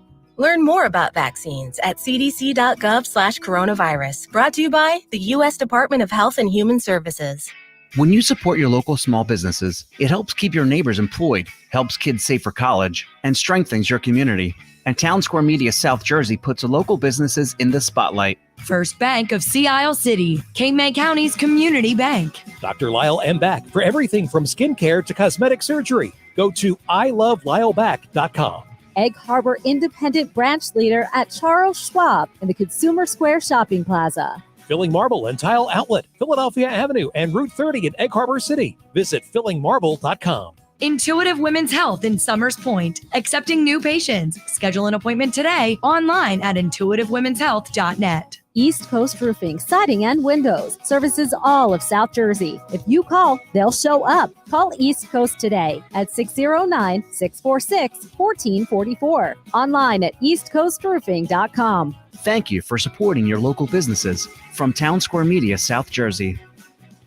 The Sports Bash with Mike Gill and Brodes on 97.3 ESPN, the free mobile app. And now you can watch the show live on Facebook, YouTube, and Twitter at 97.3ESPN.com. 5:30 on a Wednesday. It's the Sports Bash. Flyers win last night. Wow. Sorry, It felt that way, though, with their play. Yeah, they looked ugly last night. Kevin Durso, of course, covers the Flyers for 97.3 ESPN.com. He's set to join us here on the Boardwalk Honda Hotline. We'll get a couple takes and thoughts from him on what he saw last night. They won the game, but did you leave impressed with that? We'll get his take coming up. Don't forget, you can watch the Sports Bash live right now. Just go to our website, 973ESPN.com, or use your free mobile app and watch the Sports Bash today and every day at 973ESPN.com or on the free mobile app. And right now, joining us live on the video stream and on the radio, of course, he is 973ESPN.com Flyers insider Kevin Durso as he joins us here on the Boardwalk Honda Hotline. What's up, Durso? What's up, guys? How you doing? We are all good. We are all kind of looking back at that game last night. And look, they got to win. They needed it. But, man, you're almost wondering if Chuck Fletcher's looking through the book of, hey, can I find a defender somewhere? Yeah, I guess. I mean, I kind of my take on from Saturday, I'll say, is my thought when they lost that game the way they did in Boston was the message is no help's coming. Like, don't be waiting for help here. You got to figure out your own problems and fix them if you want to be a playoff team. You're not going to get immediate help by getting somebody in a trade or anything like that. It's going to have to be something you address yourself. And I told Josh last night when I was on game night, I don't think that, a win last night was going to be satisfying unless they completely dominated the game and outplayed New Jersey from start to finish, and clearly they didn't. Clearly they still had some of the same flaws. They were better in certain areas. I think obviously you can point to the power play as a success. They scored 2 goals in the power play. That's a huge thing. They were better in their breakouts to an extent, but not nearly good enough. They were better at the forecheck once they did get control, but they weren't completely there in every area. So they still have a lot of things to work on, and that's something that they're going to be looking to do when they get back on the ice on Thursday. What do you think about Ghost? I thought he played very strong. He actually logged in just about 22 minutes, and he was +2. So I thought him and Provorov looked very strong, and if that's sustainable, then absolutely that's a help. Yeah, I thought he looked good for his first game back. I don't think that the expectations for him should have been too high since he basically sat out for roughly 10 days with no ice time in the middle of his COVID situation. And for him to come back, basically get 3-4 days of ice time for himself and 1 practice with the team, I thought that was a successful performance for him. I thought he was as good as you could have hoped for in this game. I'm not saying he was perfect by any means, but he wasn't your weakest link on the defensive side either, and that's an encouraging thing for him. Now, you wrote at 973ESPN.com that you felt the defensive zone play is flat out lazy. So is that benchable, fixable, or just one of those things that was just an observation that is happening too often? Well, it's definitely happening too often, and I do think to an extent it's benchable to an extent, because I think you saw that with Eric Gustafsson. I think that's the reason he was the odd man out. What you would expect a guy like Mark Friedman, who has the most, who has the least amount of NHL time among this defensive group and is probably the most likely to be the first guy out when someone returns from an injury or whatever the case may be. And he was playing on the second pairing with Travis Sanheim last night. So I think that's a message sent for Eric Gustafsson that he, what he was doing and his turnovers and everything like that, you can't have that happen. I do think it's also fixable because a lot of their mistakes are self-inflicted. I tweeted last night during the game that if you're a Flyer defenseman and you get the puck on your backhand in the defensive zone, the outcome is either an icing or a turnover, and it felt like it was happening everywhere. And I quickly amended it later and said that unless your name is Ivan Provorov, because it seems like Ivan Provorov's making the right play, the smart play, and the most effective play. And just about everybody else, I think just every other defenseman I can think of in this game, even, like I said, Shane Gostisbehere wasn't perfect, but first game back, he gets a bit of a pass. But Justin Braun, Mark Friedman, Travis Sanheim, Robert Haig, they're either forcing an unnecessary icing or they're turning the puck over in their own zone, and it just leads to more sustained time for the opposition. It leads to quality scoring chances for the opposition, and it's what's leading to the goals against. They haven't, this team doesn't have a problem scoring goals. They've showed that they can score goals. They've scored 6 once, 5 a couple times. They've gotten the ability to score goals. It's not a problem for them. They can do it, but they're allowing too many shots, and it leads to too many goals as well. We all know Carter Hart is the future, but after the game in Boston, he's throwing his stick at the crossbar and he's frustrated, and AB goes to Moose the next night. Now, they got the victory last night, of course, and we know that Carter Hart's going to start the next game against the Devils, but what if he struggles? And what if it continues to happen? At what point is it, hey, we got to get wins? I thought Scott Hartnell said something pretty interesting on the post-game show yesterday. It's a 56-game season. If Moose gives you a better opportunity, do you have to look that way more? I think so. And, I told Josh last night, it was the first question he asked me last night was why go to Brian Elliott? And I said, well, first off, you do need to get Brian Elliott some regular work, because if you don't, then he's going to be rusty and not ready to play when you do need him to come in. You can't just overwork one goalie and rely on him so much in a shortened season. You need to have some balance there. But I said, perhaps this is the guy who gives you the best chance to win that game tonight. And sure enough, they needed Brian Elliott to be outstanding in that first period. A lot of quality chances. You've talked about the breakaways, Brodes, like that kind of thing. They give up odd man rushes, hit a couple posts, and surely they got lucky in the third period when the Devils were coming in waves, hitting posts, and the Flyers get that opportunity and find a way to score. I think the Flyers scored, off of 2 different turnover situations where they get a scoring chance right there, side of the net, front of the net, whatever it may be. And whether it's a wide open net like Nolan Patrick had or a big rebound with a wide open net like Joel Farabee had, doesn't matter. When you bury those, it can change the outcome quickly, and sure enough, it did in this situation. But I think you go to Brian Elliott as you need to, as you feel like you need to, and I wouldn't have been surprised. I think that was a question coming into Alain Vigneault's availability today was who's going to get the start tomorrow? Is it going to be Brian Elliott? Because they sure have played better in front of him than they have in front of Carter Hart, and Carter Hart hasn't given them what they've expected either. So is it going to be Brian Elliott? They're going to go back to Carter Hart tomorrow, but don't be surprised. I mean, you're going to need Brian Elliott at some point this weekend, I would imagine, because it's a back-to-back against a team like the Islanders. You're going to need him at some point. So they'll split them up again, I would imagine, and you're going to continue to use him to see where that goes for him and see how successful he can be, because, you're getting everything you could ask for out of Brian Elliott. He's a 35-year-old backup veteran goaltender who's giving you the ability to win a game. And that's all you can ask for from this guy at this point. Well, are we sitting here questioning then Hart? Are we wondering if there's a problem? I mean, is he turning in? I mean, gosh, we have Ben Simmons in this town. We got Carson Wentz that needs to be fixed. Are we now saying that we're starting to question whether or not Carter Hart is who we saw last year? I think we're questioning some things about him, and I think we're questioning it because I think when we put the spotlight on any athlete in a key position, I mean, the guys you mentioned, like a Carson Wentz, the quarterback gets a lot of the attention in football, so the goalie's going to get a lot of the attention in hockey, and we're going to question anything that seems to be just not right with him for whatever reason. So if he's either, maybe he's allowing too many rebounds, maybe his positioning's a little off, maybe it's just something in his head. I think I heard a lot about when he was struggling in that game in Boston, and it's not like the struggles were all on him, but when he was having those struggles in that game in Boston, right away, here come the comments about it's another road game. Last year, he wasn't good on the road. How about this year? Same thing, same story, and it doesn't mean that that's really the narrative for him, but he's got to work that out himself. He's got to find a way to calm himself down and get back in, get back out of his head kind of, and just play the game. Because when he doesn't play inside of his head like that, when he's not so mentally incapacitated like that, where he just plays the game the smart way, the way we've seen him do it all this time so far, where he's such a mindful guy and he pays such close attention to detail. And when he's doing those things, he's as sharp as can be. And that's what we need to start seeing from him moving forward, because something is just a tick off with him. It's not that far off. I think, he's shown some of those other games too. I mean, you think about those Boston games, how he kept them in a couple of them at different times. So he's shown the ability to do it. He's just got to carry that over for a full 60 minutes in certain situations, especially when the opposition is coming at you in waves like that. And that's the other big concern, is that there's no relief for him either. He just keeps having to stand in there and take blow after blow, essentially.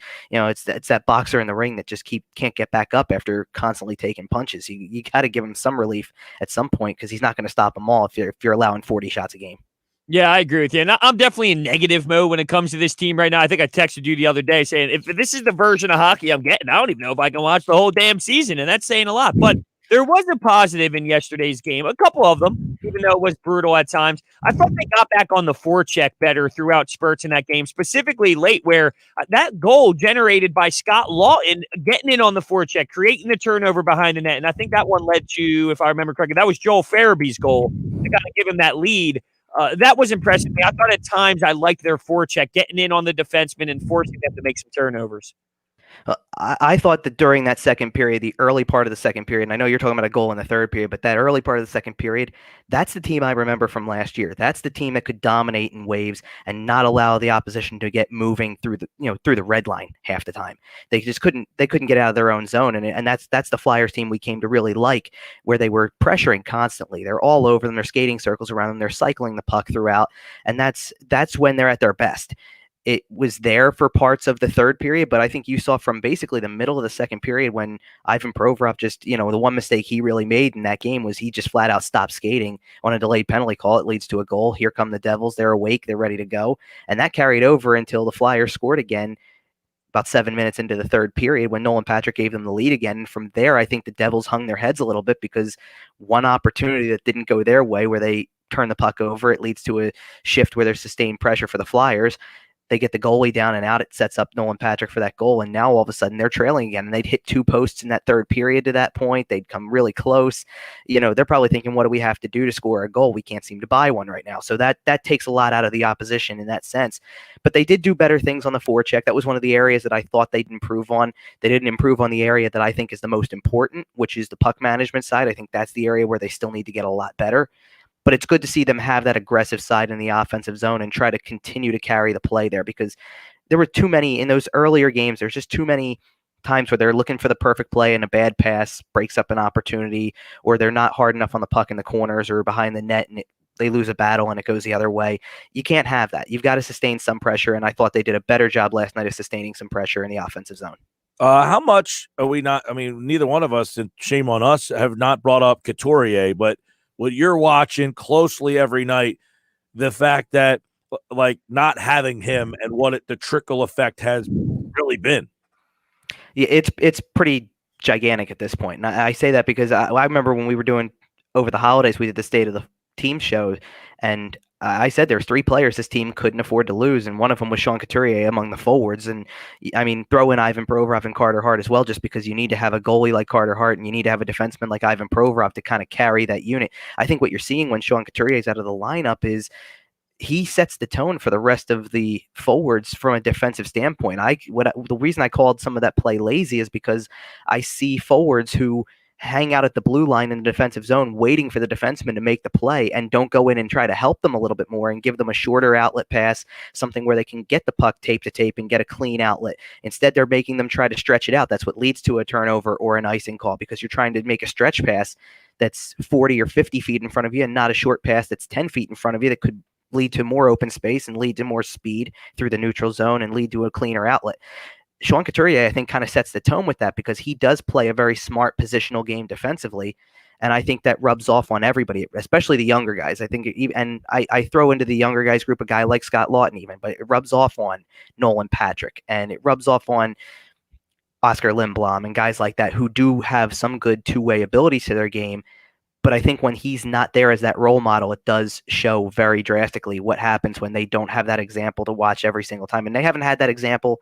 You know, it was he played 45 seconds of that second game. So they played 1 game with him. That's it. And so for the last 6 games, they haven't had that example there. Hopefully they're going to get him back soon. And he was skating on a separate rink the other day, so he's working his way back. And that's another good update too. You know, he was on the ice the other day. Phil Myers was back as part of the regular main group at practice today, and while he's not going to play on Thursday, Alain Vigneault said he's real close, and who knows, that could mean the weekend. Certainly next week is possible for sure. So some reinforcements may be coming, and that could be a good thing for the Flyers to see them at full strength and see what their capability is, because right now we're not really fully able to judge this team without 2 really key missing pieces. What can you say about the start of the season for JVR? He's getting right where he pays his bills, right in front of the blue paint. Beautiful tips. Last night, both of those tips were outstanding. He could be a 35-goal scorer. Now, it's not going to be sexy 35 goals, but I don't care how. I care how many.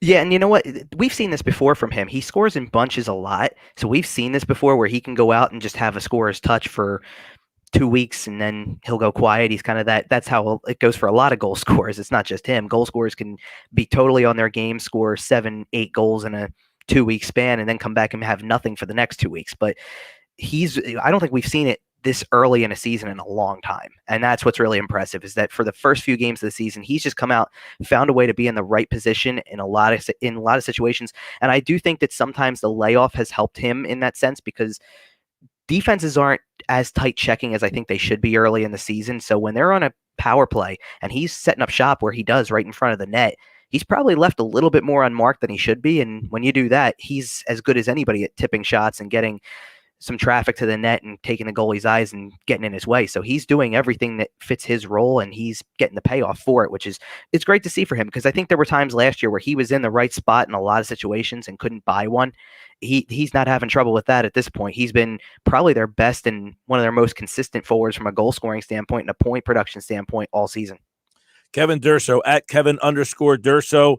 Flyers and Devils part 2 tomorrow night right here on 97.3 ESPN. They'll play the Islanders on Saturday and Sunday for a little back-to-back to close out the month of January before they open up the month of February against Boston. So these 2-game sets continue tomorrow night against the Devils. Kevin, take care, pal.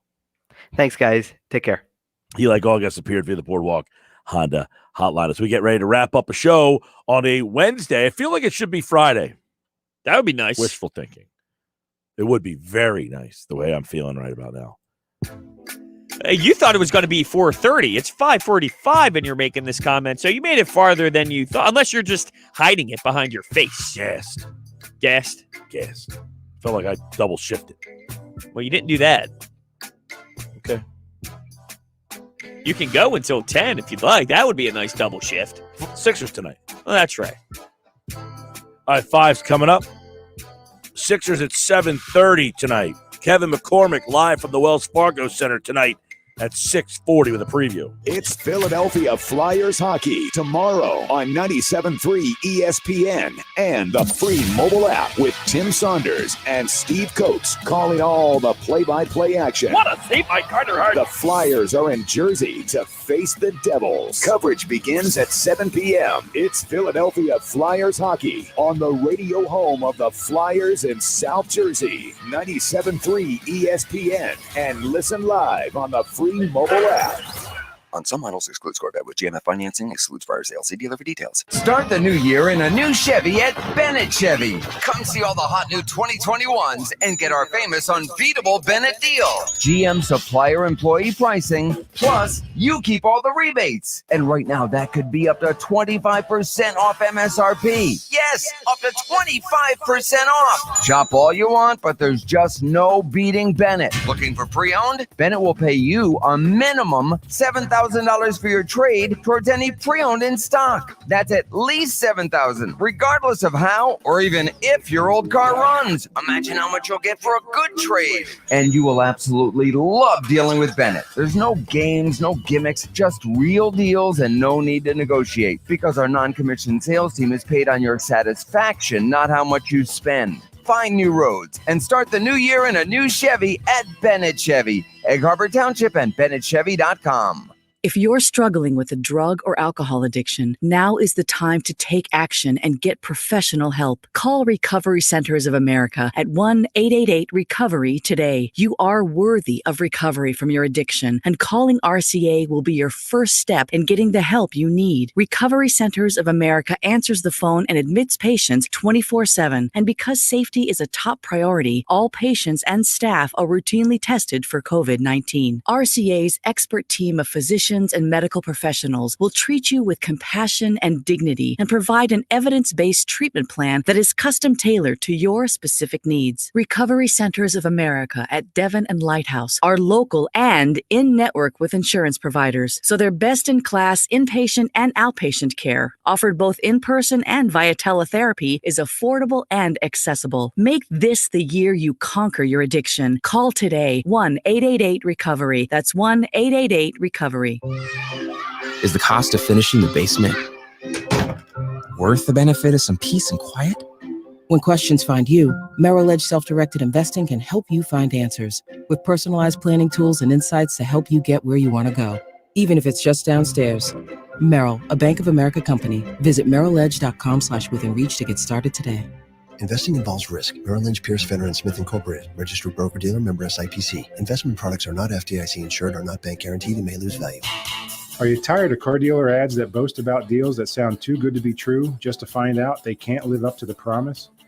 That's why we've been saying for so many years that it's worth it to take the short drive to Woodbine. At Gentilini Ford, we've built a reputation for taking care of our community and treating customers like family for 65 years with the best deals, real value, and no empty promises. I'm Paul Gentilini, and I assure you, no other dealer in South Jersey beats our deals. We've been built Ford proud since 1955 as South Jersey's longest-standing Ford dealer for a reason. So check us out to experience the Gentilini difference. Give us a call at 609-861-0100. Visit us online at Gentiliniford.com or stop by today at 555 John S. Penn Boulevard next to the airport in Woodbine, New Jersey. We're just a short drive from anywhere. Just a short drive from anywhere. Gentilini Family Motors. There's only one original stuffed crust, and it's only from Pizza Hut. The only place that gives you up to 3 toppings on your original stuffed crust for just $11.99. Order yours online at pizzahut.com. Ask or click for limited time offer. Extra charge for more toppings and extra cheese. Exclusions apply. You ready for competition? It's time for 5 questions. 3 ain't enough, man. I need 5. Number 5 will always love you. 5 times. Now can you dig that?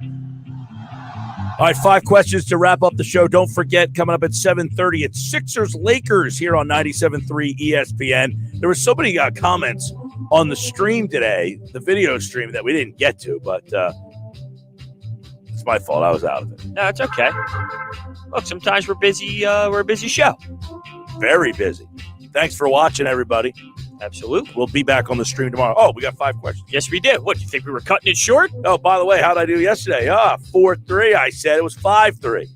Yeah, it's not good enough. Joel Embiid, 25.5. Under. Whoa. Yeah, Gasol has his number, so I'm not going to go against that. LeBron, 26.5. Ben Simmons should take some personal challenge there. You know? Over. No, I got Sixers winning tonight. Oh, geez. So LeBron under. Assists for Ben Simmons is set at 7.5. Yeah, over. The over is actually the underdog. I go over. Over is the underdog? Yeah. Wow. You get some plus value I on was going to say, I don't see Ben scoring a lot tonight, but I see him maybe setting up a couple triples. All right, so we need 8 assists. It's reasonable. If you're getting into that plus value, I don't think it's, shouldn't be off the table at all. First team to score a field goal. Oh, come on. What? Those are fun bets. You never throw those ones in there? I might do not first team to score, first player. I was going to ask you that, but last time I did, you kind of bitched and complained, or didn't want to do that You see again. the high school basketball, they're not doing jump ball. No way. They start with the ball out of bounds. What? So give me plus money on that team. They've got the ball first. Did you see the one where the team, they dunked and the whole net swung, like the high school gyms, you know how they can move up and down? It broke and it swung through the middle of the court in the middle of the game. No. It was scary as hell. You hear people screaming. I was like, oh my God, felt like a Final Destination death. Jeez. It was unreal in a bad way. It was scary. All right, and then you already kind of gave out yeah, go ahead. So first team to score? Yeah, a field goal. Yeah, well, the Sixers, because Embiid will win the jump. But what if he gets fouled on swinging his hands in motion? He goes to the foul line. I'm taking who's going to get the ball first. That's a different question. I didn't ask you who gets the ball first. Basket will be Tobias. Okay. Put your money on Toby for 3. No. Deuce. Deuce. Okay. And then Sixers are underdogs by 5 points. I know. It's money line. Some decent value on the money line there. Did you see that? I did not. I was just looking at the spread. I didn't even get to the money line side of things. They're 5. It was 3.5 earlier. Yeah, they're 5 right now. Is that saying something? Do they know something we don't know? Well, the Lakers are better than the Sixers. You know, the Lakers are 10-0 on the road. On the road, yeah. LeBron is so amazing. He really is pretty good. Yeah. What do you want me to say about that? You think he blows his nose? No. He probably uses Louis Vuitton tissues, Gucci tissues. He does what I do. Well, he doesn't blow his nose? Yeah. No, LeBron's a blow nose. Knuckle wipe. Right on the pants? Yep. I'm not buying it. Knuckle wipe. Maybe Ben Simmons. I didn't have to do that. Nah. I didn't have to do that. Ben goes upscale. He goes snot rocket. Furkan Korkmaz is a snot rocket guy. I don't care about him. Me neither. Trust me. How about that dunk he had the other night? A reverse slam, huh? Right? I made fun of him and all the I have a fan base on my YouTube channel that go after me because they're from Turkey. And they're like, their accounts are literally Furkan Korkmaz burner accounts. That's the name of it. So I'm making fun of him, right? Like, come on, this guy didn't even know what he just did. He wasn't even aware. Brodes, how dumb are you? This guy wins all the slam dunk competitions in Turkey. I was going to say, you think I give a damn? That. Oh, stop. Hey, he's got some ups. Yeah, you were probably on the other side of that Furkan Korkmaz burner account. That'd be awesome. All right, that's our show. We hope you enjoyed it and laughed a little bit. Tomorrow, it's only Thursday. Pisses me off. We're back tomorrow, though. Inside the Sixers tomorrow. The Checo football at 4. Keith Smith's on tomorrow night. That'll be good. And don't forget, you can watch us live on our website, 973ESPN.com. And you can watch Game Night. It's coming up next with Josh. He's got Dave Weinberg and Kevin McCormick. Have a great night. South Jersey's favorite sports show, The Sports Bash with Mike Gill, now has a podcast. You can listen to full episodes of your favorite segments, interviews, and more.